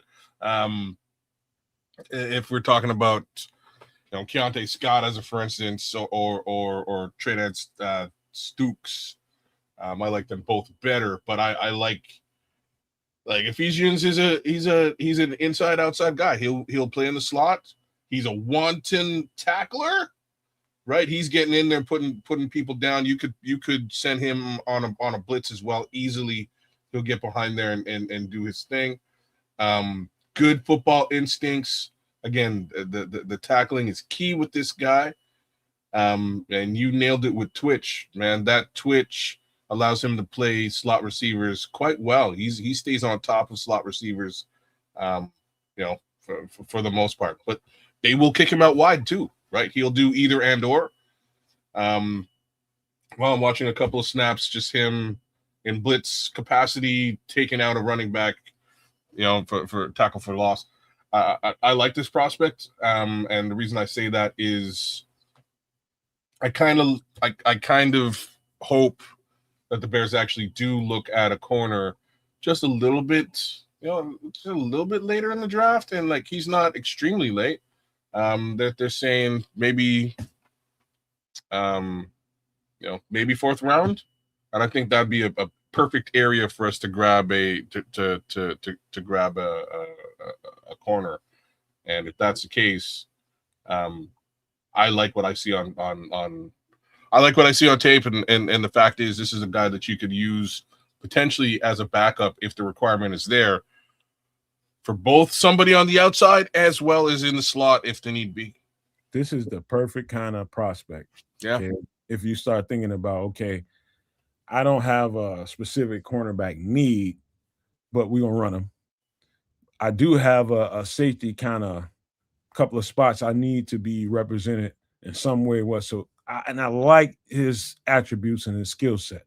I like his size. I just want to see what he looks like. I didn't realize how tall he was. He's 6'3", just under 200 pounds, 196.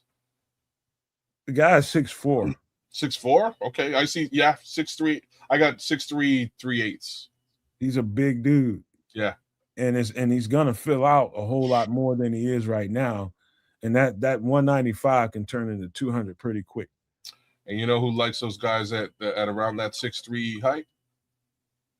Who's that? Dennis Allen. I just want to hear you say it. But you talking about, again, I'm looking at him, watching him play, been looking at him play for a year, and I'm just looking at him. I'm just like, they just running him in the slot a lot. Mm-hmm. Okay. And that's when it started triggering in my head.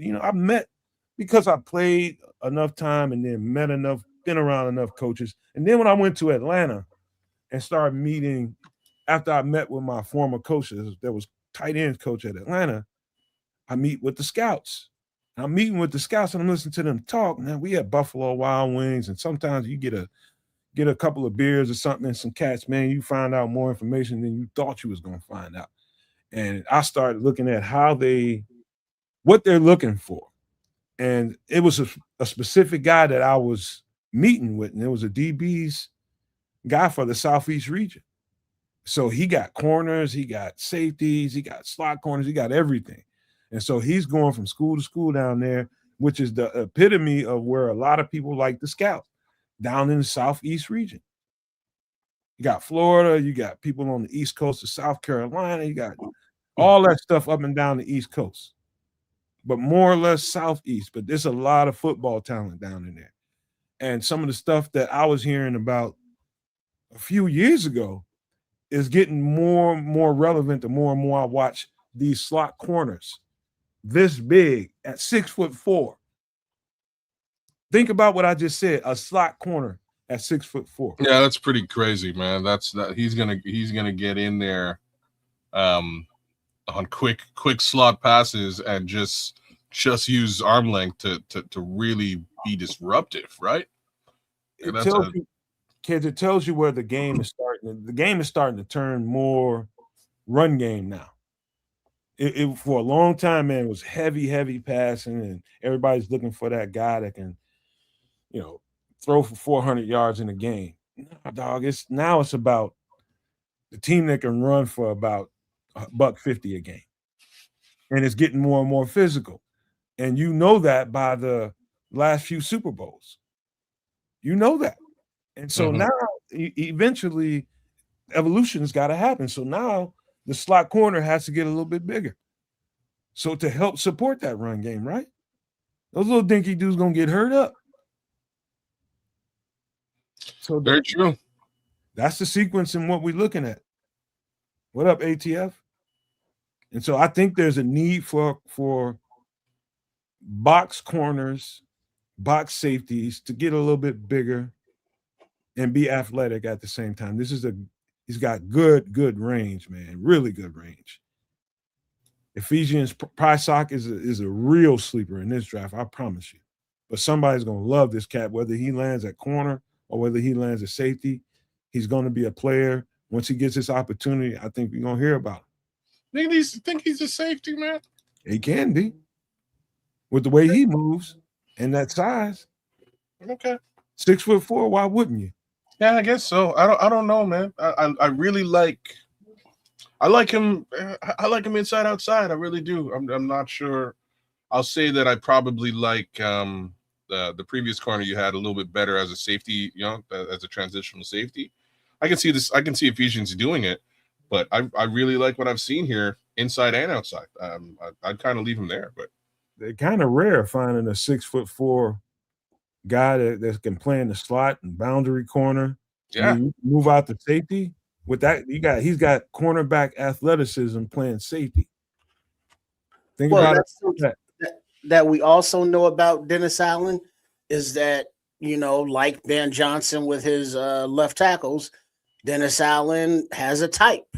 He has a type for defensive line. He has a type for linebacker, and Ephesians here is his type for defensive back. Because not only does he have the size and the speed and the football IQ, but he has that positional versatility that, he can disguise coverages where, Prysock can, play the slot guy. He can play a tight end. He can play the boundary. He can come in on a blitz. He can support on the run. So he seems to have the skill set that is Dennis Allen's, like, ooh la la, just gets him going because of everything that he seems to be able to do. Multiple. Big time. That's the big key word, Trips. I'm glad you made that point. Guy that can be multiple. You don't have to be just, okay, this guy is this and this is where he's gonna be. No, I can open up the box and I don't have to leave him in it. That's what you want. All right. Trips has been name dropping the entire offseason. He's been talking about where's our number 0 from Detroit, Jahmyr Gibbs. This is Damon Claiborne out of Wake Forest. We got 2 Wake Forest dudes here tonight. If there's a Jahmyr Gibbs in this draft, it's this MFer right here. Absolute electricity in a bottle, which is what they caught with Jahmyr Gibbs. He's about 5'11", just like Jahmyr Gibbs came out. 195, just like Jahmyr Gibbs came out of Alabama. Jahmyr Gibbs is now up to about 201, 202, maybe 205. I don't know. But he just put on a couple pounds since he's been there. But this is exactly what Jahmyr Gibbs was coming out of Alabama. There's no – when Jahmyr Gibbs puts someone behind him, like Damon Claiborne does, there's no catching him. Once you are a step behind him, he's leaving. Period. Point blank, better than average contact balance, better than average hands, will help support you in the run game, but he's not the most punishing run blocker at 195. He just wouldn't be. But he'll help. He's not shy. Smart. Always knows where he needs to be at. He knows how to, fill in a space when the player's breaking down. He knows I forget what they call it. We had a name for it. When the player's breaking down, he knows to get into the quarterback's vision. That became evident the more and more tape I watch, and that lets me know that he's got good. When the play breaks down, you need to keep yourself within the viewpoint of the quarterback. That's one of the things you got to know. The play just broke down. Everything we just thought this play was going to be is over with. Now you need to keep yourself in play and keep the quarterback a live target, outlet. And so you see that over and over in this game as well. But absolute breakaway speed, finishing speed. Once he hits it, go ahead, kids. Oh no! You keep going, man. I'm still watching this thing. But there you go, Leo. 4.437. Yeah, baby, 4.3740, and I'm watching it right now. He's flying past people. He's not easy to catch. Thank you, Juju. Scramble drill. Yep. But go ahead, kids. No, he's not easy to catch, man. He is his acceleration, his burst is crazy. He's an elusive little monkey. Yeah, man. He bursts through. Boom! He bursts through that line, and then good luck catching him.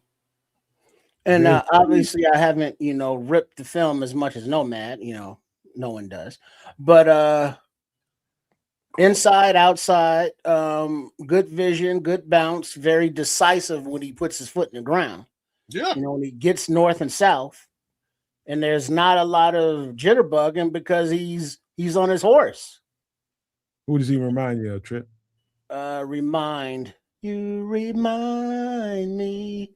I don't know yet. I'll come back to me on that one.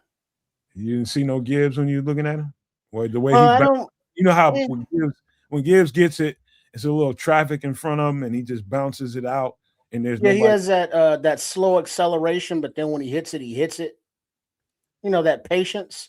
But it looks like Claiborne, I mean, he's patient, but it just looks like he's always moving and really fast. Like he's at a different gear than everybody else on the field. Let's just say you want to send. I've seen this so many times on his tape.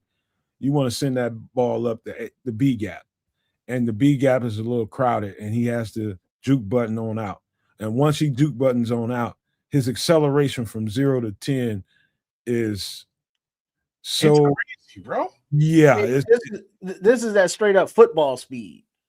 Where it's like you see the man with the ball, and it's like, go get the man with the ball, and the defenders are taking angles, and then those angles just dissipate, within a few seconds, and now they are like trying to catch up, and they never do. Nobody's catching. Once he gets a beat on you, it's over with. See, that's what I'm talking about. That's the juice I need on this team. And once he gets a beat on you, once he got a step on you, it's leaving season. Ain't no walking him down. Getting the step, man. He's getting 2 or 3. Like even when he gets tackled, it's after the burst, and that's like a couple of holy crap. You better have an angle on him, or you better have ability to grab a shoestring, or he's leaving. Now I haven't seen. Well, I guess I will here, but he has the route tree that I've seen have been like bubble screens and screens. So as far as his routes, I don't know. What about it? No, man, what kind of route tree does he have? Okay, ask me that question again. Hold on. Juju asked me, he's like, what round do you think he goes in? That's one thing I never do, Juju. I just watch the tape. These two guys do enough of that. I have no idea, Juju. I think it was I'll tell you right now, actually. He projected 5th rounder, actually. I got 6'5". And then Crimson asked me, can he catch? He's got pretty natural hands. From time to time he'll let the ball hit his body, but he's got pretty natural hands. He seems to be good at like a decent receiving back. I'd like to see a little bit more of it, just to really like. If you're making the Jahmyr Gibbs comparison, like Jahmyr Gibbs will catch anything.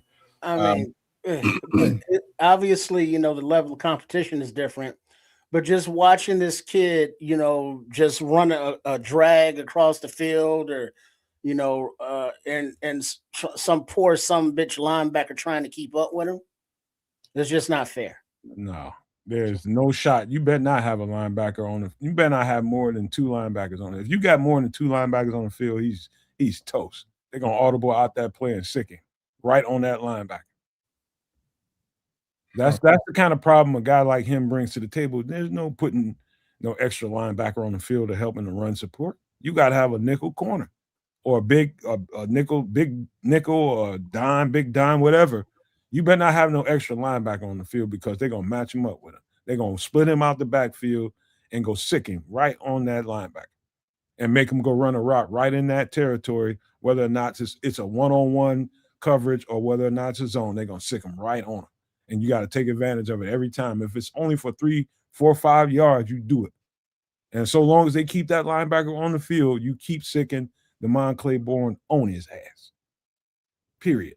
That's how you get a defense to get right. That's how you get them. You put that kind of speed on the field. Man, you kidding me? This dude. Let's see. Leo Factor saying he has good contact balance. Yes, he does. Bare Truth, I'd move up in the 3rd to get him. Holy smokes. Yeah, you tripping, ain't you, kid? I like this back, man. I like this back a lot. I mean, if you could, you're saying 3rd, cool. If you could get him in the 4th or 5th, I love that. I freaking love that. Okay. What a little stick of dynamite, man. Yeah. I'm telling you, this dude is explosive, bro. Yeah, he's a bit of a different thing than what we have at the running back position today.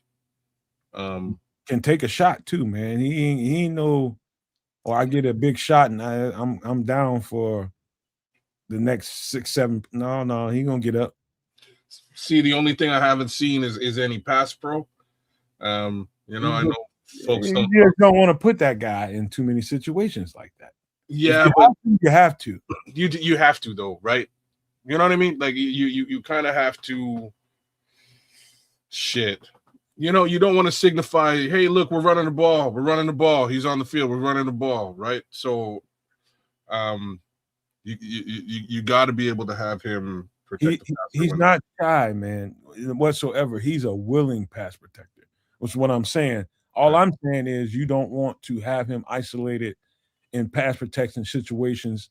Ideally, you use him for a chip if Ozzy's out there on a quick, fast edge rusher. You send him out there to give him a chip, to give him a little help, and then send him on a route after that. But to have a screaming linebacker playing and play out, coming right down the pipe at him, you're going to mow his ass down. That's the problem. It's just the gravity, man. I mean, he's not big enough for that. Yeah, he fair enough. Right? I have to state the obvious, just to put it out there, because I'm not seeing a lot of pass pro. But good Lord, this breakaway speed is not something we have in our repertoire at all. I said gravity, I meant physics. I mean, he's just not at this point. I mean, even Jahmyr Gibbs, he ain't, trust me, when he's in the game, he ain't doing a whole lot of pass pro. Trust me when I tell you, I've seen enough of that stuff. He ain't doing a whole bunch of pass pro, but when they have to, you have to. He gonna get knocked down, but as long as you're willing, that's all the coaches want. You just can't shy up and just do a whiff. You can't do that. You got to take that. Go ahead and take that medicine. That's what it is, and he's not shy whatsoever. He'll take it. But man, what a dynamite piece of running back and weapon this guy is. This is man. Holy smokes. Yeah, I know you tripping on that tape. This tape is crazy because he's just making room. And when he makes that room, good luck catching him. He's gone. Man. And I'm talking on a north-south run, man. Not even out to the wings, not out around the corner. North-south. He's not a one-trick pony. No. He'll go north-south, just kind of shuck and dive and make a couple of men miss him, and then you need to bring him down. And odds are you can't catch him. The best runs I've seen, even if it was a toss play, he cut it inside and housed it. Yeah. He'll slow up at the edge and then bring it back inside. Yep, house it right on up the crease. Right on up the crease. Once he sees that lane, that little crease, that little sliver of daylight, it's curtains. He's just gonna accelerate into it. You better have your shoestring tackle game up. Wow. Because he gonna house on you. I'm telling you. Okay. Like I say, I like this tape a lot. I personally need to see him in pass pro situations just to get an idea as to what it looks like. If he's getting mowed down, he's getting mowed down. I just want to see it. But I really like this tape, man. He's not what we have on the roster today. It's a different deal. Yeah. He has some of the qualities that bring in some of the points that were left on the field last year on the offensive side of the ball in the running game. Yep. Hey, all right, man. I know we can probably melt into this football player for quite some time because he's that explosive and that electric. When you look at him on film, I don't care. He was electric. He had I think this year he had let's just say he got quiet for about 3 games. Like teams really ganged up on him and made sure he wasn't the key ingredient, but you can't hold him down for long. He's just too explosive, man. Those little creases, man, he turns into your worst nightmare, man. A little bit of daylight is all the cat need, man. Damon Claiborne out of Wake Forest, 5'11", 195, absolute dynamite, bro. Yeah. Love that tape. Let's get to the next guy. I think you're going to love this guy too. This is Skylar Gill Howard out of Texas Tech. And I know a lot of people are talking about the other D tackle there, the big nose guard, Lee Hunter. Love him too. But this guy is the 3 technique of 3 techniques. He's a short piston. He is 6'1", 290 pounds. Man, the energy this cat plays with is contagious. And I mean, when I say contagious, when you put this guy around people with the kind of effort and energy he plays with, I mean, everything is emotional. Every play. He plays with so much effort and emotion. I'm telling you, when you're playing with guys like that, it does give off a kinetic energy. Skylar Gill Howard is that kind of guy. He's magnetic when he plays. And because he's so low to the ground, that creates a problem that you don't worry about pad level when you got probably about 6 foot, maybe 5'11", about 290. And that light, he's really, really athletic. Really athletic and run sideline to sideline, chases stuff down. But man, you talking about getting off the ball and getting in the backfield really, really fast.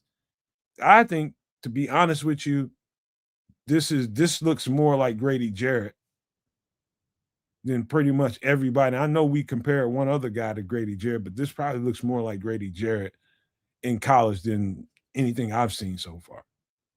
Yo, he's fast. Quick as shit, ain't he? Yeah. Surprisingly fast. A little bowling ball. Very, very Grady. I see what you're saying, man. Very, very Grady Jarrett-esque. But again, super fast. Gets into the backfield very quickly because it's just low pad level all day long. He's coming up, bowling you over, and getting into the backfield. That's what you're gonna see when you watch his tape. Very low pads. Hey, kid, I remember I didn't really know what a 3 technique was, even though we played with a 3 technique when I was in high school. We didn't call it 3 technique when I was in high school. Until I got to college, I didn't understand the term. I didn't know what it was.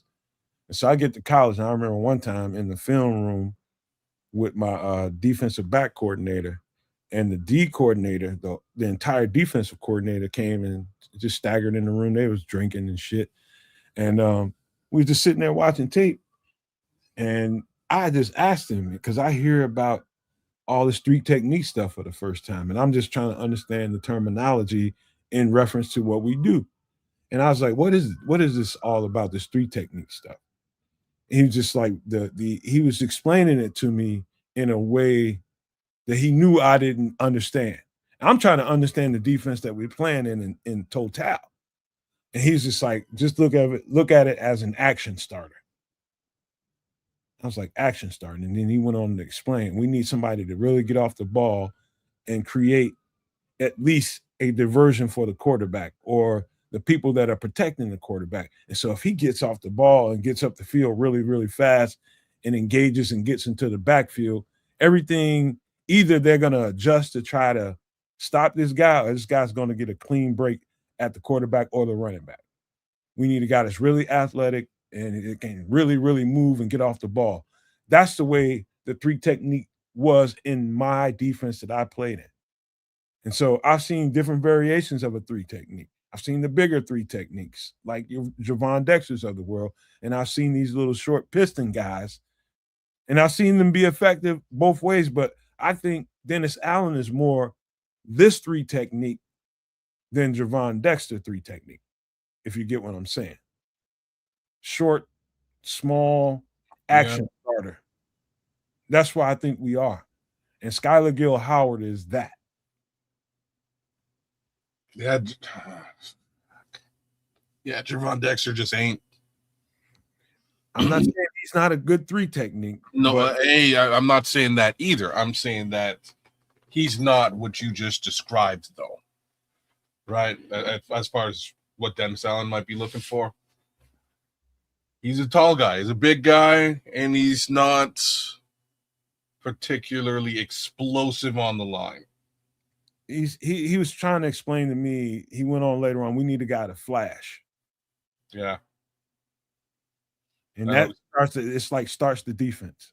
I know exactly what he means. Just get back there, man. You know what I mean? Get back there, cause a little bit of havoc, and force a quarterback to make a decision. This guy is all of that and a bag of chips. And because he's light, okay, I had to go a little bit deeper with Skylar Gill Howard. Very impressed. I started off with him only. You get 2 stars in a circle with me. I mean, 3 stars in a circle. If you end up with 3 stars and a circle, you're gonna wind up on this show. For the most part, especially this part of the draft process, we'll get some sleepers later on, But this guy ended up with all 3 stars in the circle because the more and more I reflected on the history of Dennis Allen and the fact that we brought Grady Jarrett in signaled to me, given the history of Dennis Allen, the kind of guy that he liked at that position, told me everything I needed to know. He likes little, short, stocky guys that can really get off the ball and flash. Engine starters. And it's just the kind of coach he is. That's what he prefers, And I'm not mad at it. And so that made me go deeper into Skylar Gill Howard's tape. He might have only ended up with 2 stars, but I had to go deeper. Okay, now I start looking at, does he have an anchor? For a little dude, he has a very good anchor. He can handle a double team. That lightweight, it shows up at times. He'll defeat a double team at times too, but he can hold his own. His legs are really, really stout. Really, really stout. His hand usage is getting better and better and better. But I think that's probably, outside of his burst off the ball, his best attribute is his hand. He can get you off of him. He's really good with his hands. He'll swim you. He'll get you with some hand fighting. He's also got some I guess you might call him a little guy. For a little guy, he's got some bend though. Oh yeah, right. Okay. And that was kind of surprising for me to see at the interior. He's got some interesting bend. Man, very interesting football player, man. The more you watch him, he's like, all right. I'm looking at him just like, man, this guy might be a little too small. But then I'm telling you, I start thinking about it and reflecting on what's happened in Dennis Allen's his defensive styles history, I was just like, I got to go back. And so here I am graduating, going from player to player to player to player. I already got a little bit of an evaluation on Skylar Gill-Howard. I just decided to go back. If he had 2 stars already, it's worth going to review that tape again. And I ended up finishing the job. But I think this is a guy. You know, I don't know where he's going to be drafted at. If he's going to be drafted, he's not everybody's 3 technique. He's not. But I think he's a 3 technique type for Dennis Allen for sure. So I've got him as a 6th rounder. That's what I'm seeing here. And again, to me, that's awesome. You pick this guy up a little bit later in the draft. If that's the case, maybe he falls undrafted. Again, fantastic case scenario for us. I like the film. He's so quick on the line. Like, we talk a lot about motor with different players. This kid has motor in droves. He's also got a pretty solid football IQ. There's a fair amount of snaps where he just waits to see what happens and then uses just full on speed to deal with the situation. And it's you don't see that much in his tape, because most of his tape is him just getting into the backfield one way, shape, or form. But there's just a few snaps where he kind of stops. He's like, all right, what's about to transpire? Oh, there's my entrance. And off he goes, and the quarterback's on the ground.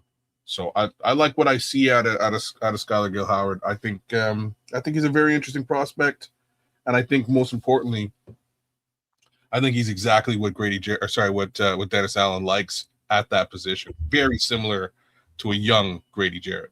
There's only one 3 technique outside of the kid from Clemson who I like, but consistency is one thing I would circle with him. Yeah. There's one more 3 technique with that stature that I like more, and that is Big Robinson, man, Landon Robinson. Yep. Yeah. I can see how you put the 2 of them together. Very similar film, actually. Yeah. You already see where we're going with that, man. It's the action and his ability, the hands, and how fast they can get upfield. It's what my coach was describing to me while I was in college. Love it. Need some start, and we need to start the engine, start that action. But this is Skylar Gill-Howard out of Texas Tech. Man, 6 foot, maybe less, but about 291. Hell of a tape to watch, man. Hell of a tape to watch. Kinetic energy. I just love how he plays football and his enthusiasm for it. Those are the kind of guys you want when you hear coaches tell, oh, we're just looking for guys that love football. Well, damn it, you better start looking at some Skylar Gill-Howard tape. Tell you that. Talking about love for football, you can see that. You can feel that. With him, can you not, kids? Oh, yeah. No question. All right, one last guy before we get out of here. Talk about some other stuff. This is Omar Cooper Jr. I don't know if y'all have seen any of his stuff, his body of work, but if you watch the college playoffs, you probably seen him around. But this guy, Omar Cooper Jr., is 6 foot 201. You talking about another guy that can bring some DJ attributes on a high level. And I'll just say this right off the top. Strongest attribute to me for him is his playmaking ability. He just shows up when they need to have a big play made. He just does. He's just always there when a play needs to be made, period. That thing is going to always stick out to me. But the other thing that's kind of, depending on how much tape you look, if you look at highlights, you might notice it. But if you definitely look at some, a stretch of games to see what his reps look like, for a fact this guy has the best contact balance of any receiver in the draft. That means when he catches a ball and turns into a runner, it's hard to get this cat on the ground. Omar Cooper is difficult to tackle. Very difficult to tackle. At times you see this guy carrying dudes on him, 2 and 3 cats. So his contact balance is unreal. Hurries up and turns nothing into something when he puts the ball in his hand. And quickly the coaches for Indiana realized that.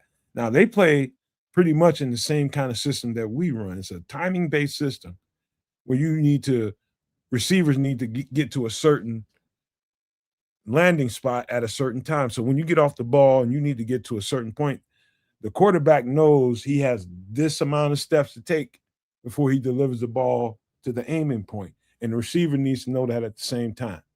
And just A1 execution from his standpoint. Really, really good with what they asked him to do. And they asked him to do a lot. He's lined up out wide. He's lined up in bunch formations. He's lined up as X, Z, slot receiver. Equally effective. If they asked him to come inside and line up and, motion him inside to play running back, did it all. This guy is valuable. I think the more and more, the closer this draft gets, the more and more I'm hearing his name. I just want to know if you guys have really heard of him and know what his attributes are. Wait, yeah, I'll go. Kids are still watching. But I remember Indiana, they got a lot of players that were pretty good. And Cooper was one of them. He's a dog player. And his versatility is another one of whose traits, not traits, but wants and desires for players, Ben Johnson. He's projected, I think, second round pick as I'm seeing it. So he might be what the fans may think is a little rich for the blood right now. But, to Nomad's point earlier about what Hallis Hall may be looking at and thinking is totally different. And the kid is definitely a weapon. So there's no way that you can have too many weapons. It's like, we got too many mouths to feed. It's like, yeah, bullshit. You can never have too many weapons because of injuries or mishaps or whatever. So if they take them, I would definitely welcome them. But it's like, man, a wide receiver, ooh, that's going to be a tough one that early. Hey, man, one thing I learned about last year is to take it light on the study, because I'm looking at the roster and I'm thinking about what they need versus I just went that direction and I lightened up on the cornerback study. And it was just a little bit less work for me. But at the same time, I'm not afforded to do that no more because they proved me wrong really, really quick. What did they do? They took a cornerback. Exactly. So, that's just the way it happened. So I decided I ain't doing that this year. So nobody thinks we're going to draft a receiver. We might draft a receiver. Exactly. I'm not mad at that. I would just be surprised if it's in the first round or second round. That's sort of how I'll say it. Who thought we were going to get a tight end that early? I did. Last season, I did. They did speak. Wait a minute. No. He was all about Genty, wasn't he? No, I wanted them to get Genty. You don't get to claim that. You don't get to claim that way after. You ain't doing about no goddamn tight end. Stop. Nomad's calling bullshit. Timeout. Nomad's calling bullshit. You better call bullshit too. You know damn well he wasn't thinking about no tight end. Brother, I'll be right back. I got to unlock it. And of course he leaves after calling bullshit. So Ben Johnson came out last year and was bigging up Tyler Warren. Yeah, that's what I'm talking about. So I was definitely under the impression that it was misdirection, but they were talking about a tight end specifically. So I wasn't that surprised that they selected a tight end. I was much more surprised by the tight end that they selected. Right? That's the truth of the matter. It's like, oh, not Warren? Okay. You pulled the wool over our eyes. You definitely tricked us, but it looked like that's where your heart was. But he brought it up. Now, at the time, though, kids, you got to remember, even though you wasn't like mad at it or side-eyed at it, but it was kind of like, man, we should have got other needs. Well, Absolutely, we had other needs, right? But now after you see C Love play, he invited to the cookout. You know what I mean? He is invited to the cookout all day long. Again, for me, it's more of a, and this is where I went wrong with things, is they're going to look at best player available no matter how you slice it. And that's where, me personally, I have to just sort of take a step back and be like, all right, they're going to do their evaluation. What they have on their board is what they have on their board.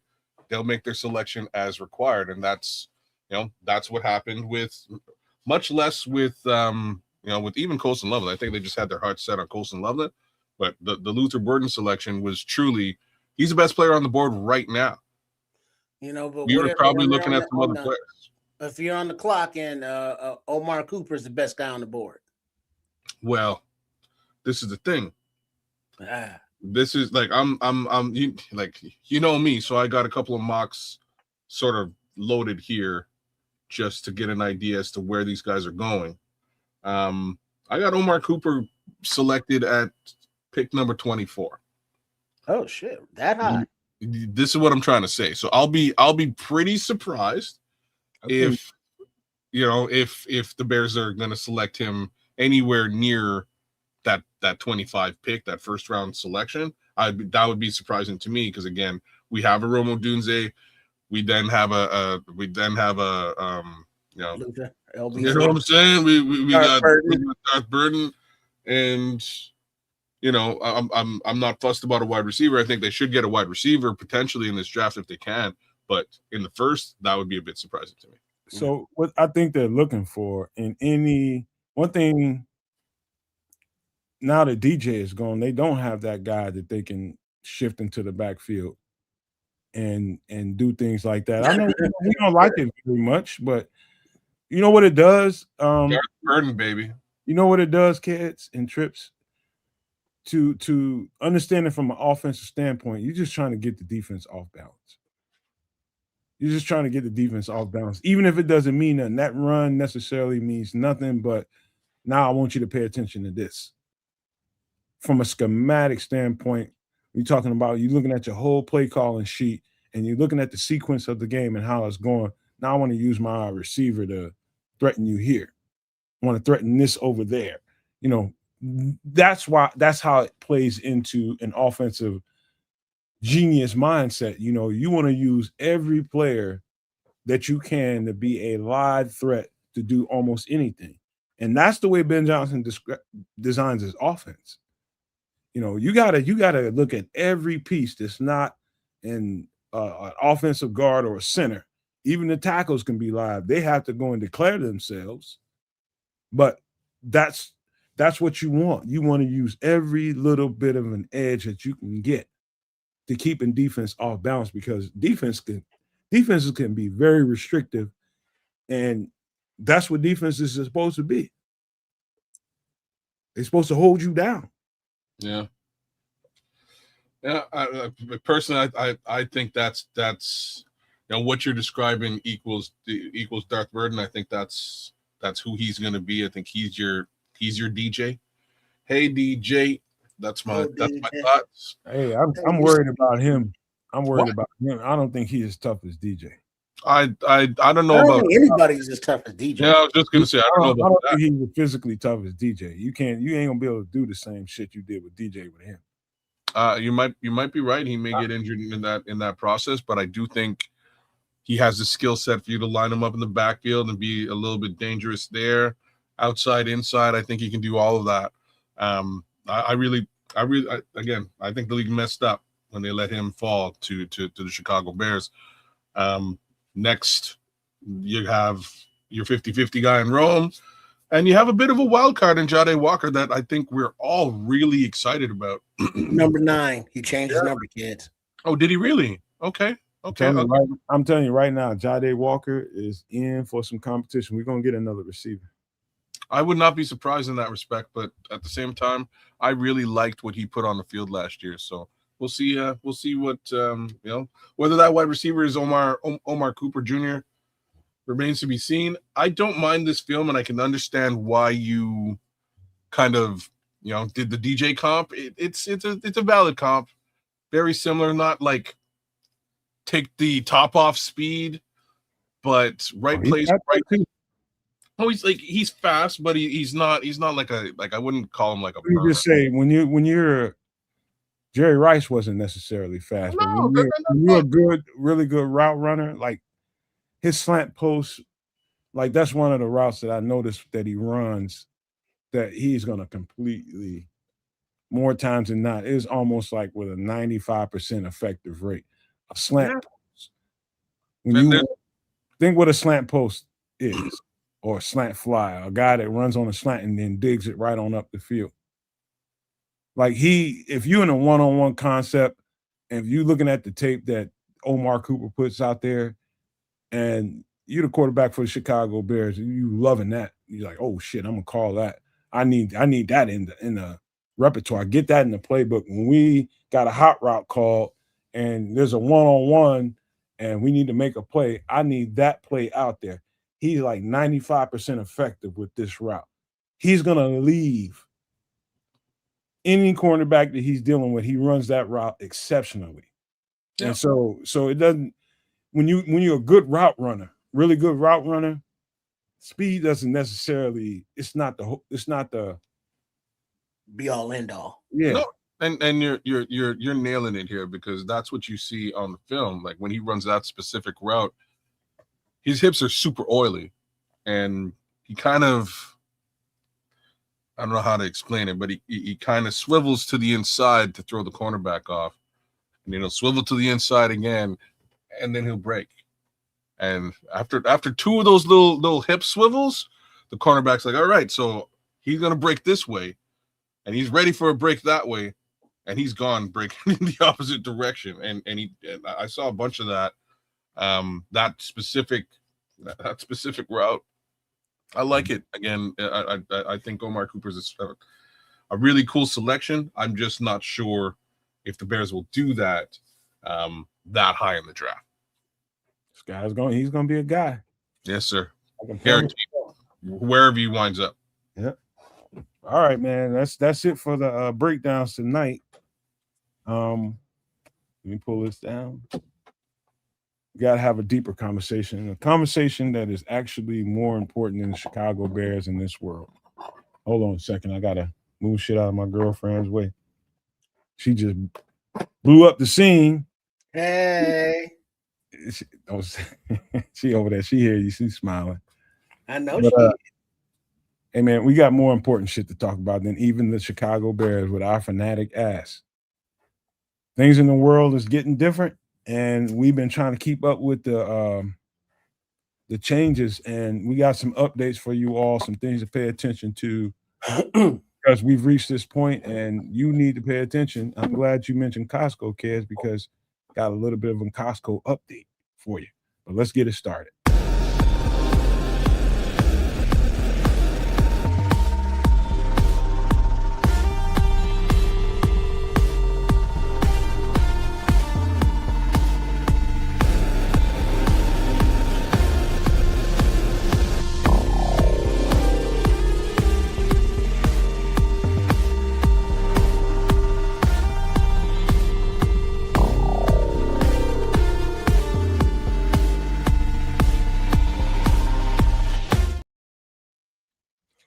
There's a lot here, and kids, if you want to read it, because it's one of the information I gathered up is people reporting stuff out of Costco, and people that do this on a hardcore basis. Man, they really dig in deep, and I'm only showing you these things because the previous conversations that we've had is about what you can do and have a game plan. So if you got to go out there and execute a game plan, that's what I think is shopping is right now. Game plan it out. The days of going out week to week and getting your groceries for the week, that's over. So you got to start thinking about this in a little bit bigger sense. And so, kids, if you feel like reading this, man, we'll break it down after you get done. Sure, got you. So, latest warning signs: bulk shopping outlets, Costco, as a for instance. Number one, gas is capped at $100. Number two, credit card limited purchases. Number three, dry yeast 5 per member. Number 4, almond flour, 1 per member. Number 5, acetaminophen, good old Advil, 1 per member. Number 6, wild tuna, 1 case per member. Number 7, mac and cheese, 10 per member. Number 8, soy milk, 2 per member. Number 9, Band-Aids, limited product. Number 10, pure Irish butter, 3 per member. Number 11, various Advil products, limited.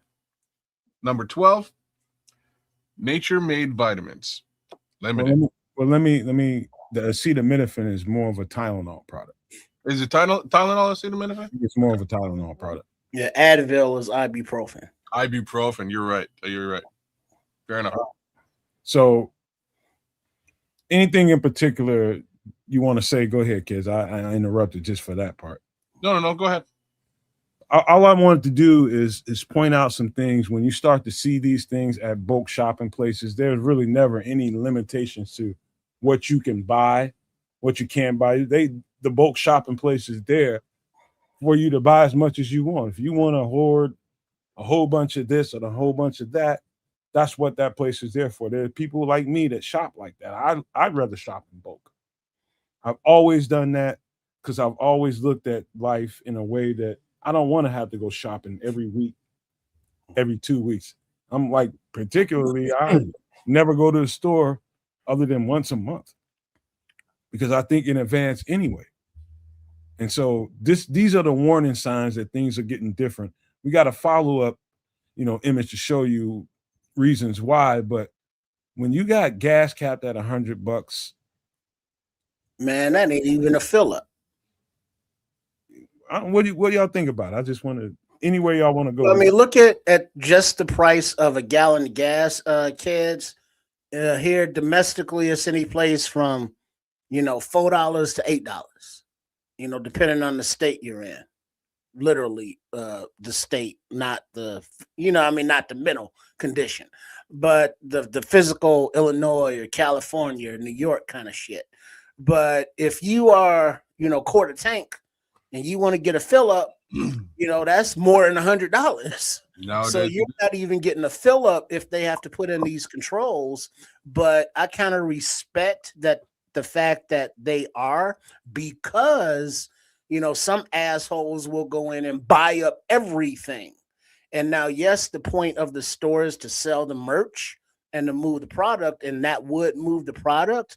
But now you're going to have more drama than necessary. Because, you get one asshole with a cart, full of all the yeast in the store or whatever the product. And now you got the people outside. It's like, hey, how you going to buy up all of the shit? You know what I mean? Let us all get a little fair taste. And Costco's kind of been a corporation that's been anti-corporation, if you will, and not all about profits. And about some kind of sense of fairness to their customers.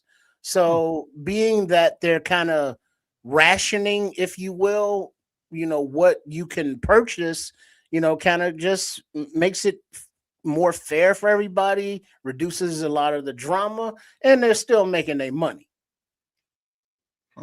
It's the thing is, Trips is so goddamn all right. It's hard to follow that, but I should follow that. Because you got people in the world that really see these stores and how much they can purchase in there as like I guess a status symbol. Like I just went and spent $6,000 in Costco. Did I need to go spend $5,000 or $6,000 in Costco? No, but I can do that every week. I can just go in there and buy whatever I want to, and that's kind of a thing. I learned that being a Costco member. You know what I mean? They don't need the shit, but because they have the means to do it. And that gets to the next part about the credit card limited purchases. For those a-holes that Trips are talking about, you now have to limit what you can go and buy. Now you can't go in there with your black card and say, I got this much on my credit balance. I can do as much as I want. No, you can't, you son of a B. Other people need shit too. So he just led 1 into 2. You that's the way you got to look at this world. You got a bunch of empty people, empty vessels out here that think how much money they have in their bank account is, that makes who they are. And that's gonna really upset a whole lot of people in a Costco or a Sam's Club or any other bulk item shopping outlet. They're gonna be some pissed off badgers up in there. Yeah, gluttonous so and so. But as you enter those stores, there're gonna be some assholes up in there, and it's gonna really prick them like a balloon full of air. They're gonna be going off in there. The entitlement, and then a lot of it, comes down to fear, and it's just how they're expressing that fear. Because they're being irrational by going and buying up all the damn almond flour. And it's like, but things gonna happen, and I'm gonna run out of almond flour, and I can't have that. And it's like, calm your ass down. You know what I mean? Go sit down and relax. But everything on this list, other than like the soy milk and the Irish butter, you should already have, some kind of a stash in your go bags. The medications in case you get cut and stuff. You got to, bacteria, temperatures, all that. The tuna, very small, very portable, but full of, the proteins that can get you going. You can eat it, raw, basically. And the mac and cheese might be a little iffy in case it's instant stuff, but, it's mac and cheese. But, you need your Band-Aids, you need your Advils, you need your vitamins. And I tell you this, I take my vitamin D12, and it tastes like Flintstone vitamins, kids. Like the grape in particular. Because as a shorty, when he had the Flintstones and the varieties, and every night before bed he had to take one. It's like candy, and it's like the sweet tarts and the powdery, and it tastes just like that. It reminds me of my childhood, even though I'm taking it because I'm on the opposite end of the childhood. But you got to have all that stuff in your go bag, and that means you got to have it in your house, and that means you got to have it. So you got to have it. Other people got to have it too. Don't be a hoarder, or don't be so selfish. Or is what Lord Crimson called them? He called them Phoebes, because fuck everyone but you. Because I don't care about you or my neighbors, or anybody else. I'm gonna get all of the pure Irish butter and take that shit home. I literally know what it looks. I mean, it's like you don't go to a Costco on a Saturday afternoon. Don't. No, Lord. Just don't. This is good advice. That's like going to the grocery store on the 1st of the month. Dog, that is like such a front. I do it. It's funny. I do it almost every Saturday, man. Well, that is the best sample day, though. Oh, if you're trying to if you're trying to eat, you hungry? Well, we're talking about Costco in particular. Fuck yeah. All you got to do is kind of pull out look at it from about 60 feet, and you realize that's the whole game for them. To attract you there, to spend all your money for a bunch of shit you don't need. You know what I mean? And it's Costco is all necessary stuff, though, isn't it? All the snooty MFers that you don't like about the world gonna show up there on that Saturday.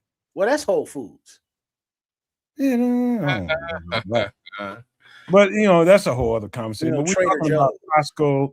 We're talking about signs and why we have this conversation about this stuff weekly is because now you're starting to see exactly what we've been talking about. And that is when you start to see the people that do this for, this is their only gratification is being able to go in Costco and spend what they want to spend, take little Johnny and Susie with them and sit up there and buy every goddamn thing they want and go out there and get in a fight in the parking lot drunk as shit. Mm-hmm. They just horrible people, man. Most of them. Horrible. And when they start experiencing this, you're going to start to see some reaction, bro. But I highlighted Costco because there's some particular items in here, like the mac and cheese. Like, come on, man. What young family doesn't feed all their kids mac and cheese and damn chicken nuggets every goddamn day?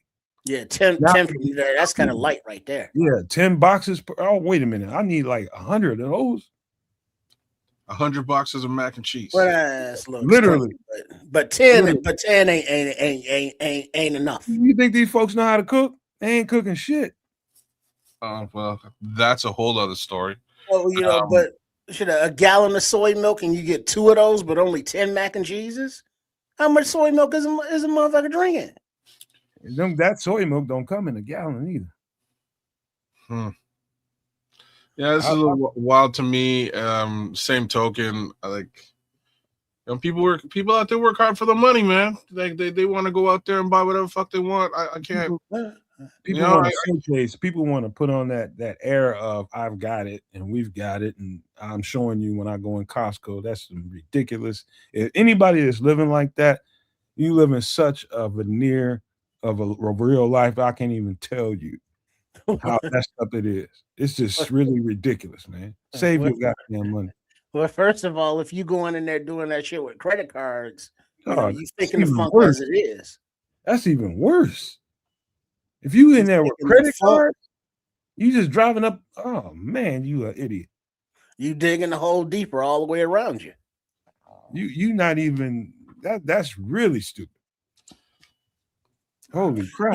But I don't know if it's that stupid. I'm just gonna say that the credit card purchases, especially at the Costco, like the Costco credit card itself is one of the best credit cards you can have because of the cashback rewards that they give you. At least that's the case here in Canada. Ours is very there's a lot of rewards you can get. So it's actually in your favor to use the credit card, take the cash back, and then pay off the credit card. Hey, kids. Yeah. In Canada, you all got credit scores and all that shit then too? Yeah, I'm black. Oh, okay. So yours is bad. We know. You know what I'm saying. All right. It's not stereotypical, you watermelon lover. Oh, it is.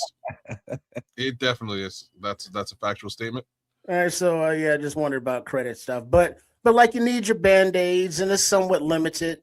It's like Lord Crimson saying, Nomad, I think you massively underestimate stupid people's disassociation with money. No, I don't. Well, what that boy say stupid is, as stupid does.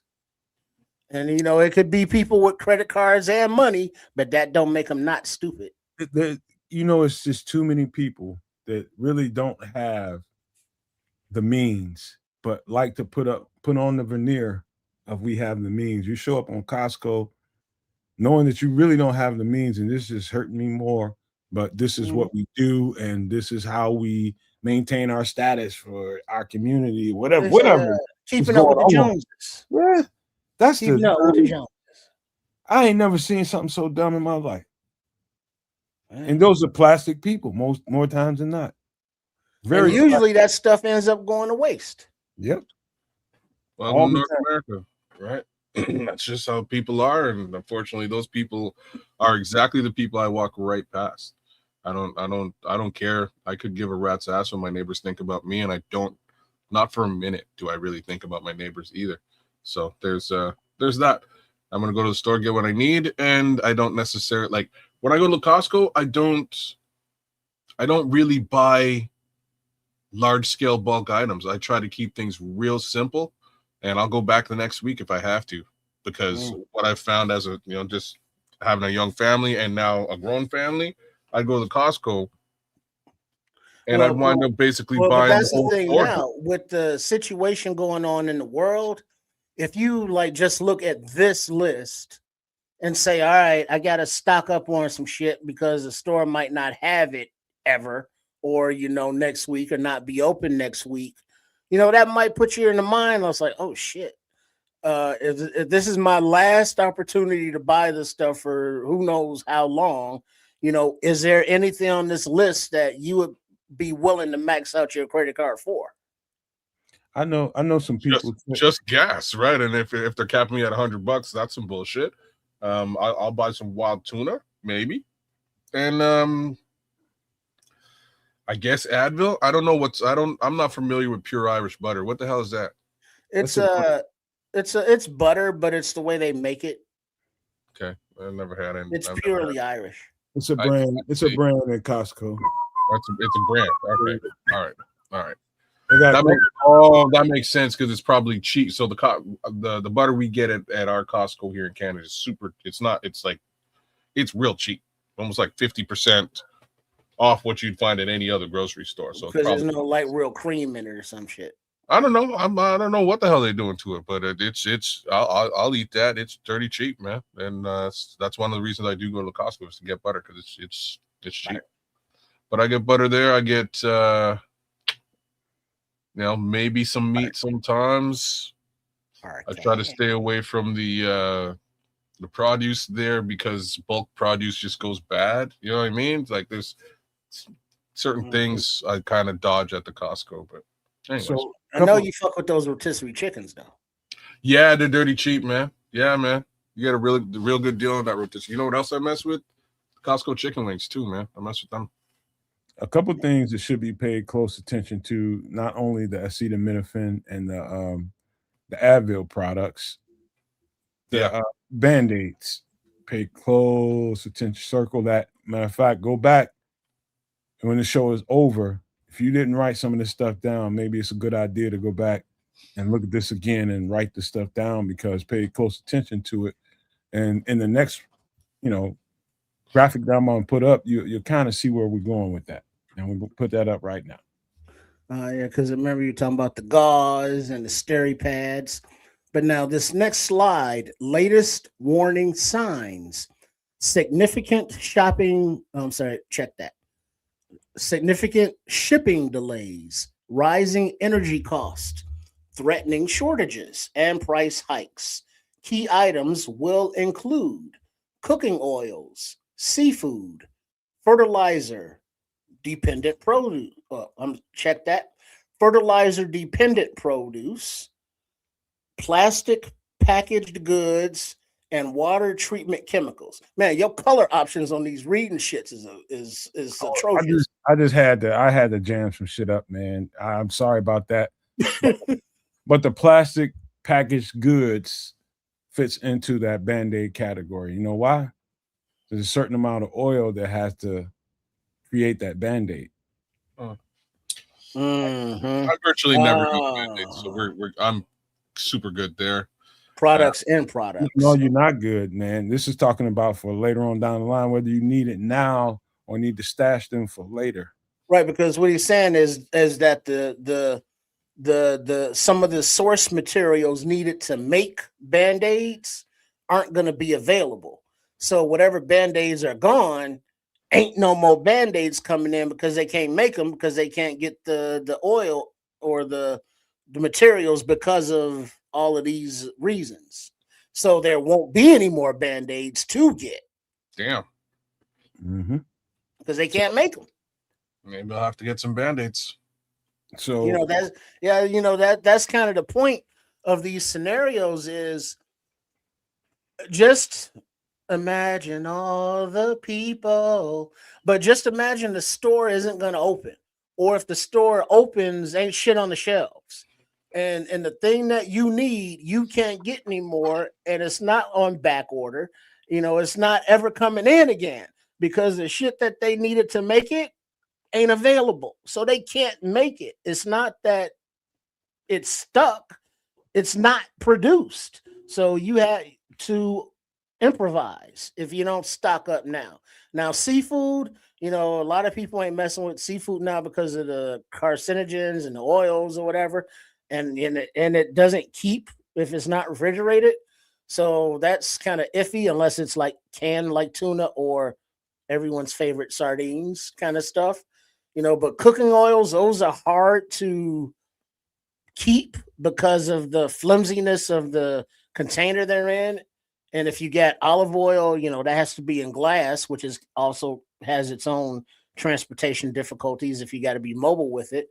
But now your fertilizer, we were talking earlier about how Nomad was looking into, expanding his garden into an actual, greenhouse type thing. Well, what does that take? Fertilizer, unless you come up with some natural things. This is planting season here in the U.S., springtime coming up. And when you put the crops down, what do you need? You need fertilizer, to feed it. And if you don't have the fertilizer, now you can't feed the crops don't grow. Guess what? You don't have a harvest. And what do you need to harvest for? To make food.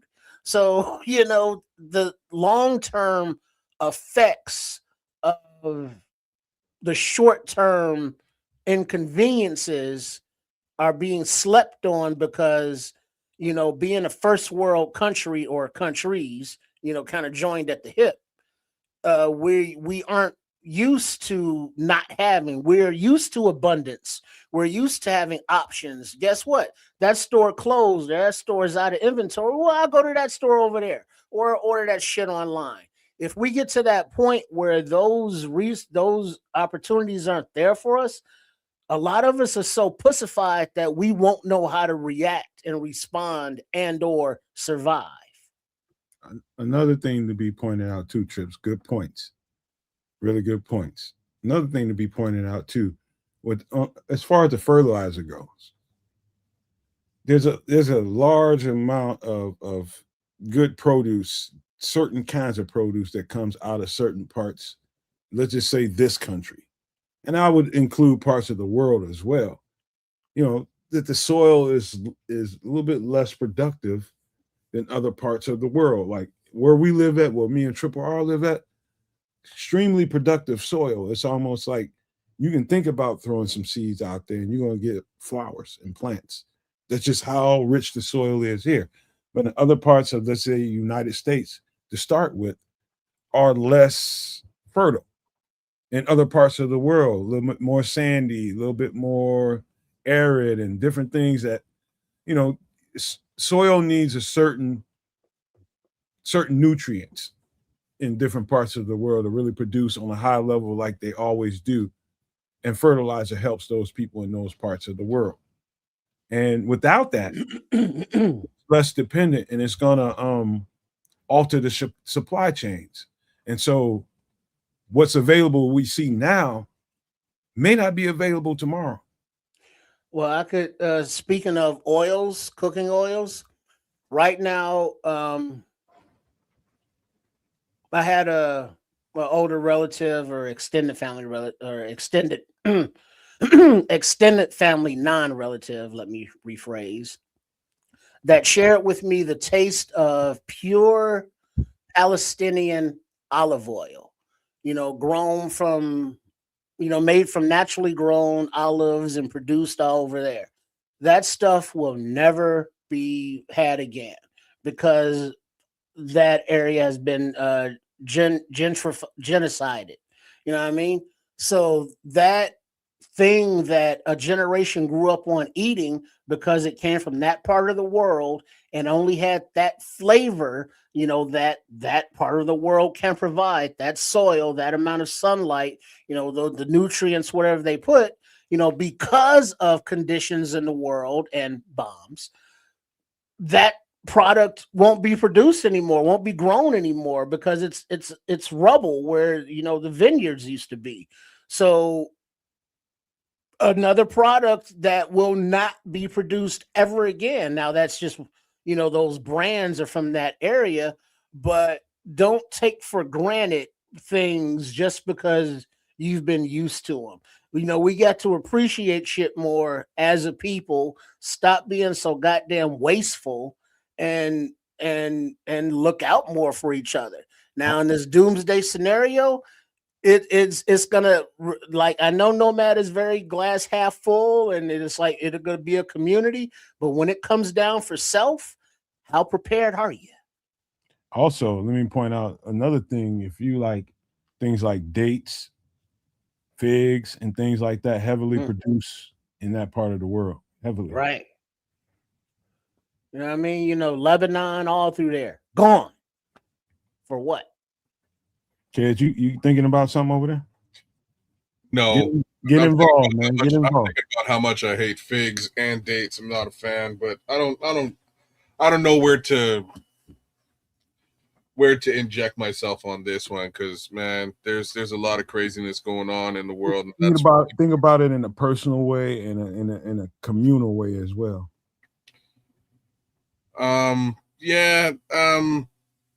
Personal, I can live without cooking oils to a certain extent. I can't live without seafood. I kind of need it. Fertilizer is of the utmost importance, and I'm kind of surprised, except for again, oil is going to affect potash, etc. Like I can see how this is a problem. That's a problem. Do you know what kind of fish that come out of the that part of the world that's really, really popular? I don't actually. Tahini.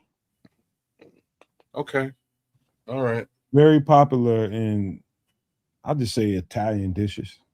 I can probably live without that, to be frank, if that's truly the seafood that we're talking about. If we're talking about specific seafood from that region, I'll eat trout, salmon, tuna. As long as I can get access to some level of seafood, I'm a happy guy. A lot of mercury. Think about how wide the conversation goes with plastic packaged goods. Everything's packaged in plastic. Right. There's that, right? Like I don't know. That's a huge one. Now you got shit getting shipped that doesn't have that layer on it for protection that makes you feel good when you go and open it up, and you feeling like you got a safe product because you got that plastic veneer over it. Well, they're still going to have to maintain some level of, some level of quality assurance there with respect to food. You can't if we're talking about fish, like you can't even really ship fish without providing some level of vacuum sealed container or plastic wrap, right? You just can't even. It's pointless. It'll go bad in no time, and right. I don't know, but they'll have to figure their shit out, man. If they want to be at war, you know what I mean? Figure your shit out. My suggestion for anybody, like the cooking oils, would be something that I think everybody can relate to in a real way. This is my suggestion to you. If or when that situation becomes apparent that you need to do something about it, my suggestion is when you rendering down anything that has a fat content to it, save that fat content. You can reuse that fat to cook something else, and it ain't gonna hurt you. Yeah. I would heavily suggest you find yourself an air fryer and try to wean yourself off of using cooking oils as best as you can. I don't tend to use any at all. What you gonna do with that when you ain't got no goddamn electricity, man? Well, that's a much bigger situation across the board. Well, that's what this whole you got no electricity, you probably not eating no fish. I'm probably not using cooking oils at all. Like, what am I doing with cooking oils, really? If I got no electricity, I'm knocking off a spot where I can get a generator. That's what I'm doing. Well, interesting you mentioned that. Okay. Jennifer Jenny. We need to bring that back up. Hold on. Damn, where are we at? Hold on, y'all. Jennifer Jenny. Again, I think this is and before this gets out of hand in price, and it's probably starting to tick towards that category, you should start thinking about a solar powered generator with the solar panel. Should start thinking about it. Ain't much good without the panel. Yeah, I mean, it ain't no good without the panel. You can. It's good without the panel, but you're gonna have to find somebody else with a goddamn panel. Well, you ain't charging it without the panel. Put it that way. Start. This is the time to start itemizing and again shopping with a plan, not just shopping because I feel like shopping or I need something for this week. Shopping with a motivational plan. Think about this before the prices skyrocket and you can't really afford it. And this is something that, theoretically, hopefully you would never have to use, but it's a solar powered generator. And this version here is approximately $500. So that's $500. You hope you never have to use. You leave it, it's gonna, the panels fold down and it all is stored away in the back of a closet someplace. You bring it out once a year, you turn it on, you make sure it's charged up and working, you put it away again. But if the lights go out, and you want to fry up something in that air fryer of yours, You can plug it into this bitch, and it'll work for you.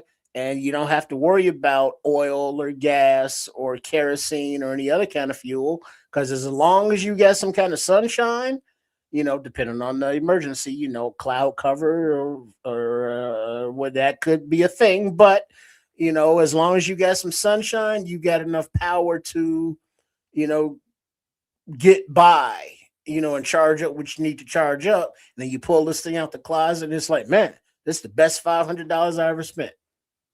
Man, if you can find a battery for that too, some sort of a rechargeable battery bank where you can just load that thing up. Yeah. You know what I mean? Set it up, store some of that energy for a rainy day when shit hits the fan. You're doing yourself a very, very good thing. Well, it's not. Well, if you can, with inverters, you can daisy chain, batteries, but you're gonna need space for that. Because so you're gonna need like a closet, that has enough room to put that stuff in, and then you can charge up your solar power generator, transfer that to the batteries and just keep doing that until the batteries are full, keep topping them off.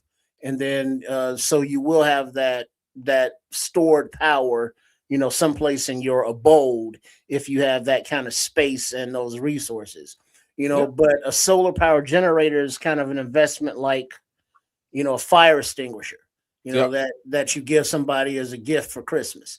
And it's like, fire extinguisher? Hell, you give me this bullshit for? Yeah, whatever. And, they put it under their sink or someplace, and then they have a fire and they use it. And it's like, man, that's the best gift anybody ever gave me. I hope you never have to use it, but if it do, it might save your punk ass life. All right, Andy. I'll tell you what, man. I did have a couple more things to talk about here, but for the sake of time, we're gonna cover a lot more of this stuff and make sure everybody gets to where they need to get to. As far as preparation, man, one thing I don't want us to be is somebody that helps produce panic. What we're trying to do is help you get prepared, not panic and go do irrational stuff. Mm-hmm. The idea here is to start thinking about it and start drafting a plan.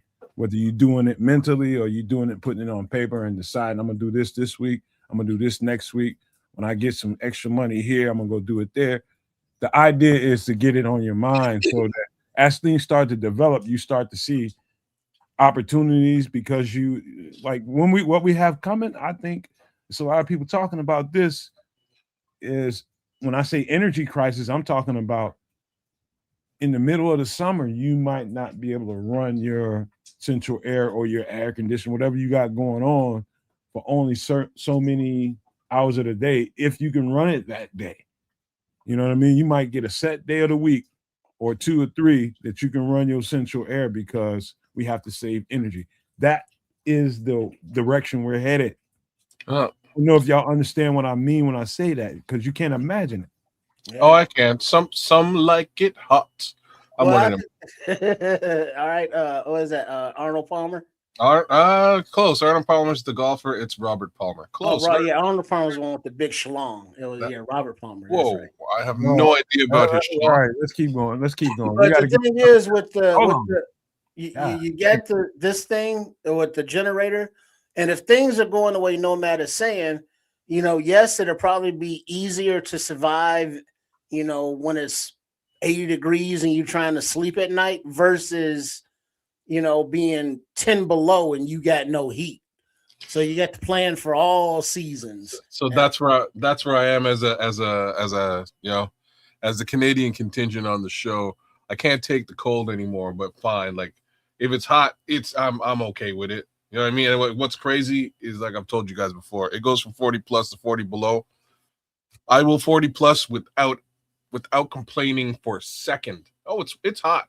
That's it. You know what I mean? I'll live with it. No AC, nothing. The rest of the folks in here will be going mad without AC.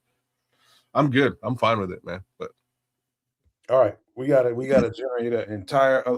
Just because we got Scrolls in here, but because we have him here, we do have to finish this conversation that we were about to have last week, but we just ran out of time. We got to do it this week because we love our supporters, man. And that's going to require me to do this thing right here. Hold on a second. Have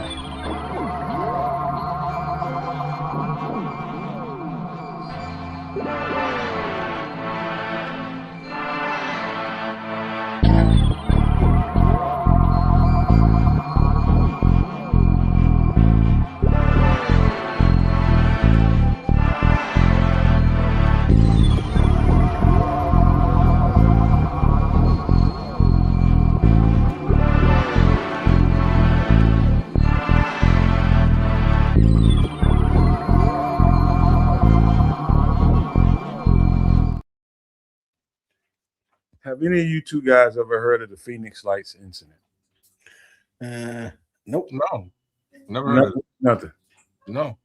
So probably around March 13th, 1997. This is probably the biggest UFO incident ever in the history of this stuff. And we're talking about a lot of UFO incidents, a lot of stories about a lot of stuff, but this is probably the biggest of them all, the most talked about, the most recorded for sure, because this happened in the middle of Phoenix, Arizona, downtown Phoenix.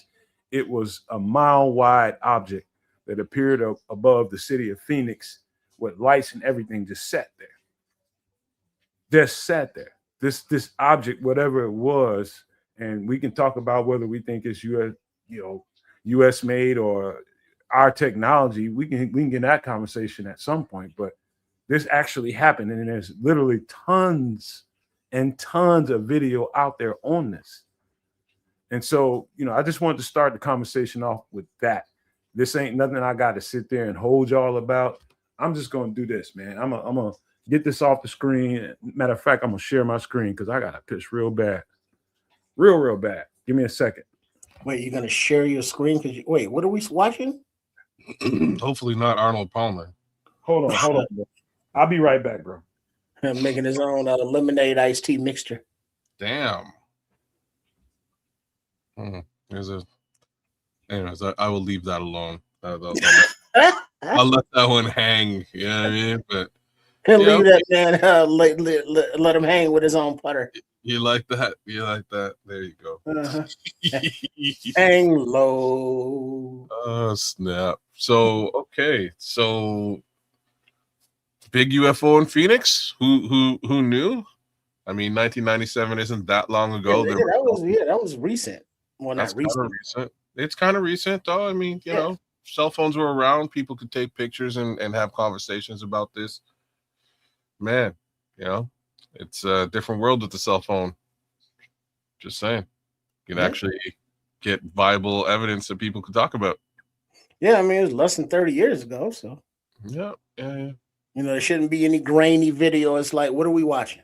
Oh, it'll be shit video in 97 still, but whatever. It's better than no video at all or no pictures at all. Well, they had color. I mean, they didn't have HD, or 4K, but you can still be able to see some shit. Something.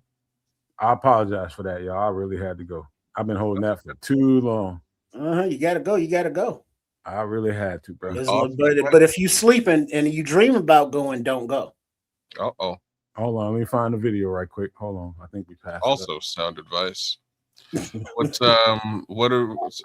apologize for that. Damn, what happened to my video? This ain't it. You got the conspiracy theory algorithm going on? Nah, I got y'all. I'm just trying to figure out. Hold on, man.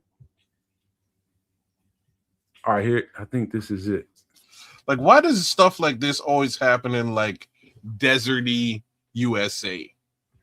Just gotta put the aliens they like a dry heat. If there's Arizona? Yeah, there's no humidity over there. Yeah, I'm just saying it's like deserty. Wait a minute. It's either that or go to Iowa and make crop circles. Something happened to my feed. Something happened to my feed, y'all. I guess it's just because there's not enough people out there in Iowa to really see what the hell's going on. It's just like Jeff and his cows. You know what I mean? Like he might have a cell phone, but like he's sleeping. He's not staring at the sky.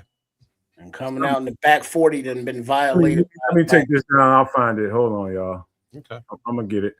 The back 40 is like, there's some shit going on out there, y'all. Oh.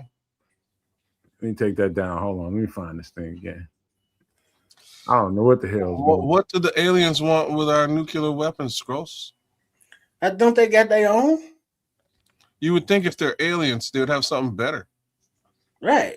Or it's like, that's like a human looking inside of ant colony and talking about what they got in there I want.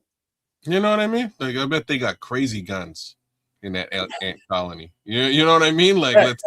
let's mess with that. Let's break in there and get those. I don't get it. I would think that they would have, if they're technologically sound enough to travel through space and potentially time. Because, the zapper rays, you zap, you glow and you burn.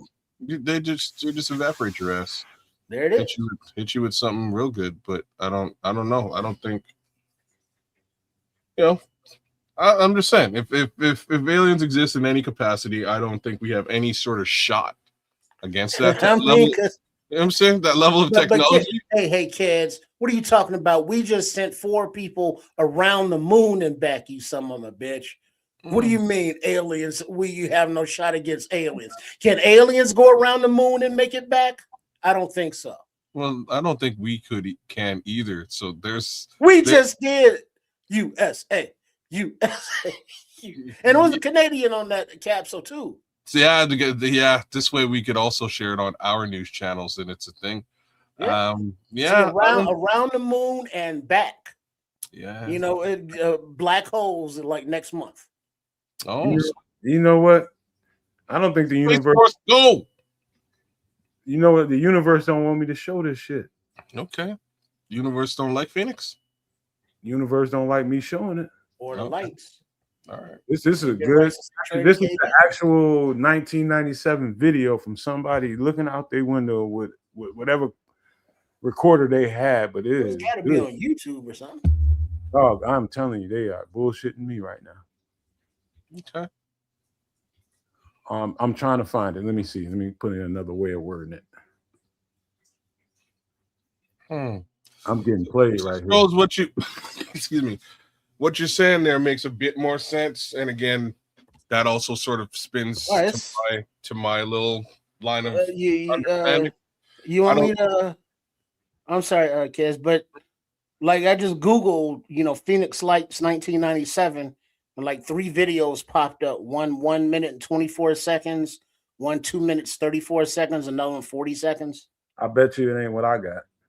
Okay. Right now, you ain't got nothing. I was just gonna say you ain't got shit right now, but we'll let you keep. I mean, but there's a plethora of Phoenix. It's got to be the right thing that doesn't have music in it, all that kind of shit. Oh, yeah, you got to pre-watch all that. Unless you know what it is and narrate and just mute it all. I was just gonna say you can just mute. Well, but then, we won't know what the hell's happening unless we just see the lights. Well, he will have to narrate. Well, he ain't seen the video. He don't know. Oh, good point. That is fair. Yeah, Scrolls. I don't think aliens exist. I think there's probably dimensional demons, dimensional entities, if you will. That being the case, sure, they could travel through space and time through a portal and wind up kicking it right here, live and direct in Antarctica. Build up their own little. I think I found it, y'all. Okay. All right. Hold on. Let me pull it up. They can come back to this time period, pick up some stuff they ain't got in the future, and take it back with them. Well, maybe they don't. Maybe they just stayed here, and they have their own little spot going on in underneath the sea, under the sea, or. All right, man. Tighten your ass up now. Hold on. Oh, sorry. Okay. All right. Well, all right. I see some lights. Lights. Hold on, bro. How do I open the screen up? That little arrow right below that where the cursor is. Right where it says DT. What? Up a little bit. Right where it says DT. Yeah, there you go. All right. Can somebody put it in full screen? I got you. Give me a second. And then mute it if you need it. All right, you tell me what it is. No music.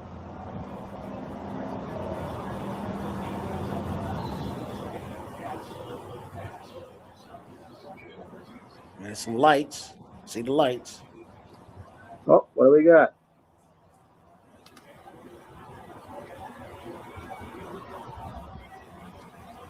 Hey, Sue.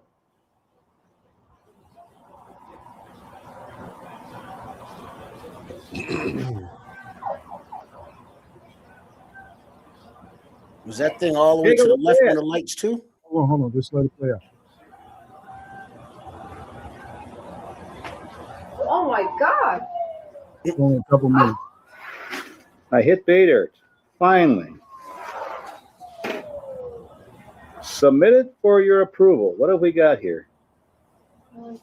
This is South Mountain. That's the city in front of us.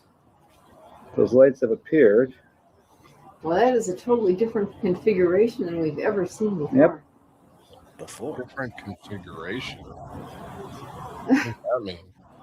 I'm sitting over here saying to myself, I got the camera. Oh, now that one went out to the That one went off to the left, to the east. to the east.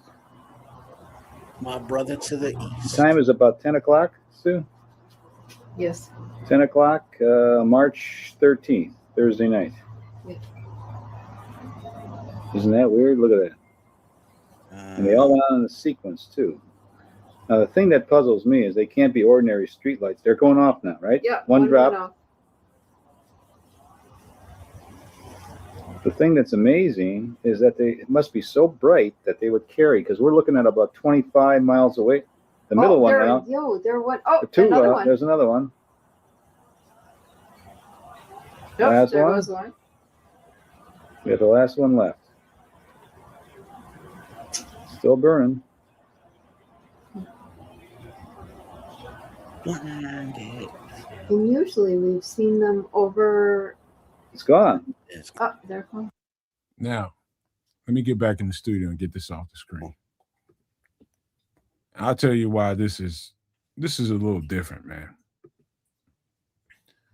Not only did that thing appear in Phoenix, Arizona, middle of the night, just lit up, making no noise whatsoever, just came hovering over the city. Now, there's people out there with that videoed this and swear that they could see a shape, and they describe a boomerang shape consistently. This thing not only appeared in Phoenix, Arizona, it flew from Nevada, it went to Phoenix, and I don't remember exactly what sequence it went in, but it flew somewhere else, went down to Mexico, and then ended up, I think, off the radar. We imagine it just went back up to Nevada, that direction, but it went 300 miles of note, making zero noise. And people consistently, whether they were in Mexico, whether they were in Nevada or the other place that I can't remember right now, all described the same thing. The exact same thing. Now, I know y'all want to debunk this and say, hey, you know what, this could be some United States technology. It could be. But it's none of anybody's knowledge that can make no propulsion noise. Well, did we see it move? It came and it hovered. This is when people started recording it. It's not like everybody expected it to come. Well, I think he kind of did, because the way he was talking, he's been recording there before, because he said this is the best one I've gotten so far. That's because he called the whole ball and chain over to be like, check it out, honey, I'm not crazy, right? And she was like, okay, I see you. And then we saw the lights, and it was just kind of like light on, light off. And it was like, what is it? We don't know. And it was like, okay, there's some lights. I give him that. It's lights over Phoenix. And they apparently were people that did this, and they were prepared. They obviously had something set up and had been seeing stuff previously. Yeah. It's a lot of activity out west, man. And for whatever reason that is, I think it has a lot to do with all the bases and stuff that's going on in Nevada. And for the people that would like to debunk that, I think that's a good, valid argument. A lot of the people that say the re-engineering of maybe alien technology could be happening there in Nevada, and Phoenix is a likely place that some of this shit might show up at out west. That's the way. I mean, that's the logical excuse I can give this. Yeah, I can't give logical excuses. I don't fucking know. I saw some lights. They kind of faded in or faded on and then went off. And it was like, hey, is that one way over there? And it was. And it was like it didn't move, it didn't do anything. Nobody was on the ground shooting at them. I don't know. It's not the. Go ahead, kids. I don't know, man. I don't. You know me, man. I don't necessarily like what we're looking at there is super vague. It's just some lights in the sky. I've seen stuff like this in my own lifetime. It's crazy to like for me to be the skeptical one and say that I've actually seen stuff like this. But it was very easily debunked in real time. It took me 24 hours to have it debunked, and that was about it. But so for me, I was out on my porch with two friends of mine. We are smashed. Imagine that. And we look up over the horizon, and there is just a bunch of lights in the sky. And they hung there and stood there, and they were there until they disappeared, very similar to what we're looking at. Turns out they were Chinese sky lanterns. I don't know if you guys are familiar. Yeah, I love those things. Yeah, they're super cool. You fly them up into the sky, they turn into lights until they burn out, and eventually oxygen. When the oxygen is thin in the sky, they dissipate. And yeah, but they don't stand still in formation. They can. Depends on when you've launched them, and depends on how fast they're going, and especially if you're looking from a distance, you're not really going to notice them rising, and they're going to stop rising once they reach that thinner part of the atmosphere until the fire burns out. So it could easily be something in this vein, similar. You know what I mean? That's easily explainable. But wouldn't they have to rise to see it instead? Because like these kind of faded on when they were up there. It wasn't like they saw them going up. But this is what I'm saying. Like they could have been up. They could have rose up before the guy got his camera, and then what's going on over there? And now he's seen them sort of. Well, that's easily explainable if it only happened for 5 minutes only in the city of Phoenix. This thing was seen in multiple places. Yeah, went down for a long time. Maybe it was Chinese New Year. So you can't just brush March. it off. What was the date? Okay, this is just somebody pulling some. This is 1997. No, Chinese New Year. What the date of Chinese New Year? 97. I'm not sure, but I'm just saying if it was, maybe this is something that they were lighting up in multiple cities, and you would have the same effect in multiple cities. No, I think it's anytime this many people see something, and in multiple places, there was definitely something going on. What that something that was going on was, it's up for debate, and it's still up for debate. It's people it's a world out there that believes this is a reverse engineered United States technology that they were just floating out there to see how people will react to it. That's the baseline reaction to it. But then there's other people that think otherwise because of not having the propulsion, showing up in so many different places so fast, all that kind of stuff. It's relevant. It's not the biggest UFO story in the world for nothing. And when you have that many people see this thing, it's not like a one-off where you only had a few handful of yahoos that sees this shit. A lot of people seen it and recorded it. Chinese New Year was February 7th in 1997. Okay. Just putting it out there, take it for what it's worth. We're not here to convince nobody one way or the other. I'm just saying that that's one way to debunk it. Another one, and this probably makes a bit more sense as well. Stuff like that could just be drones, right?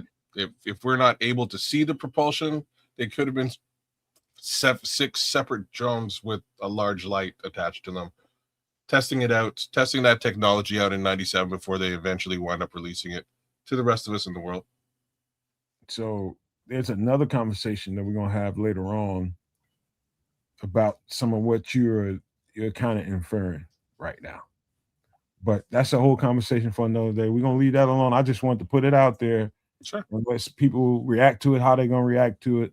It's the biggest one that we've ever had that It's only that big because it was seen in so many different places and so many people recorded it. It's just all over the place, man. And so put that out there. We got one more thing to talk about. And first we got to do this.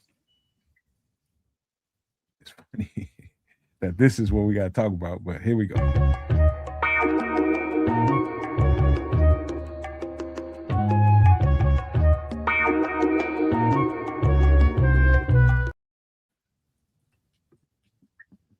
I know y'all seen this movie. Yeah, it's all right. Yeah, it was cool.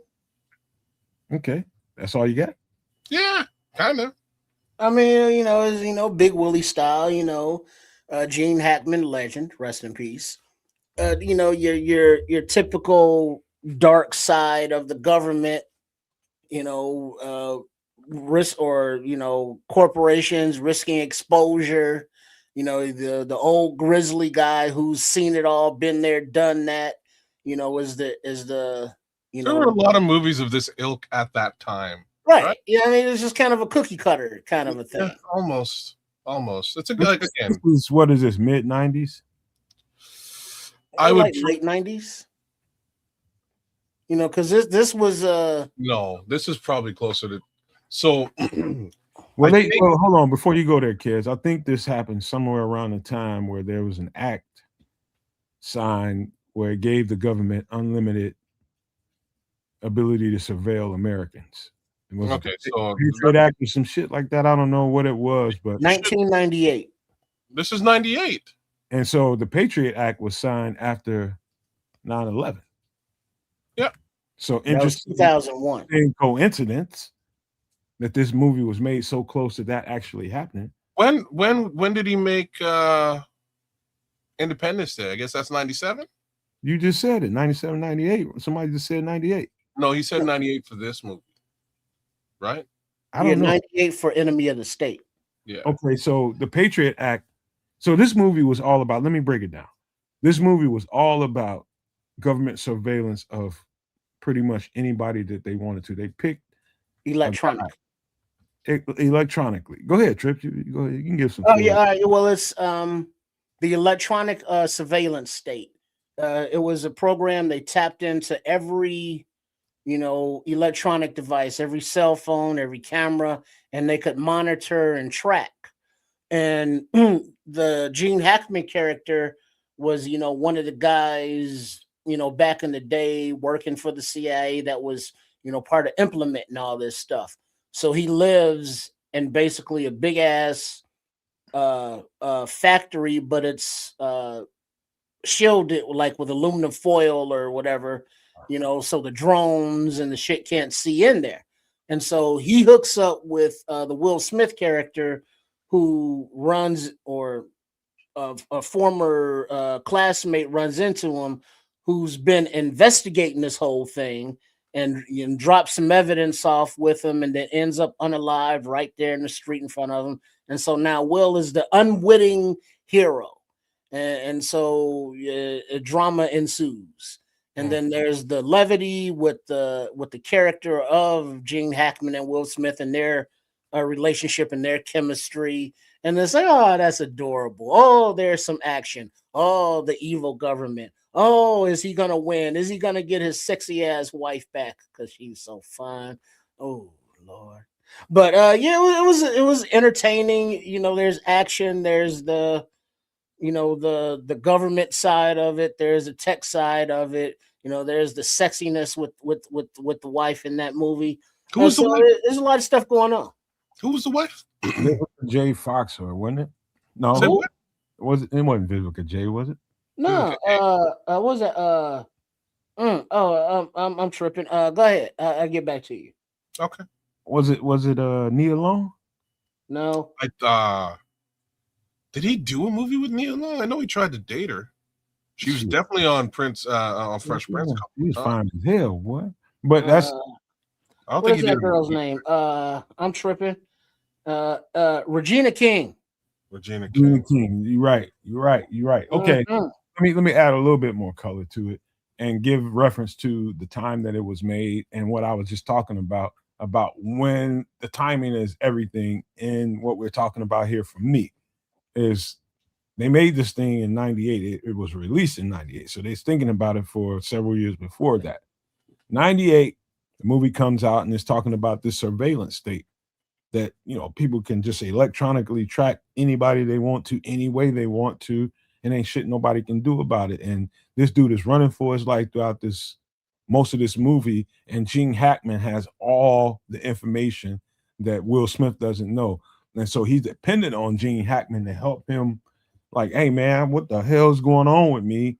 Why is this happening to me? And Gene Hackman is just like, dog, there's shit going on that's beyond your comprehension right now. And I'm telling you right now, this is what you're gonna have to do. Kind of thing that was going on in this movie. And his family had been infiltrated, his home had been infiltrated with cameras and all this different kind of stuff.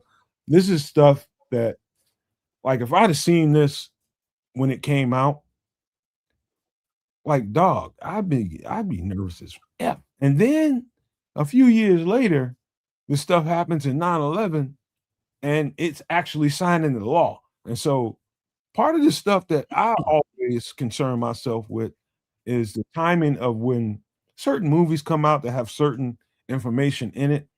I always thought of it as this is a particular kind of movie that I think of it this way. It's a precursor to what's about to happen. You know, it'll be a bunch of people that'll be like, all right, man, you're carrying it a little too far. That's just how I think of it. And I think this is definitely one of those movies, because you know what? The same people that probably made this movie probably pushed the legislation for it to happen. You know that, and it also is an illustration of, you know, the government aspect of it. It's not that the quote unquote entire government was behind the surveillance state or, you know, these issues. It was a high ranking person within the government utilizing the governmental resources. So it was a government, but it wasn't. You know, but either way, it was, you know, your David versus Goliath, except in this case, the Goliath had black helicopters at night. But part of the realism that it showed intra government wide use of resources and personnel was that they didn't know it was real. You know, they fell back on, oh, we're just training for something. What are you training for? That's not the point. But the point is, we were ordered by the government to do some shit, but we weren't in on the shit, even though we was doing shit. We was just ordered to. But that opens to the case to, you know, since there have been governments, people have been saying, well, the government is against this, or doing conspiracies with that, or doing surveillance states this way. And it's like, yeah, but no. And so part of the government, yeah, but the entire government, no. So this is just a further illustration of that, because the government, the people that were doing all this stuff, were still trying to cover their tracks because they were doing illegal shit still. But to Nomad's point, the things that were illegal back then, surveillance statewide, are just kind of written into the law, you know, now surveillance statewide. And everybody that has a cell phone or a smart TV or any kind of, you know, those devices, you know, there's a reason that when we have a conversation privately, the next time we see ads, it's about shit that we've been talking about, because all of this stuff is already in place to some form or fashion, but it's becoming more of a 1984 loudspeaker situation, you know, day by day. Well, what they did is they privatized it, right? Yeah.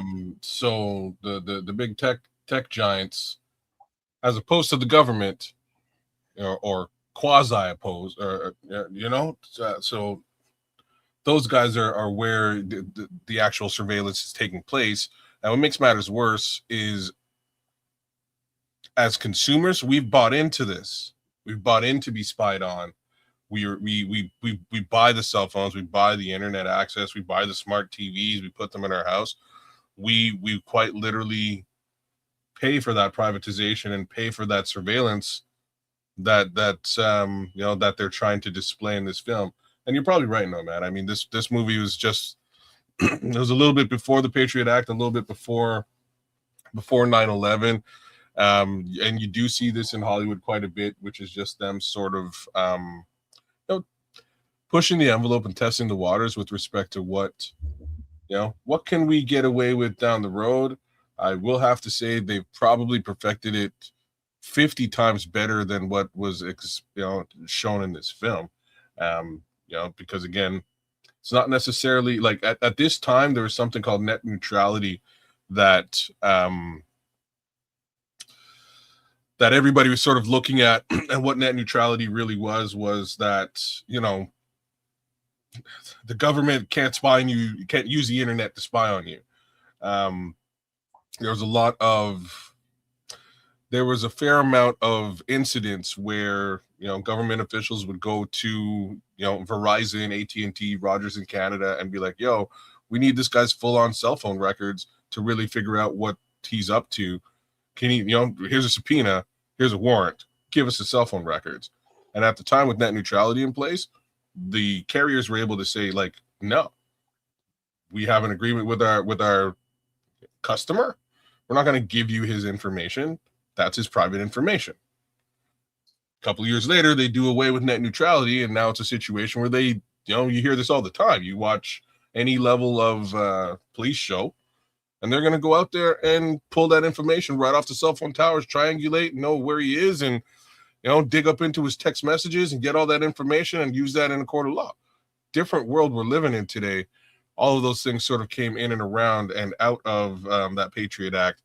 And then, as stated, they then pushed a lot of the surveillance case scenario out to the tech companies. And this is why some theorists out there say that, the Metas of the world, the Elon Musks of the world, the Amazons of the world were guys who simply just found a way to gain access to DARPA technology, right? Like the DARPA created the internet. That's where it came from. DARPA is it's a governmental program. Really, the internet was initially used for communications between government agencies. It's really what it was about. Once you kind of figure out how to utilize it and then expand it and do different things within that system, you can control it. But if you don't want to look like you're controlling it, you give it away to other people to make billions of dollars and blame them for the modicum of control that's being exacted.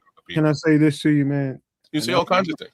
I'm gonna go down a rabbit hole and simplify it even more. And I'm gonna tell you this. It's one thing to know how a government can work, whether it be in the United States, whether it be in Canada or the Netherlands or any other place in the world. Government structures are set to function this way or that way, right? There's one thing to know that. There's another thing to know who are at the levers of those governments. And they can be just nameplates on an office door, just figureheads. And there's another layer to know who has a hand up the back of those individual people. This movie particularly kind of set in motion my mind state of figuring out other things and learning how, why certain things are the way they are, why Hollywood can be used as a pacifier or a conditioning tool. And this movie to me was a conditioning tool. Hollywood used it that way because there are certain people of a certain ilk who run Hollywood. And I'm not saying that everybody in Hollywood are bad people. I'm telling you the decision makers that, make these massively produced, big funded movies are absolutely corrupt and evil. Most of them, majority of them. I think there's always a mixture of some good and evil in any construct, any of it. But the real heavy-handed big hitters are really, really evil. And they know what they plan on doing. This movie was a precursor to an event that needed to take place here in the United States, the big difference maker. An event needed to take place here in order to enact this certain conditioning to a movie called The Enemy of the State. Cause, reaction, cause, effect. That's where we're going. And so there's people that are not necessarily localized here in the United States, maybe probably partial American citizens. A lot of them live in Israel. How about that? That are running all that money and are running legislation here. And they can have the hand up the back of people in Hollywood and produce a movie like this a few years before they actually pull that shit off. Use this movie as a conditioning tool and get laws enacted because of an event and put this into reality. That's how you got to do this, man. You can't, ain't no more damn putting on boxing gloves no more. Take them motherfuckers off. Hit them right in the mouth. That's where that's what's really happening here. Even in 1997, they had a plan. Evil ain't sleeping. It never will. Neither should you. Now, I'm not saying don't get no rest. I'm just talking about be relentless in your effort to expose what the truth really is. And the truth is condensed in a whole lot of money amongst a few people. Truth be told.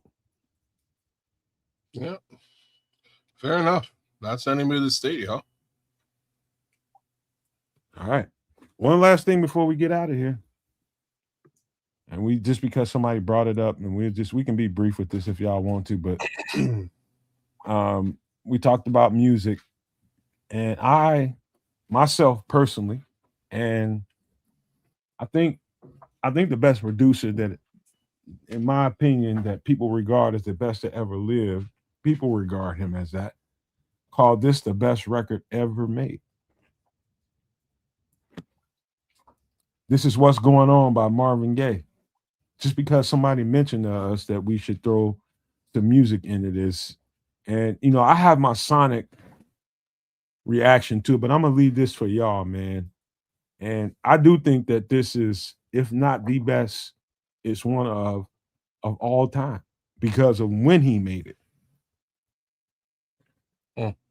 This was produced, somewhere around that reaction to the Vietnam War era, and that was past the Vietnam War era. And this when drugs were really, really hitting United States communities, and we're still feeling the ramifications of it right now. And Marvin was speaking to how everything was changing.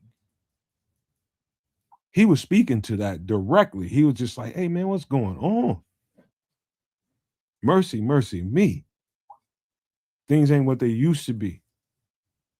All you have to do is listen to the lyrics and the sonic tone of what he was talking about. That's why people say this is the best record ever produced, or at least one of them. The drug epidemic that was placed in the communities, it didn't just happen out of thin air. People didn't go outside one day and damn drugs was growing out of the ground.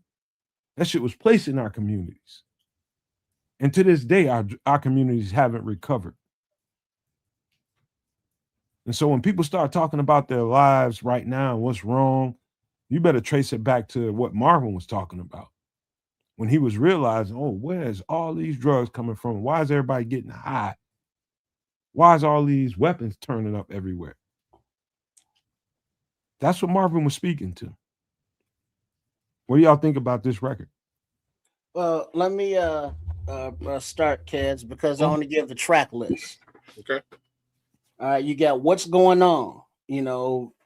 What's kind of along the lines of Imagine, but a state of the world. What the fuck is going on? What's happening, brother? My brother, what's going on? Flying high in the friendly sky. Save the children. We must save the children. God is love. Mercy, mercy me. Right on. Holy, holy. Inner city blues. Make me wanna holler. God is love. Sad tomorrows. and I say the track list to, give a sense of what he was talking about, because, the titles kind of broke down what the songs were about. He was about community, whether it be Black or American or human. He was about, upliftment of his people and poor people and those downtrodden. He was against, the war or conflict, actually, of Vietnam at the time and the things related to that. So he was a singer who had community at heart, and preaching, or not preaching, but singing about, the love of possibility in the world. And it's a shame what happened to him, but during that era, fight the power, the afros, and the when community was kind of a community still, he was the voice of that. And I grew up listening to the songs, and they had lyrics, verses where he would sing stuff that had actual meaning, and you would listen to it and go, okay, yeah, I hear you. And then the music, get you going, you get your vibe on. And they were smoking the reefers back then and chilling, so it was a whole thing. Got any Great. thoughts? Yeah. As a timepiece, this album is a great album. I've listened to this album on a couple of occasions. Definitely as a child. For me, as a child, listening to certain music, I was more somebody who would sort of lean towards whose musical style did I like the most, and then sort of resonate with them for reasons, for my own personal reasons, right? As a kid, what I'm saying is I didn't particularly like Marvin Gaye or his music. Some of his songs were all right for me, but as an adult, later on, listening to this album in retrospect is a much more powerful album. In about 1997, I believe. No, yeah, 97, 98. I spent the year. I kind of dedicated the year to go back and start to listen to all of the those folks who died at 23 years old, those martyred singers, right? And Marvin is one of them. He was probably older than 23, but in any event, he was one of those guys that I decided to spend a little bit of extra time with. In doing so, I got new appreciation for this album. I really like it. Again, he's as a timepiece, he's really speaking to what was going on, like, quote unquote, during that specific time in America. And it kind of bleeds out of his music. The other piece that bleeds out of his music in a major way is his connection to the church. If I'm correct, his father was a pastor. I believe his father was a pastor, and that's part of the whole situation that led to his unfortunate early demise. But some of those tracks are very specific to his belief in God in some capacity. So it's a pretty cool album. Again, a little bit different in my opinion than some of the other stuff that I like. During that time, my favorite singer was Al Green, and you couldn't get me off of listening to more and more and more Al Green. But also heavily connected to the church. Very much so. His father was also a pastor. That being said, that was sort of my go-to singer of note at the time. But I do have to say that Al Green wasn't necessarily talking about the time. He wasn't necessarily connected. Like, from an album perspective, this album very specifically is talking about the war, the community, how it's affected how the war has affected the community, how drugs has affected the community. So again, appreciate this album. It's a super solid product, especially as a one-off album. And it's really unfortunate we didn't get the opportunity to get more music from Marvin Gaye. I'm going to say this, and I appreciate both of y'all's thoughts on this. I'm going to take it somewhere else, man, because how I've analyzed this record in a way, because I produce music, and not to make me any different than either one of y'all. It's just the way my ears hear things, and the way I guess the way my mind works. I saw it in a way that, and I've looked at interviews, people talking about Marvin and what was going on with him. He was definitely dealing with some substance issues at the time. He dealt with that to the end of his life. And not that has anything to do with what I'm about to say, but just to put that out there. He was a very thoughtful man and talented too, man. I didn't find out until 2-3 weeks ago that he was one of the main drummers on a lot of the Motown hits. I didn't know. I knew he can play the keys, but I didn't know he was a drummer as well. So he was like I guess you can call him kind of a music savant. If you can do both of those things, two different things, two different instruments, man, it takes a certain amount of understanding to do either one of those things. And that's that. He was at a time when he was having a break from Motown. And so Motown birthed Marvin Gaye. Motown birthed a lot of guys during that time, and ladies. And he didn't like the direction that Motown was going as far as he was as a product, Marvin Gaye. They wanted him to do a lot more of the Motown sounding records. And he's just like, no, man, that ain't where I'm at. I'm thinking about something else. And Barry Gordy was trying to convince him, hey, Marvin, man, ain't nobody trying to hear nothing about all that old, that old war stuff and how you feel about that and all this personal stuff. We want you to do Motown has a lane, and we get paid off of Motown sound. Keep doing that, speak to that. And he was just like, man, get on with that. I'm finna do my thing. So he set up a studio. He bought a studio right across the street, literally, from Motown Records, where they producing all their records, and he did his record. He did it partially there. He did it, and he went to other parts of the world. I think he spent a lot of time in Europe and did a lot of stuff over there too. But some of his, some of the production and some of the people he got involved in his record, it was kind of here, it was kind of there. He moved around and got inspiration from a lot of different places. And what came of that record, it wasn't just, how, he was connected to the church and anything like that. And I think he was making a break from that connection that he had with the church and his father. And he had lived that life his entire existence. And he wanted to do something that wasn't necessarily that.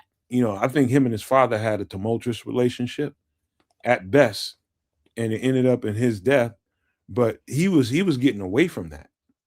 And he wanted to get more and more open in the music that he was making. Like, Got to Give It Up. That record right there was probably the biggest break from what his father known him to be and what he was raised to be. It was all about partying, having a good time. And that's just like, hold on, Marvin, you weren't raised like that. So that was like the biggest FU to his dad, that record right there, but probably one of the best records he ever produced. And so I'll say all that to say this. Why I think this is one of the more important records, if not one of the best records that ever was made, is because the timing, of course, and I'm relating it to an era that really changed Black society, and that was the drug era, man. The era, the war on drugs, kind of started post the what's going on era. Marvin was seeing it happening in the communities and seeing the change in the people, their behavior, their actions. It was really starting to mess up things, and he was concerned. So when I hear that this record, whenever I hear it, I listen to it sonically and I listen to it lyrically. And he's just reporting as a reporter of what he's seeing in the streets. Things are changing and it's not good. That's what that record said to me. Yeah. Yeah, it says a lot, and it was musically a slapper, not only a thinker. But I remember the scuttlebutt at the time, being a person of a certain age, kids. Mentioned aforementioned PJ old, but it was not only the drugs and his partying, but it was because of rumors that he was partaking in activities of his last name that his daddy really had a problem with. Yep. We ain't got to do all that. But that's just personal life.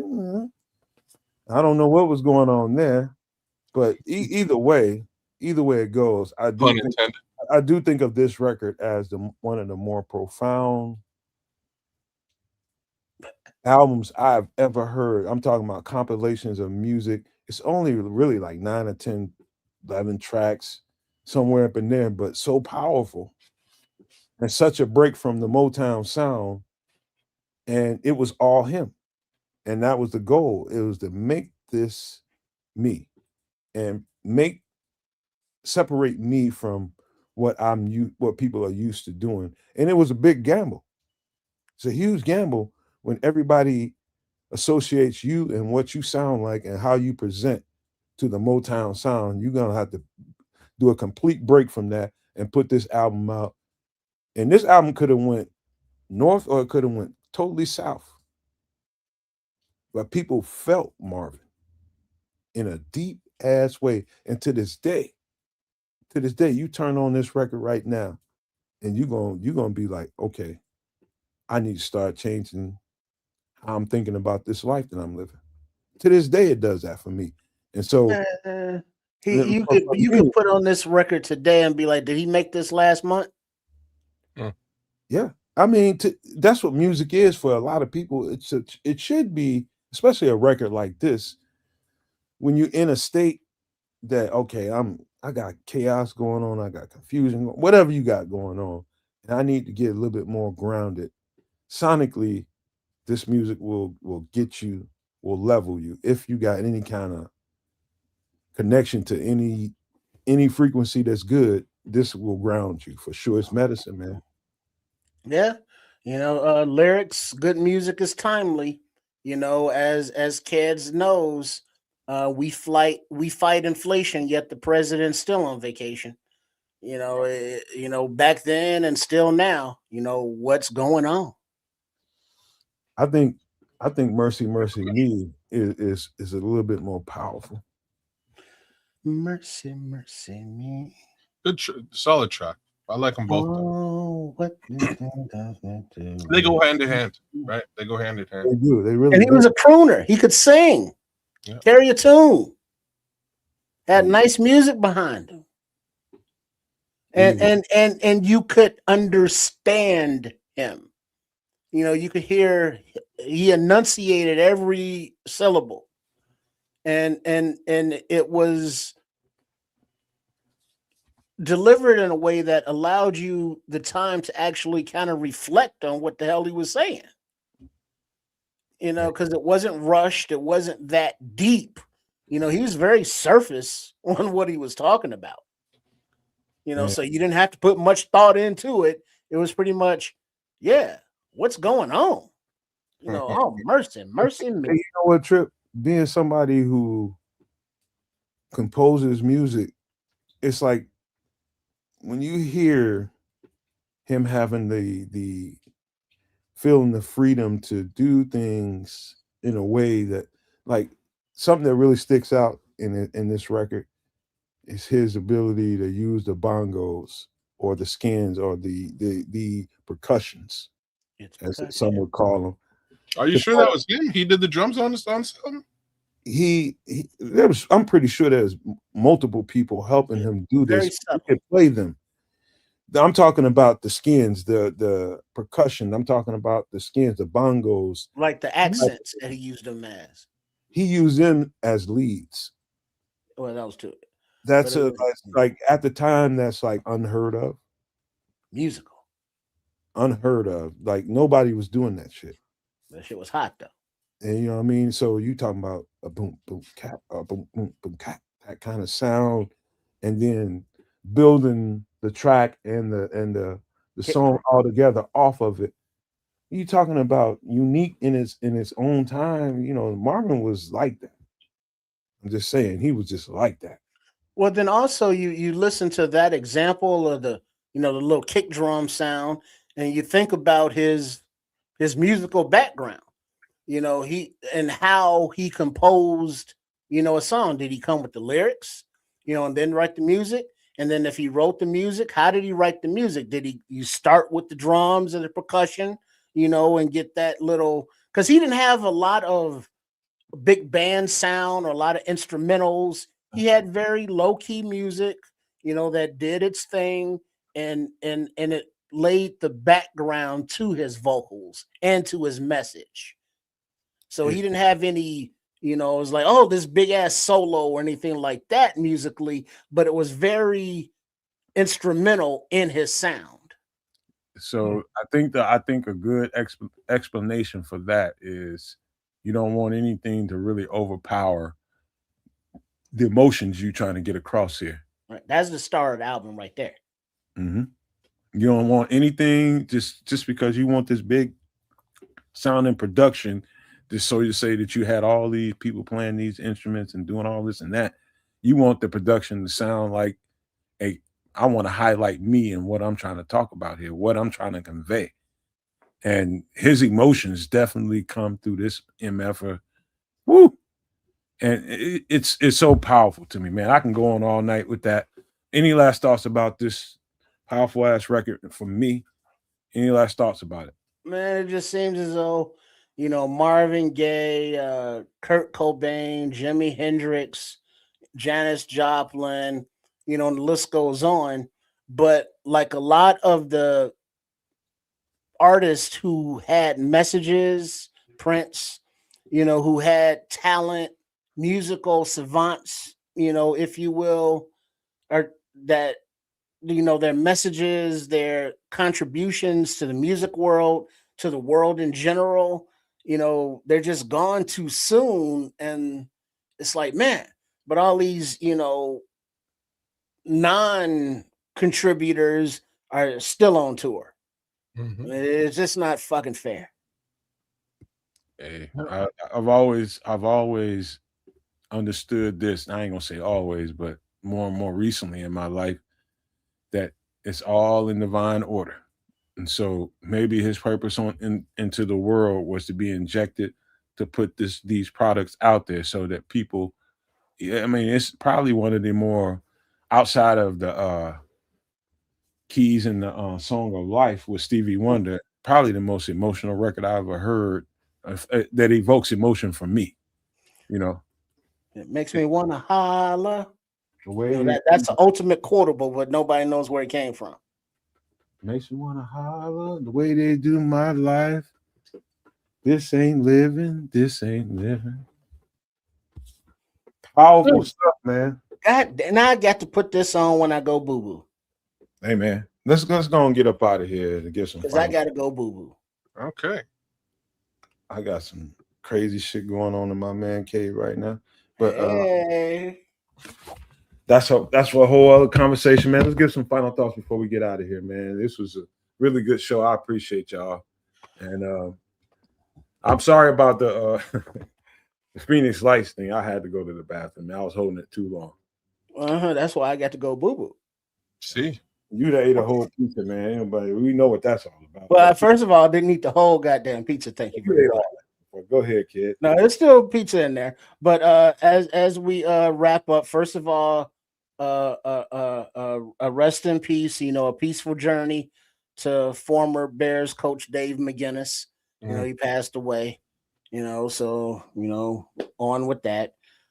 Big up to everybody for tuning in, whatever channel you may be on, as there are 3 concurrently streaming platforms going on: Nomad Network, Kids a Canuck, and Sports Chicago Style, RRSCS.